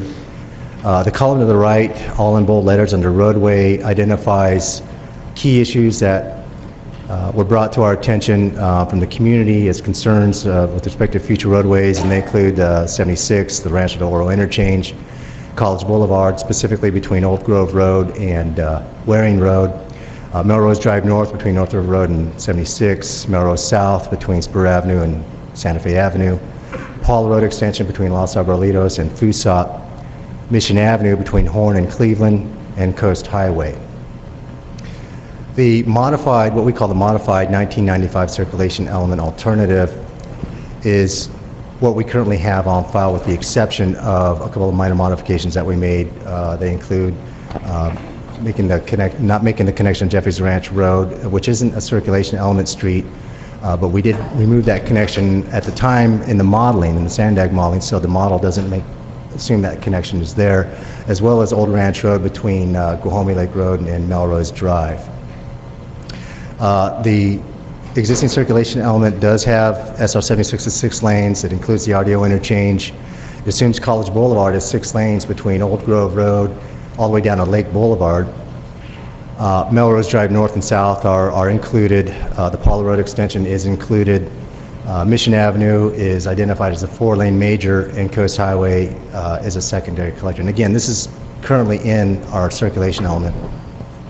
Alternative 1 pares that back a little bit. We did a project study report in 2010 along College Boulevard where we determined that we can actually do a hybrid combination 4-lane configuration out there, understanding that we have homes between roughly Roselle and Thunder Drive that front that portion of College. It didn't make sense to make that 6 lanes when there's so much on-street parking and people's homes are literally right there. In Alternative 1, Melrose Drive North between 76 and North River Road is not included. We included the southern extension of Melrose. The Paula Road extension is included. And we also included the one-way couplet on Mission Avenue between Cleveland and Clementine. And Coast Highway is assumed to remain as it is today as a 4-lane collector. Alternative 2, on the other hand, is, I guess, the opposite extreme of the existing circulation element, where we essentially don't build any of the future roadways. College, we're recommending that still be constructed as a 4- and 6-lane hybrid, but the Melrose extensions are not included, the RDO interchange is not included, Paula Road extension is not included. Mission will remain as a 4-lane roadway, and Coast Highway will become 2 lanes with roundabouts. Staff's recommendation is Alternative 1. The roadway segment level of service for the modified 1995 circulation element alternative resulted in 17 roadway segments projected to operate at failing levels of service. The modified 1995 circulation element alternative resulted in 18 intersections projected to fail as well. Alternative 1, same thing, 18 roadway segments are projected to fail. Alternative 1 intersection, 17 intersections are projected to fail. So it's not a lot of difference with the existing circulation element. Alternative 2, we do have more roadways projected to fail, 33 segments, and 22 intersections are projected to fail as well for Alternative 2. With that, I'd like to hand it over to our city planner to cover the environmental. Thank you, John. Jerry, good evening. Good evening, Mayor and council members. I'm going to talk about the environmental review of the project. We looked at all of the alternatives equally that John just presented in the environmental impact report. Should point out this is a program level document, so any of those projects would require subsequent environmental review. So we do a more detailed review later on as they come forward. The following impacts were found to be significant and mitigable: land use, some of the traffic impacts, hazardous materials, noise, biological resources, cultural resources, geology, aesthetics, hydrology and water quality, and paleontological resources. Now, some of the impacts were also found to be unmitigable. Even though we did include mitigation measures, they were not fully mitigated, and those were some of the intersections are still, intersections and roadway segments were found to be still impacted. Some of the noise impacts were unmitigable. Greenhouse gas impacts were found to be unmitigable, as well as impacts to some of the agricultural resources from some of the roadway segments just mentioned. Planning Commission did recommend that the alternative 2 be approved with some modifications. And as you can see, we had SR 76 at 6 lanes. The Rancho Del Oro interchange was recommended to only have a westbound on and off ramp. That would be on the northern side. Melrose Drive northern and southern extensions were not included under this recommendation. College Boulevard would still be 4 to 6 lane hybrid. Palo Road would not be included, and Mission Avenue would be a 2-lane couplet as has already been approved by council. They did recommend that Coast Highway be 2 lanes with roundabouts in conformance with the Coast Highway Vision Plan that came to you, I believe, a couple years ago. And then they wanted the public financing plan to come back to them and the council within 1 year of approval of the circulation element. As John pointed out, though, staff is still recommending alternative 1, which has the Rancho Del Oro interchange, Melrose Drive southern extension but not northern. Same thing for College Boulevard as described before. Palo Road is now included, and Mission Avenue is a 1-way 2-lane couplet, and Coast Highway remains as a 4-lane collector under the staff recommendation. And then we're available for questions. Any comments? Thank you very much, Jerry. I appreciate it. Madam Clerk. This is a public hearing. Anyone wishing to speak on this item, please line up at the 2 podiums. You have 3 minutes. Good evening, John. How are you? Honorable Mayor, City Council, John Daly, 631 South Coast Highway. You know, when I was talking to someone just recently, talking about Coast Highway, I'm thinking, it is a highway. I mean, I have my business down there, my one business now. I've had other businesses in downtown, but my one business is for almost 25 years, and it is a highway now. In 1953, the bypass opened between the San Luis River and Palomar Airport Road to bypass the 101 downtown, the highway, and put it out where 5 is now, because it was overly impacted by traffic. We are in the same situation now on weekends, 6 months out of the year. People are jumping off of Interstate 5, where we sent them before, and they're coming on to Coast Highway, and they're impacting our road and making it really not a good street anymore. It's too much like a highway. It should be a local street. It should be a street where we can enjoy businesses, people can use their bicycles, they can walk in the street, not feel molested. We don't need a highway there anymore. We have went to the trouble of doing a vision plan recently. The city had everyone involved. We had the neighborhoods involved, we had the businesses involved, and everybody had a shot at talking about what they would like, and they all wanted one thing. They wanted that traffic calmed in a way where it made it a good street that's usable. So people who came down there came to shop or see our neighbors or do something about us locally instead of being a highway. I support the vision plan being included in whatever you decide to do tonight. I think it's important to have that flexibility. If there is going to be change down there, it requires that there's some vision, because what we have right now is a whole bunch of old used car lots or new car lots that have become used car lots. They take up anywhere from a half block to a whole block with ownership that is not inspired by the city's plans, which really are nothing. We need that vision plan for them to be able to say, I see what the city wants in the future here, and I'm willing to build toward that. We're looking for their millions of dollars investments to come down there and help us pay for the changes on Coast Highway. I support that in the circulation element. Thank you very much for the long evening I had this evening. You're welcome. Thank you, John. If you hang around, we can drag it out another couple of hours. Good evening, Mayor and Council. Nadine Scott. First off, I think the documents need to go back to the drawing board. The combination alternatives that were put together by staff are bizarre, to say the least. One is pretty much a replication of what we have now. The most environmental damaging. It's the most unable to mitigate the damages. You'll have to make overriding considerations for alternative 1. It doesn't make sense. And it still has failing intersections. It doesn't improve anything except for commuter traffic. Alternative 2, on the other hand, is the least, if you could call it least, in the category of terms the least environmental damaging. But then the Planning Commission came and started doing different combinations and included RDO. A one-way freeway off-ramp is useless. I don't even think it's going to fit on that property, and even to contemplate it, thinking Caltrans would ever fund it when the community is going to come out against it, that should just be taken out altogether. Unlike John Daly, I'm not in favor of the highway vision plan that puts it to one lane with roundabouts. In the EIR, there is a documentation that the roundabouts are not appropriate in many areas because of the width of the street. And I know that I wouldn't come downtown. You get one traffic jam on I-5, you send everybody down to Coast Highway, 2 lanes. They will never come back and spend one tourist dollar. Never. I like most of the vision plan. I did help with that as well. I did participate. But the combination of alternative 1 and alternative 2 are just off.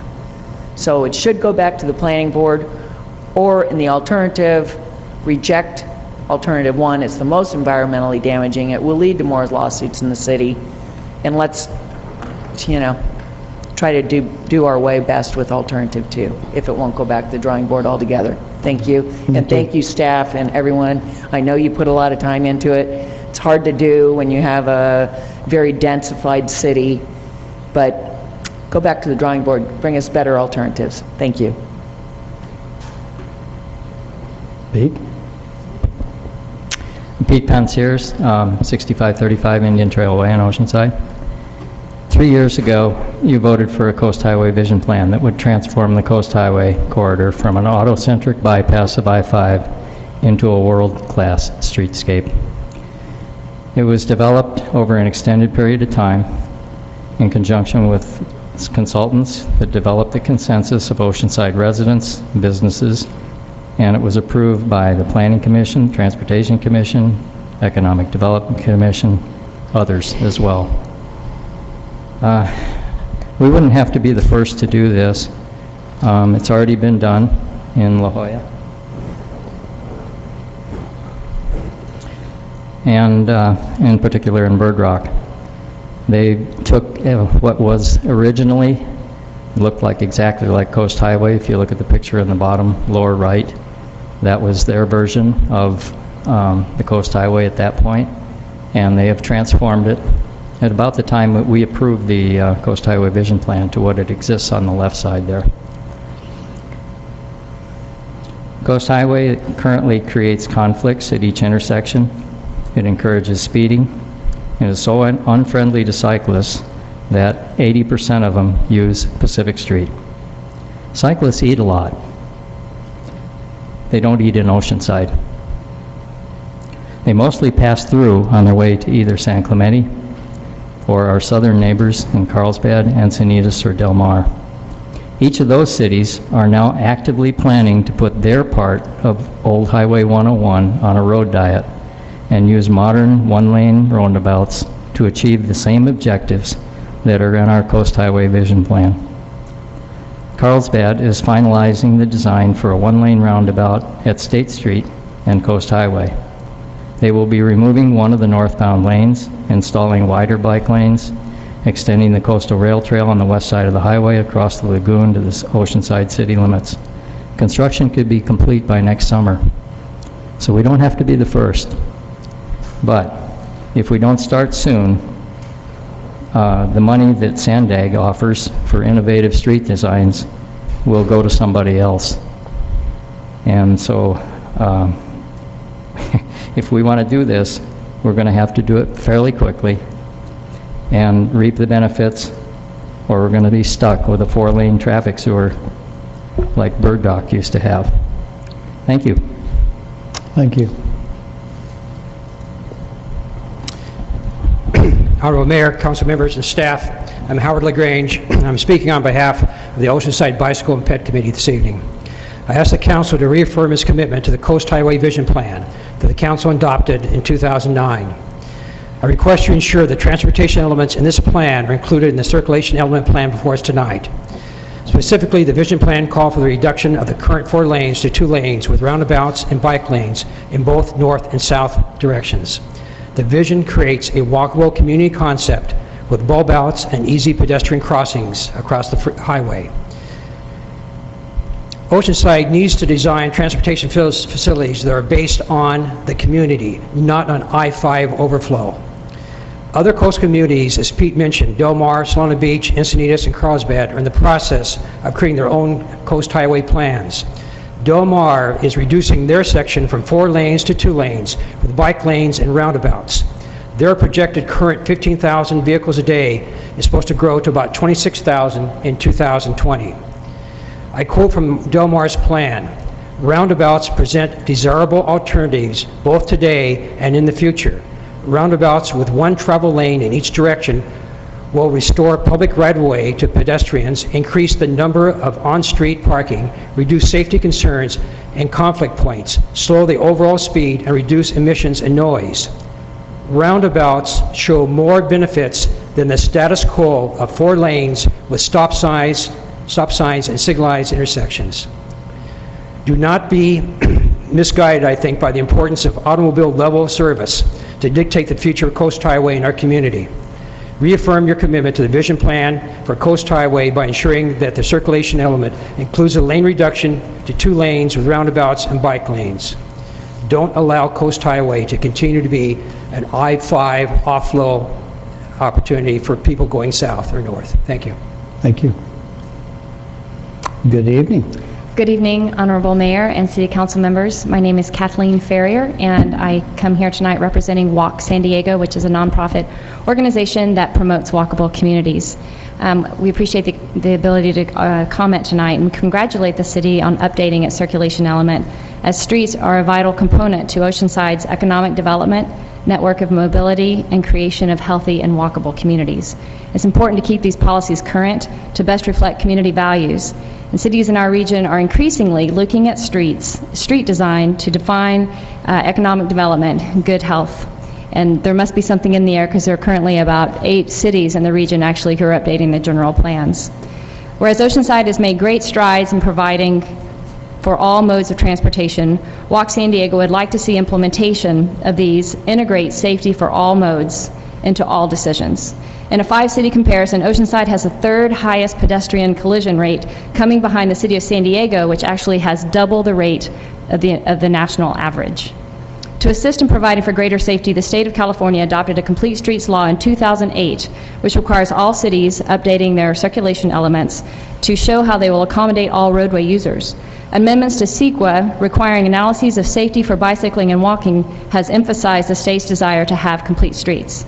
At the heart of this movement is that for all decisions to address multiple modes, Oceanside circulation element compartmentalizes these decisions by separating the bicycle and pedestrian policies and plans and projects from the master transportation roadway plan. One example of this is that sections of Douglas Road and El Camino Real are both planned to be widened. Bus stops are located along both of these streets. Before widening the road, the city should consider the safety impact to pedestrians crossing the street to access the bus. Wider roads mean longer crossing distances for pedestrians, and these longer distances in turn discourage walking and increase the potential for pedestrian conflicts. Further, an emerging literature of the past 20 years makes a compelling case that adding traffic capacity through road widenings increases congestion by attracting additional vehicle trips. Conversely, street transformations such as a complete street project and the one proposed on Coast Highway 101 and the conversion of signalized intersections to roundabouts have been found to allow the same traffic throughput but at lower, safer speeds. Thank you. Thank you, ma'am. Good evening. My name is Mike Milano. I live at 460 Wilshire in South Morro Hills, and I just want to comment about eliminating the northern extension of Melrose, which includes the bridge. Recently, the City Council has come out in favor of agritourism in South Morro Hills, which I'm very much in favor of, and because my family farms up there, and it's going to allow us to hopefully continue to farm there. However, my family is actually part owner of the flower fields in Carlsbad, which I think is the biggest agritourism thing in San Diego County and possibly the state. And I can tell you that if agritourism is going to be successful in South Morro Hills, you need access. So, and secondly, the major agricultural families in South Morro Hills are struggling to be profitable. And I know for sure that 3 of them are working on development plans. I know positively for sure that one is, because that's us, okay? And the current zoning allows about 1,400 houses up there, which means there has to be access. So what I'm saying is, don't take the Melrose Bridge out of the circulation element until you know what's going to happen in South Morro Hills. At the very least, you're going to have agricultural tourism traffic, or the amount of traffic for approximately 1,400 homes. And to throw all that traffic onto College Boulevard and put that burden on the people in Mesa Margarita and Arrowwood and the Marines is really not right, I don't think. So thank you for your time. Yeah, thank you.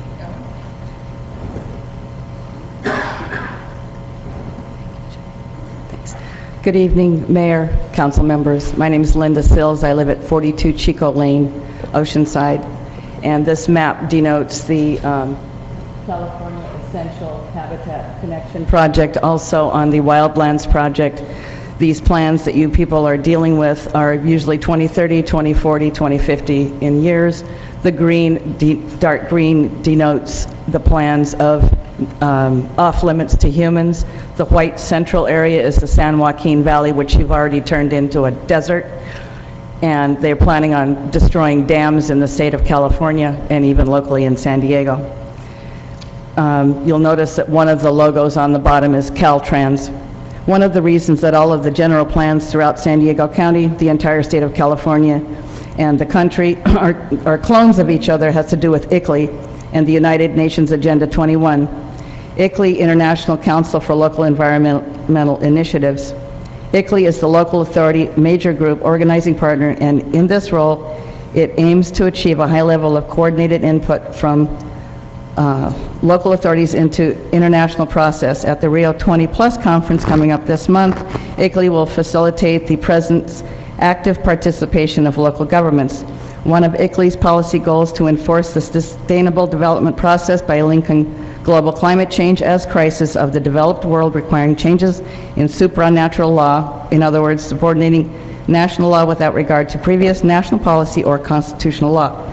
ICLEI constitutes an unelected board that directs city officials and city planners. Per Article 1, Section 10 of the United States Constitution, states are strictly prohibited from implementing foreign political initiatives through treaties, alliances, or confederations, specifically supporting and implementing the UN Agenda 21 Sustainable Development under the direction of this unelected non-governmental organization violates constitutionally imposed limitations upon your legal authority. You are hereby notified that your alignment, submission, cooperation, and subsequent voting on international matters under explicit orders from ICLEI or any other NGO aligned with UN Agenda 21 is a specific violation of your oath of office, and that your decision to implement policy on behalf of said foreign power constitutes an illegal activity up to and including treason. You have the power to stop the destruction of these documents, the U.S. Constitution, the Declaration of Independence, the Bill of Rights, which come from God, by the way. I cannot relinquish these unalienable rights, even if I wanted to. They're not mine to negotiate. They're his.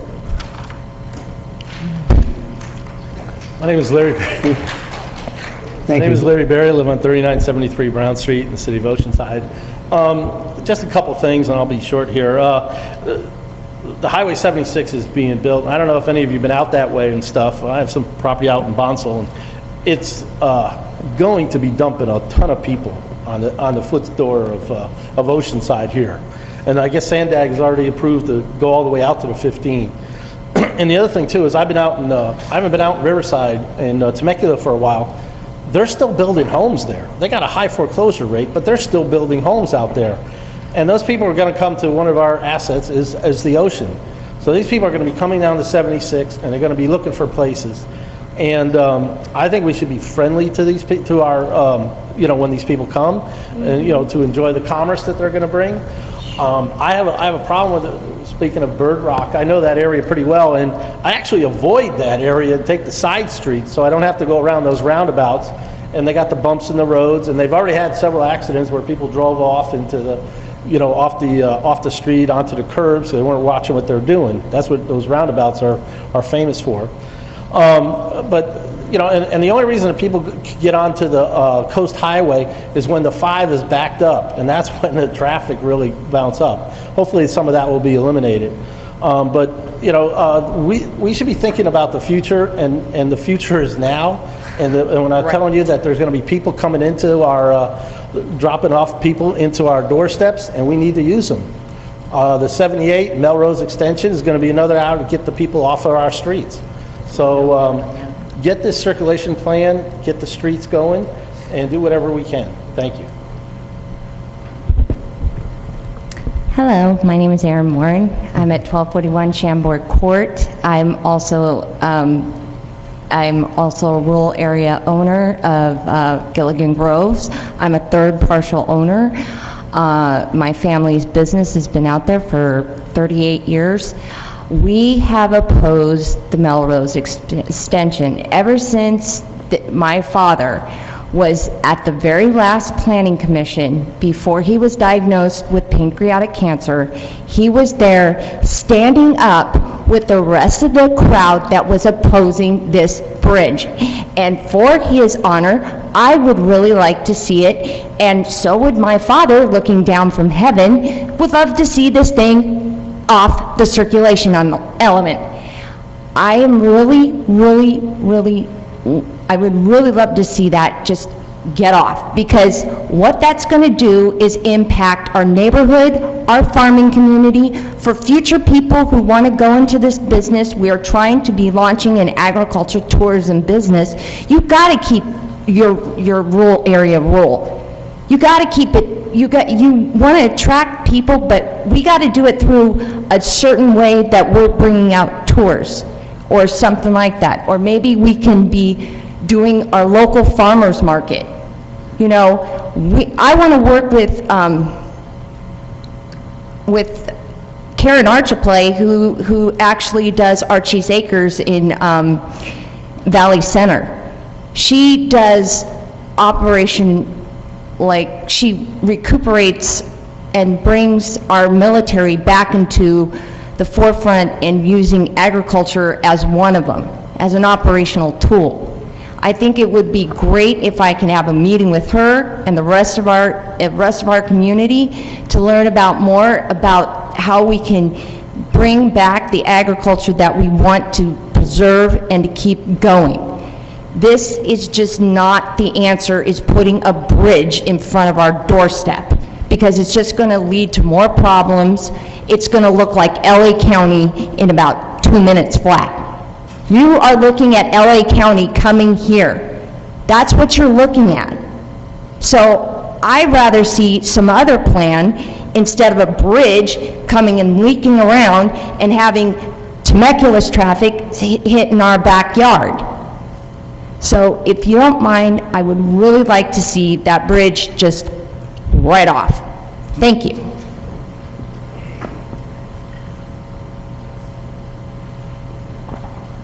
Good evening, council members. My name is Susanna Ray. 200 North El Camino Real. I'm speaking to you tonight about which option you're picking. And why are you picking it? Because you need to be the futurist.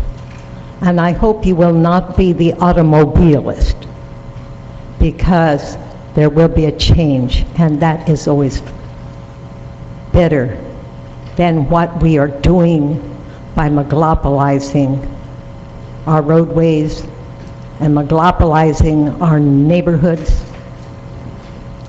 I originally got involved in this city council because I had a very dear friend who was an environmentalist and a historical person, very passionate about those things. And she came to me, or she called me from the nursing home. She had had a stroke, and said, they're doing something terrible to my precious Guajomie. That was the Melrose extension. And I got involved in coming to City Hall because of her. And now I find not only are we going ahead with Melrose Extension South, which I found great flaws in, that you're putting it across property that we do not own, that is not in our city limits. You are putting in some kind of an idea that requires millions and millions and millions of dollars. For what? Only to mess up our heritage, our environment. I very much would like you to completely reject this whole option 1. Everything I heard on option 1 does just the wrong thing. I ask you to take option 2, if anything, and put off of our circulation element everything that's on there now. Dismiss it all. You have the power to do that. And it would be very much appreciated from everybody that's spoken tonight. Everyone has spoken about not monopolizing this city. Thank you. Thank you, ma'am. Good evening again, Honorable Mayor and City Council. V. Roy Nash, Rancho San Luis Rey. And regarding the circulation element, let's see. First, I do not understand why you make any sort of ramp, one or both sides of the highway, a part of this plan. The state will never approve it, so why waste time and money talking about this? How do any of the transit plans and general plans of the city benefit the people of Oceanside? How much will this cost? How does this protect the property rights of our citizens without using eminent domain, and how does it protect our God-given rights as guaranteed in the Constitution? How does any of this uphold your oath of office? I seem to recall from previous council meetings that figures have been battered around that if you implement the bridge, you have to build the infrastructure to all the homes out into the agricultural belt, the last remaining and very important agriculture belt of Morrill Hills in Oceanside, to the cost of over $1 billion. Where is that money going to come from? I haven't heard any of that discussion tonight by our planner, Jerry Hiddleman. You know, if this is under discussion, let's put the costs on the table so we can see how that's portioned out of the city budget, what you're planning to get from state and federal funding, when that funding is going to come down to us. Is it a long-range plan of 10, 20 years, or is this something that will happen immediately within the next 1, 2, or 3 years? So right now I oppose the Melrose extension and I oppose Rancho Del Oro interchange, and I'd have to say no and hell no.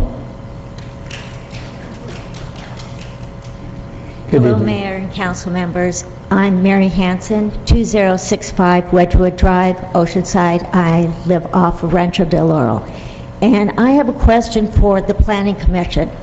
We've heard that alternative 1 does impact certain areas.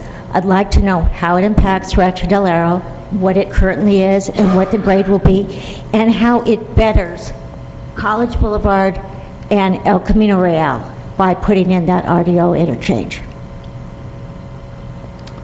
They won't respond right now. I'll ask them later. Thank you very much. They'll have comments. Good evening. Good evening, Mayor and City Council members. My name is Linda Phillips, and I live at the in the foothills of Vista, 2243. And I come to you, I'm an artist.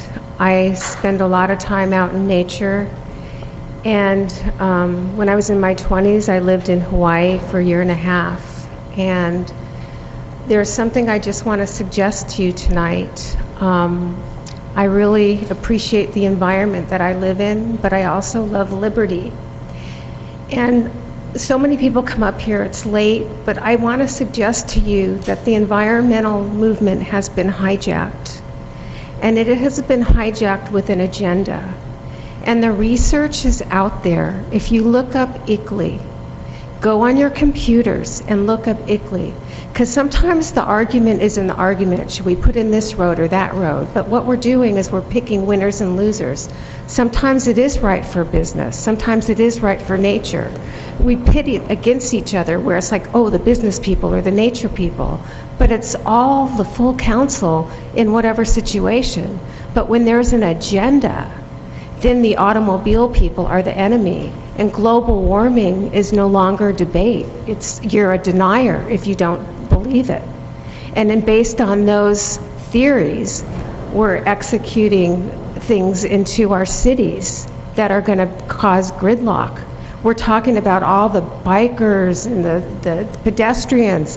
What about all the hard-working people statistically that are in our automobiles? We're here. Are we going to all go into transit, buses? Are we all going to go buy electric cars? The emperor has no clothes. We're buying into something that has a very ugly agenda behind it.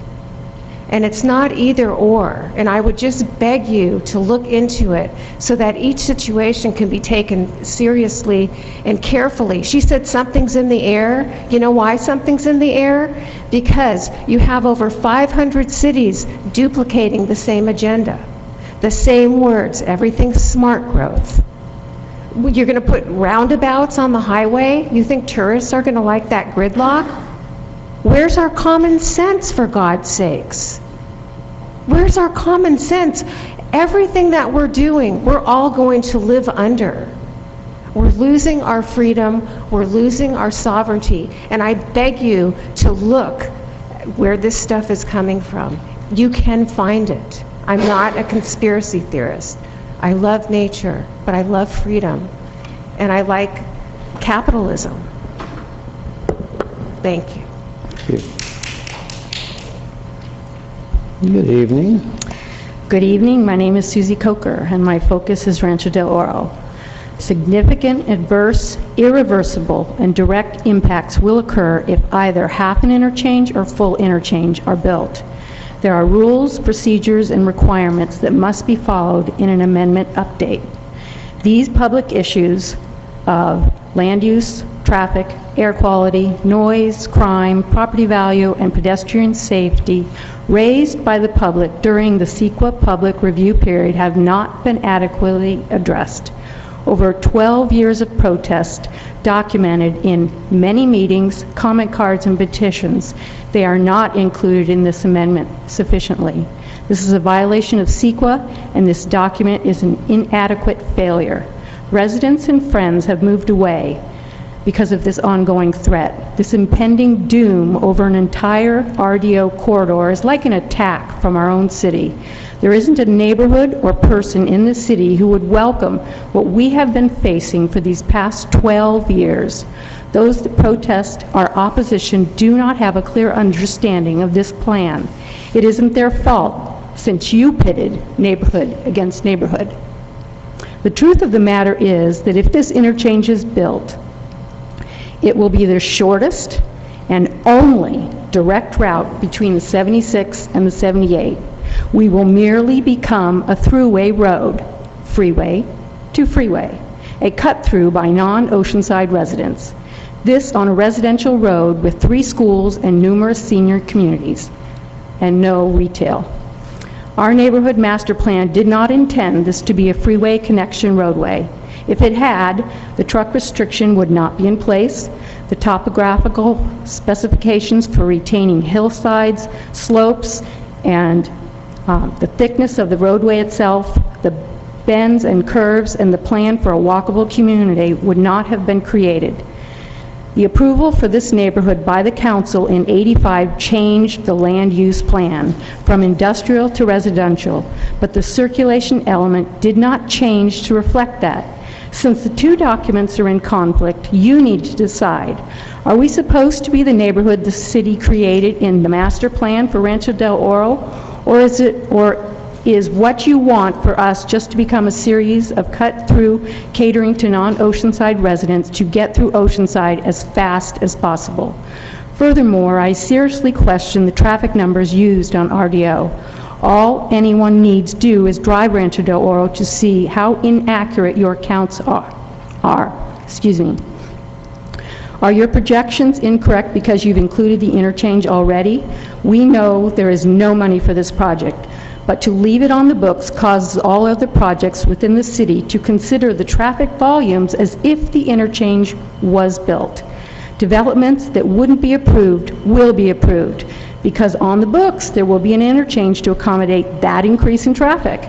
This skewed revision is distorted and flawed. It reflects an inaccurate and deceptive blueprint of the city's future. Pedestrian safety, walkable communities, and traffic calming were huge sections in your amendment plan, everywhere but on Rancho del Oro Road. Wind it down, please. Thank you. An interchange will devastate our community and meandering sidewalks. What about our pedestrian safety, walkable community, and traffic calming? These issues and all issues we have brought forth must be addressed. All 12 years of intense participation, public comment, as well as the 2004 vote to remove the interchange have not been included in this document. Rancho del Oro neighborhoods will have monumental direct negative impacts that are irreversible by leaving this project on the circulation element. Please take it off the books. Good evening, Debbie. Good evening, Honorable Mayor and Council. Diane Nygaard, and I'm representing Preserve Calavera and our over 3,000 North County families. The projects included within the circulation element will affect acres of sensitive land, every neighborhood in the city, and will cost hundreds of millions of dollars. Of course, it's important to do it right. Unfortunately, even with having issued 2 prior draft EIRs, this one still has not complied with the requirements detailed in the Sunnyvale case. It's not comparing to existing conditions, and there's no financial plan that makes any of the alternatives feasible. That's why we concluded it doesn't comply with CEQA, and it should be rejected on that basis alone. But what's really most disturbing is it's not an adequate plan for dealing with traffic congestion in our community. We have traffic problems today, and they'll only get worse over time, especially if we continue with the business-as-usual approach laid out in the CE. To judge how good a job it's doing to address traffic, one only needs to look at the results. Look at Appendix E1. Red, red, red, red. All of the alternatives still show numerous failures all over the city, and this traffic is only going to get worse. Certainly there are some improvements included in this plan, but the pedestrian plan and the bicycle plan, as mentioned previously, have not been integrated, and the projects included in those plans are not funded.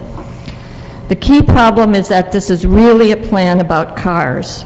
We've already paved 14% of Paradise for cars. 14% of our land is covered with concrete and asphalt and for roads and parking lots, and it's not working. It should be clear that we cannot pave our way out of traffic congestion. We need a much more comprehensive approach. This is supposed to be a fiscally conservative council, yet all of these plans will cost Oceanside taxpayers millions of dollars that we do not have. The majority of these very expensive road extensions are not even included in the 2050 RTP. That means no state and federal dollars will be available. About half of the $4 million or so Transnet funds passed to Oceanside each year are required for routine street maintenance. That won't build new roads. And thoroughfare impact fees can't be assessed on developers for existing traffic failures, only for their share of future roads. So who does that leave to pay for these things? The taxpayers of Oceanside. Hundreds of millions of dollars we don't have. The CE is asking you to put pretend roads on the map. Roads there's no way to pay for, and that will certainly not be built by 2030. People don't drive on pretend roads. We need a CE that does the best possible job of supporting walking, biking, transit, and cars, so we have the least possible congestion within our budget. We believe this is fatally flawed and should be rejected. Alternative 2 is the least damaging and least costly plan. Direct staff to come back with a financing plan and see if you can pay for that. And don't approve any plan until you can. Pretend roads will only make our traffic worse. Millions of dollars will be wasted planning for roads that can't be built. Our health and economy will deteriorate from sitting in traffic jams, and we'll be adding greenhouse gases instead of reducing them. Please support the taxpayers of Oceanside and the health of our community and reject this plan. Thank you. Good evening, sir.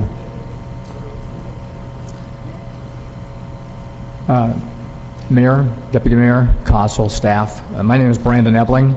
I live at 917 Hillfield Court. Can you hear me? Oh. You're low speaking, that's why. Okay, good. And I'm getting deaf, so. I've got tinnitus, so I had to ask. Hillfield Court, Oceanside. I'm a veteran. I'm also president of our homeowners association. One of the closest to the ground civil governances that there are. I live in a neighborhood for the last 21 years, have watched a lot of growth out there, and we have over 1,000 homes in that neighborhood. I testified for our HOA at the 2008 Pavilion Project, the entitlement hearing, and I was just one of a chorus of voices against any Paula extension. That opposition hasn't changed. The Paula extension is a bad idea.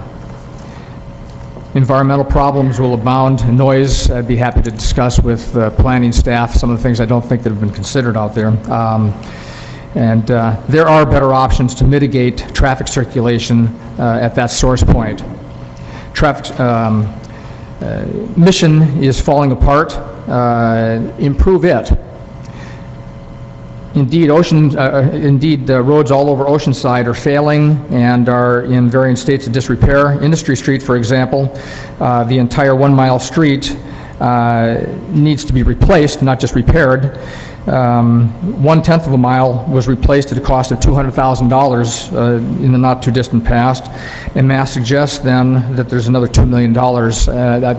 These are just rough numbers I got from city staff. They weren't looking at it directly, but so it is needed to complete that remaining mile. I know developers will do it, but focus that money elsewhere on a mission where it might do a lot better, a lot more good. 75% of the streets in North Oceanside annexation area were resurfaced. That leaves 25%. The most difficult 25% remained. Debts, deficit, the feds have less than no money. The state has less than no money. The city is broke or close to it. New derivative bubbles are on the horizon.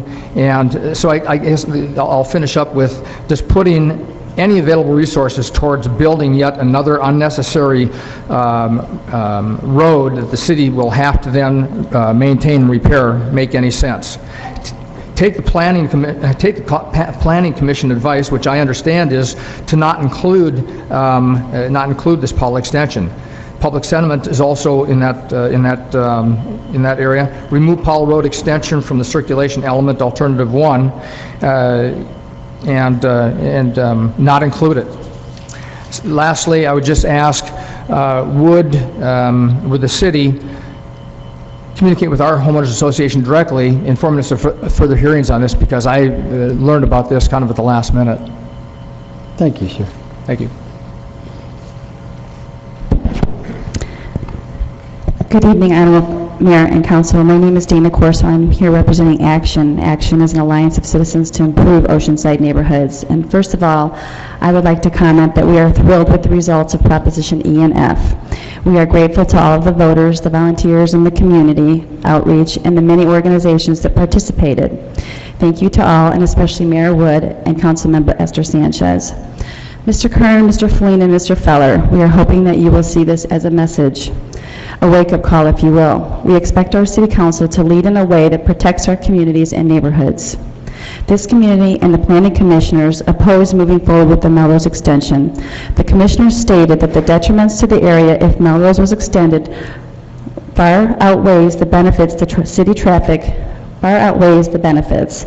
The city traffic engineer said traffic would only benefit by seconds. We need to focus on preserving Guahomie Park and maintaining our quality of life in our neighborhoods. We don't need a thoroughfare road for commuters that will ultimately destroy a portion of our park, 14 homes, and ruin the only equestrian development in Oceanside, Jeffrey's Ranch.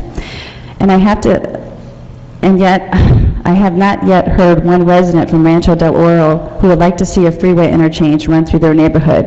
And where are we going to get the funds for that?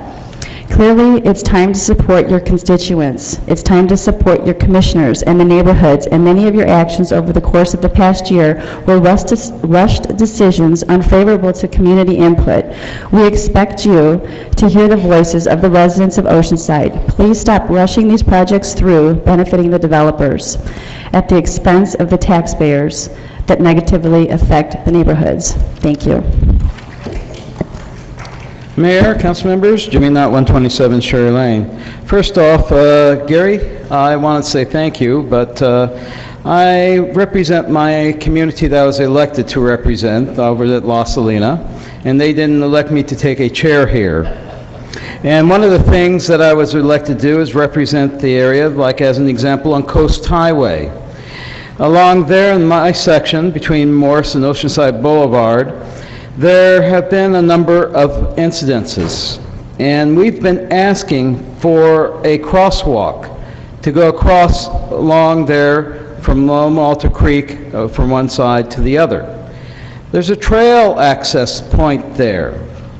People come down the hill rushing, thinking, well, you know, we're at the top of the hill, we can beat everything. This would supply a reason to reduce the speeds.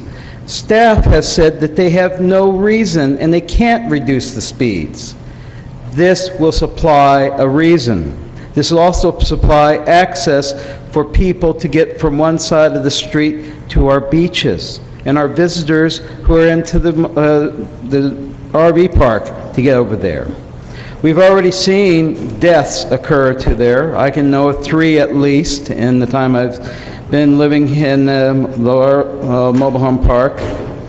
I've also seen people rushing recently in at least 2 train car incidences because of rushing. Staff, wake up. City manager, wake up. You told me it couldn't be done. It can be done. Now, when the presentation there was given at the Planning Commission, I attended that, there was an explanation that was missing here. It was shown that basically, like our hand, is inextricably linked, the land use element and the transportation element, one complementing the other. That was not explained to you.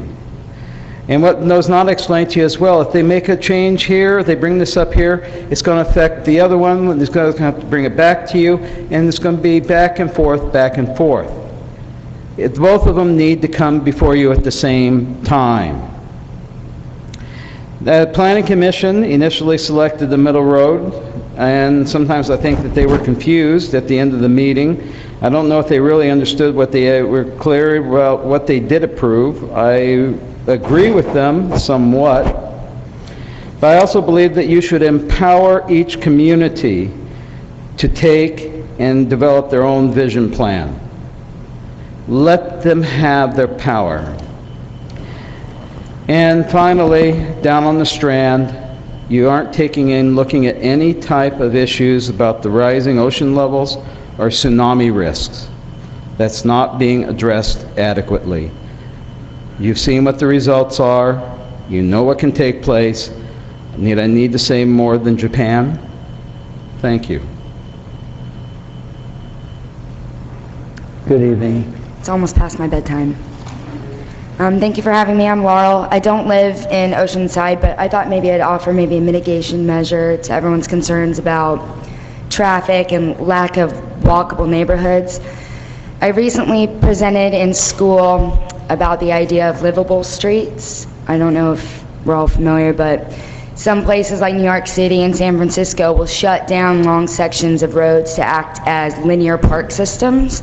So they're just open to pedestrian activity, and it encourages community members to walk these streets with their dogs and their friends and visit local businesses and perhaps visit agro businesses that we're concerned about, or agriculture. And it could be implemented as a design consideration, so it's not really a mitigation measure. You know, maybe one Sunday a month you shut down an interchange or whatever, you shut down a long stretch of road, and it's a way for the community to be active and come out and enjoy one another and enjoy the scenery. And it can be funded through various things: public health grants, American Heart Association grants, whatever, non-governmental organizations and things like that. But I find it's a great way to compromise everyone's concerns. We all really hate traffic, and we all really like to be around each other, so perhaps it's something you guys can think about and look to San Francisco, New York City, Bogota, Colombia, and LA as examples for livable streets programs. Thank you. Thank you, ma'am. Hey, Mr. Mayor, members of the council, Chris Wilson, 770 Harbor Cliff Way. I keep my comments short. First, I would like to encourage you not to approve anything that includes infrastructure that won't actually ever be built. That's paving the way for something. It's paving the way for gridlock. It's paving the way for overloaded roads and the inability for anyone to get anywhere. But if you are going to approve one of the options here on this EIR, I would encourage you to approve option 2 as the least damaging. Thank you. Thank you. Good evening. Finally got to me, huh? It's your turn. My name's Gary Lawrence, 3241 Caceres Drive, Rancho Del Oro, if you didn't already know. Wake up, Jack. Well, you just heard from everybody. All these people represent neighborhoods. They represent communities, and most importantly, they represent votes now that you are well aware of. So what they're saying to you is consider their homes before you destroy them. Consider them before you put roads there. And consider them, this is a vision of Oceanside you're dealing with. It's a vision of what you want it to be in its best and its glory, the way we all love it.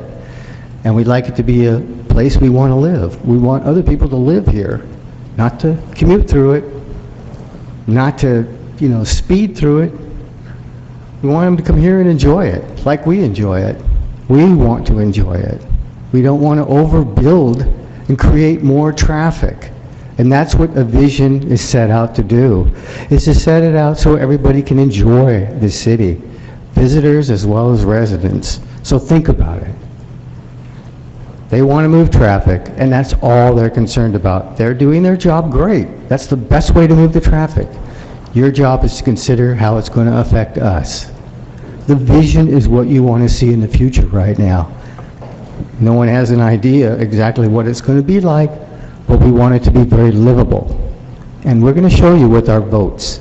So if you decide to make it something we don't like, we'll show you. Thank you. Thank you, sir. Is there anyone else who wishes to speak on this item?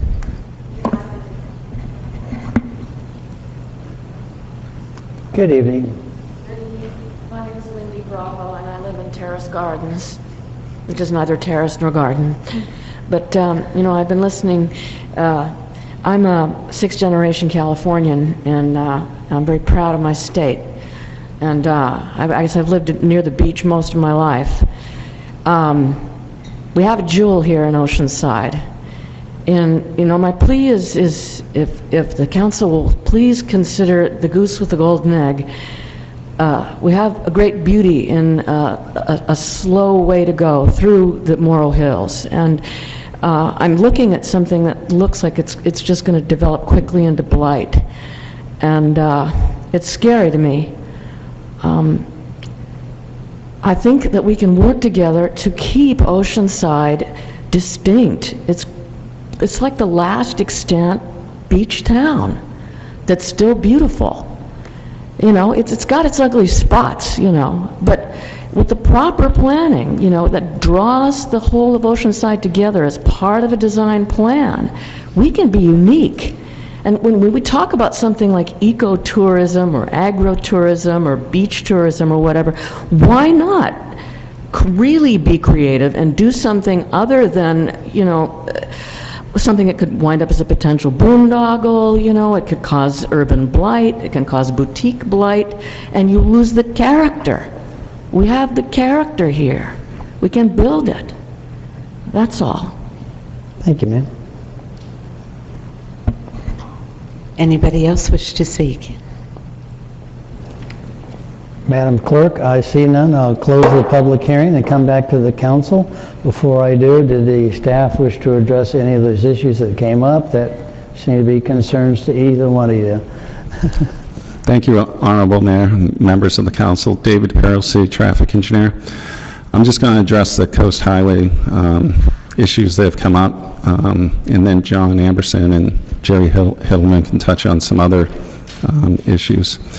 But as far as the Coast Highway plan goes, it was a vision plan that we looked at, and it wasn't an engineering study.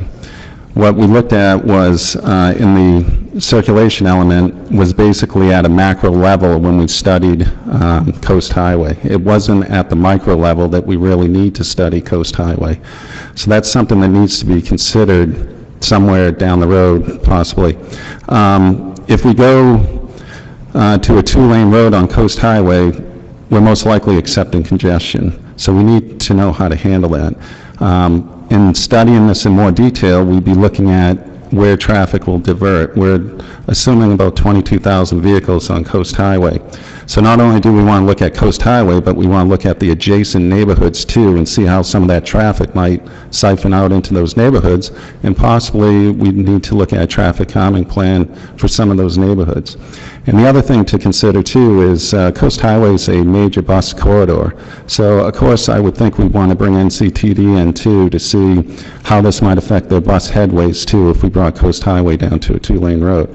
So it's something that we should certainly consider, but in the circulation element, it's really at a macro level and not at that micro level that this road needs to be studied at. And then Mr. Knott brought up a crosswalk on Coast Highway.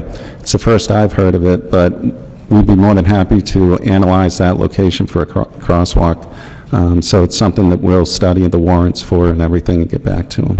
And with that, I'll pass it over to John Amberson.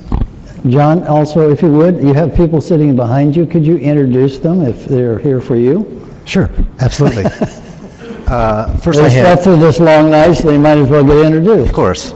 I have Trish with BRG Incorporated. She's our environmental lead, and then Ralph with BRG as well. And I've got Tueri and Don with the IBI group. They handle transportation. And, I realized they were here for you, but it's nice that you introduced them. Yes. I can't imagine they went through this whole evening if they weren't here because of you guys. Thank you. Go ahead, They did John. a great job. Well, there was a comment about the number of alternatives, the nature of the alternatives that we're bringing forward. The staff and the consultants worked closely with the community. When we started this process, we actually had about 18 possible future network alternatives. We analyzed those. We whittled that down to 5 alternatives, and again, this is based on input that we received from the community, input we received from council. We presented the 5 alternatives during the notice of preparation for the EIR meetings, which we held 3 meetings, and got some input there, which resulted in the 3 alternatives that we're bringing forward to council's consideration tonight.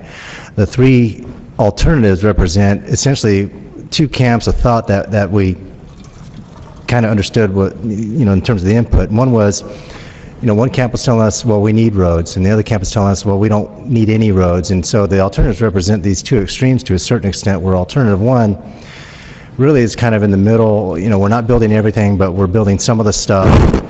Alternative 2, on the other hand, it doesn't build anything, but it preserves the environment, whereas the modified 95 circulation element is what's currently in the circulation element, which is build everything. So we think alternative 1 sort of provides that balance between the 2 extremes. And again, this is all based on the public input that we received early on. The circulation element is more than just future roadways. Kathy from Walk San Diego mentioned about providing for all modes of travel, and I think we've achieved that as far as the circulation element can achieve it with respect to the update of the bicycle master plan, which the city was recognized by the League of American Bicyclists, and we got a bronze designation from them, and we're applying for a silver this year. So that's really put Oceanside on the map as far as being a bicycle-friendly community. The pedestrian master plan was another update, and both plans really look at identifying weaknesses in the current system that's in Oceanside and identify where we can make those improvements and how those improvements can bridge the gap between pedestrians and bicyclists and transit and motor vehicles, and to make it all safe. So we feel that the bicycle and the pedestrian master plans really bring Oceanside into that walkable arena, so to speak. And I think it's going to take more than just the circulation element to, be the silver bullet to reduce trips. I think land use is going to play a big part of that as well. North Melrose extension, in our analysis, we determined that there would be some marginal level of service effects if that road wasn't constructed to College Boulevard and North River Road, but that's something that we feel that we can live with, given the combination of other mode choices that we're going to be implementing over the years, well into the future. There's some sensitive environmental habitat too associated with the river. It's a challenge to construct and would be environmentally impactful to the riverbed. So we thought that was a good choice to remove from the network. SR 76, that's something that's been in the plan for 30 years or so. It was originally supposed to be a freeway, then we renegotiated that with Caltrans to make it an expressway. Our analysis shows that the volume on 76 will be substantial. Our level of service analysis shows that we will have marginal conditions contrary to what the Sandag RTP analysis had showed, which used a different methodology. I think if we drive on 76 today, particularly in the eastbound direction of the PM peak, we can experience a little bit of that congestion. And we need to understand that, we're looking at 2030 conditions. So the city of Oceanside is, in theory, built out. All the land uses, all the available developable land will be built out. That includes our neighbors in Vista and Temecula and Carlsbad. So not only Oceanside is growing in the future, but our neighbors as well. John, I'm going to stop you there for a second. Okay. We have a 10 o'clock requirement and to stop or continue, so I appreciate it. Sure. Did you have anything right now, Mr. City Manager? I want to come back to the council Deputy Mayor, Jack Feller. I apologize for, I have something wrong with one of my contacts, so, I know everything goes perfect for you every day, but is a full Melrose in a 2030 or 2050 plan? In the RTP? Yes. As I understand it, it is. Now that RTP is based on the circulation element that existed at the time of the update, and that included both the north and south extension. I guess precisely my point. We don't have money to do many of these things, including Jeffries Ranch Road. So, at this point, I think we are just trying to have some idea what the future is. And amendments can be made, is that correct, to the circulation element? Yes.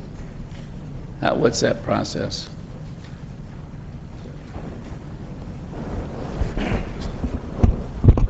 That would be processed through a general plan amendment that would have to go to the Planning Commission and up to Council for final approval.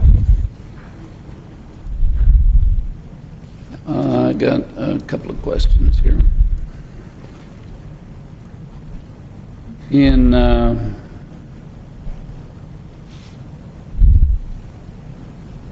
It says here in Goal 1, multimodal transportation. This is on page 9 of our book that, I don't know what you're calling this, City of Oceanside circulation element, but it's not the environment, not the environmental side.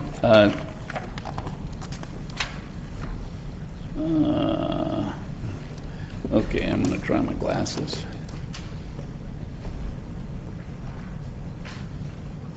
Future needs of the population and projected land uses with minimal impact to the environment. The main objective, I think, there is if any of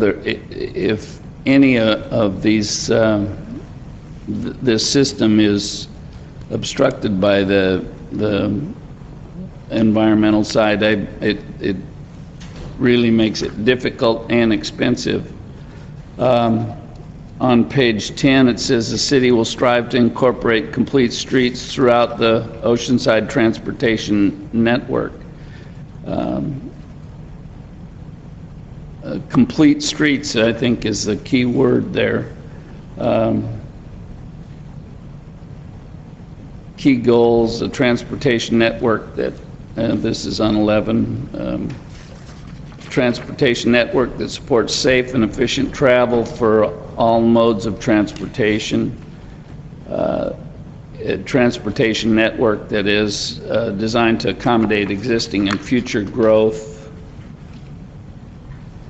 Those seem minimal. I have one other question. Do we have a LOSA anywhere in Oceanside besides, maybe at the end of a cul-de-sac? Yeah, we have acceptable levels of service at the locations in Oceanside. We have a couple of A's, but mostly B's and C's. D's. D's are acceptable. Yeah, okay, thank you. What is the, on a freeway, what is the distance between interchanges that is Caltrans recommend? I believe that's other than Caltrans would recommend 0 off-ramps, but there is okay. Yeah, about a mile. About a mile? Yeah. But they built the one in, at Las Posas in San Marcos, much less than a mile.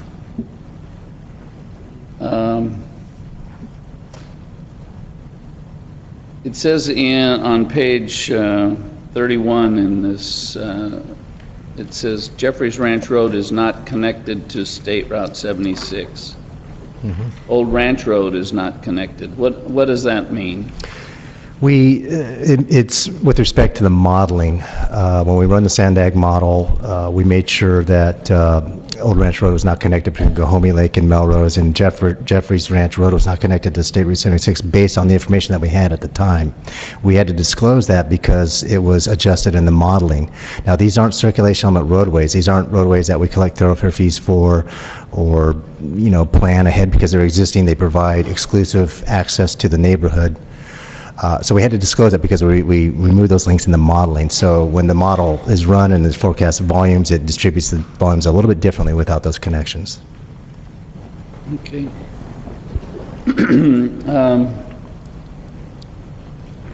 As far as Cannon Road, we don't ever talk about that much, but we built that, I believe, thinking that other cities around us were going to build their portion as well. And we're the only ones that did, and now because of that, any connection to lake is seriously constrained just because Cannon doesn't go through. That actually should be connected to I-5 and Highway 78. And we heard about global warming, it might be warm in here, but the global warming is just so far from reality that it's just amazing. And honestly, I think the community's held hostage by some of the overzealous environmentalists. And I'm going to wait to decide what option I want until after I hear from the others. If I may, real quick, for the council as a whole, we have a policy that says we stop at 10 o'clock unless we continue with the approval of the council. That'll be coming up, so think about it and make a decision. This is an important issue. It might have to get continued, or we'll continue tonight on it. It's a very important issue, so I just want to bring it to your attention because of the time. With that, Councilmember Sanchez. Thank you, Mr. Mayor. I want to start off by saying that I did attend the Planning Commission hearing, and one of the things that they reached a consensus on, and it was one of the very first things that they reached a consensus on, was that this should be a realistic vision of the future, that there should be some level of reality that it will be built. The idea being that if you say that there's going to be a road in a certain place in Oceanside, it will encourage development. Roads bring development. And if that road never really gets built, never has even the possibility of an ice cube in hell of getting built, all you're doing is creating gridlock and expectations that will never, ever be achieved. The consensus also was that there should be a funding plan put in place. And in fact, the motion directed staff to come back in a year with a realistic funding plan. Those were the points of consensus. Now, I have my first concern that there was not a whole lot of venting within the community, that there was not a meeting out on Paula Road, which we had several meetings out on Paula Road when we talked about the planning of the shopping mall. And somehow we skipped that during this process. I attended several of those, and they're vivid in my mind that this community did not want the extension, that they had gone through development, increased development, they'd gone through the establishment of a school, they had a lot of increased traffic, they were going to face a lot of increased traffic based on the shopping mall project. Extension of Paula would require re-mitigation of our own mitigation project, which would have cost millions of dollars. And that road would cost millions of dollars. It, in fact, did not make sense to the developer. So, in reaching a compromise with that community, very difficult compromise, meaning that they understood they were going to get impacts, the compromise was not building the extension. Now, one day, unfortunately, you know what happened to the shopping mall. Besides the money drying up, there was a deep competition going on between that shopping mall and Westfield. Got sued. So we all want something to happen there. That is a very important economic development project, but we also have to be continuing on the dialogue with the community. Again, that kind of dialogue did not happen in the circulation planning. I think you had 2 meetings, 3, I guess, if you include the Planning Commission hearing, which did not get noticed very well. People walked in, being called at the last second to walk in. I don't see that as a process that I want to put our name on. City of Oceanside had circulation element process, and oh, by the way, people were not even able to show up because they did not get notice.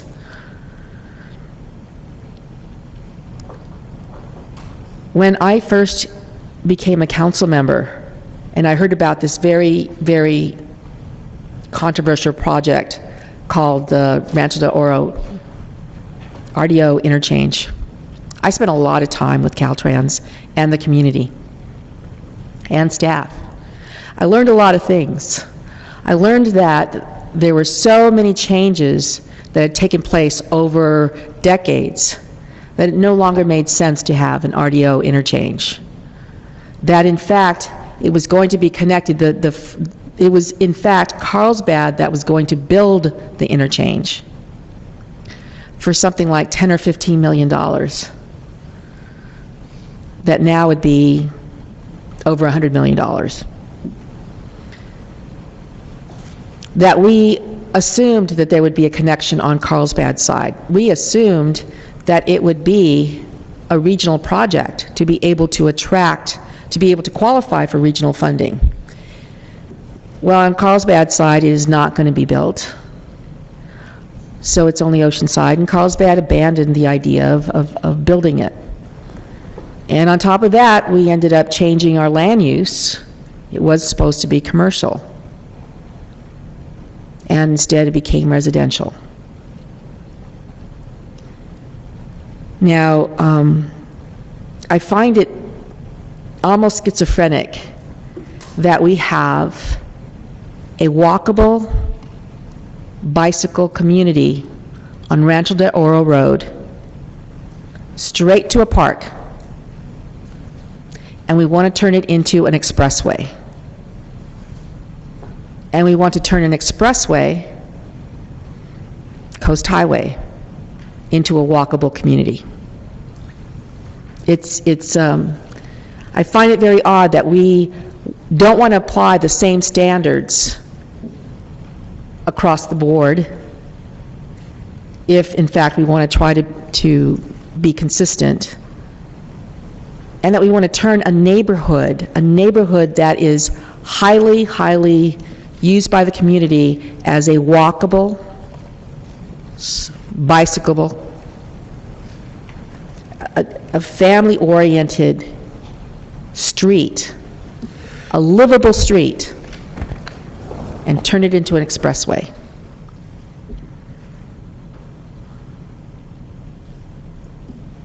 I have attended the International Livable Cities Conference a couple of times, and I do read a lot of what they put out. And this is an international, we've got people, we get people there from all over the world with all of these ideas and what they're doing in old, very old, ancient cities as well as newer cities. And the whole idea about slowing down traffic, making cities livable by making their streets livable and bicycle friendly. They talk about having separated bike paths. That is a vision for Oceanside if we truly want to make it a bicycle-friendly city. If we really want to go for the gold, so to speak, is to really make it safe to ride your bicycle. We have a tremendous opportunity to do that on Rancho de Oro Road. It's too wide. It's too wide. And yet, we want traffic to go faster there.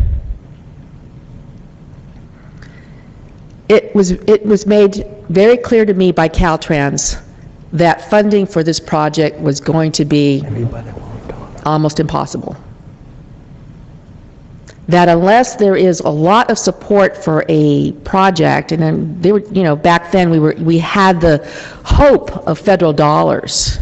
There's no federal dollars anymore for road projects.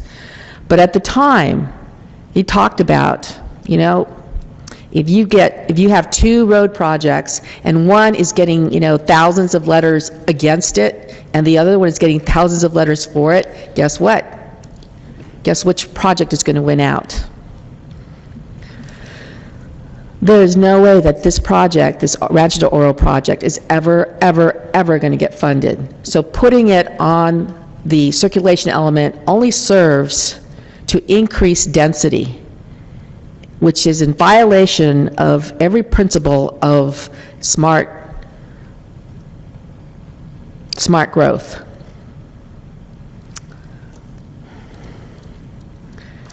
I understand this has become a political football, where on again, off again, but when are we going to really stick to a vision that has principles that are consistent, that talk about smart growth and talk about livable cities, livable streets? That is a tremendous, tremendous opportunity. Sanchez, I'm going to interrupt you for one reason, if I may. And you're going great. Here's what I think. I think we have a lot of comments here at the dais. I mean, a lot of them, just myself. Right. We can't finish this tonight. I'm sorry to say. We could throw it out to vote to say no, but I'm afraid to say I have a splitting headache. I don't want to be here. We got highly expensive people sitting back there. I'm sure they'd like you at home at a regular hour. I'd like to have this continue to, is it June 20th? And have it come back. I know we'll have speakers again on it.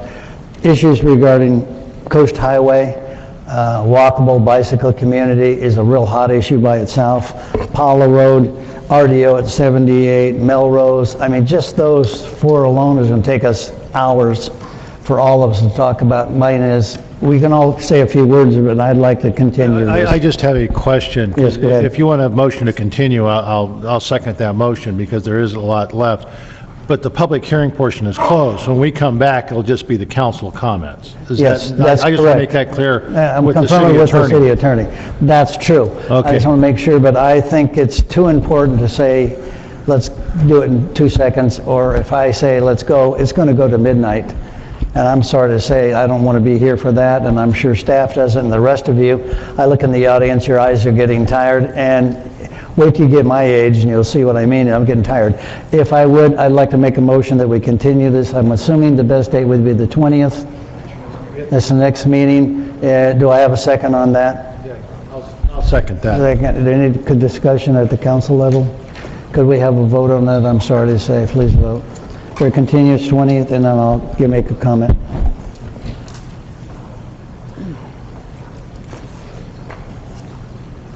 Motion approved, 5-0. If I may, ladies and gentlemen, staff, you did a wonderful job, but I'm sorry, it's too important, number one. Number two, we're going to continue this to the 19th, correct?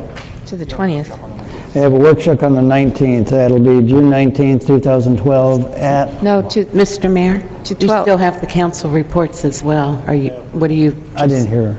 Council report. We're going to We're skip just gonna that. skip those. No, yeah, we'll be back on the 19th, and then we'll have the council meeting on the 20th. Okay, I'll go ahead and adjourn. Are we going to a council meeting or a workshop? Can I intervene? Workshop. Workshop. Okay, was Workshop the on the motion for the 19th? 19th or the 20th? The motion was 20th. for the 20th, but we're adjourning to the 19th. Two, but we Okay, have a thank you. workshop on the 19th. Yeah.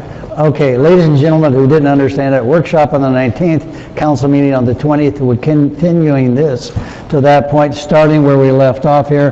Councilmember Sanchez reminded me where we were at. Good evening, ladies and gentlemen. Good night. Thank you for all the information. I apologize. I'm tired and a headache.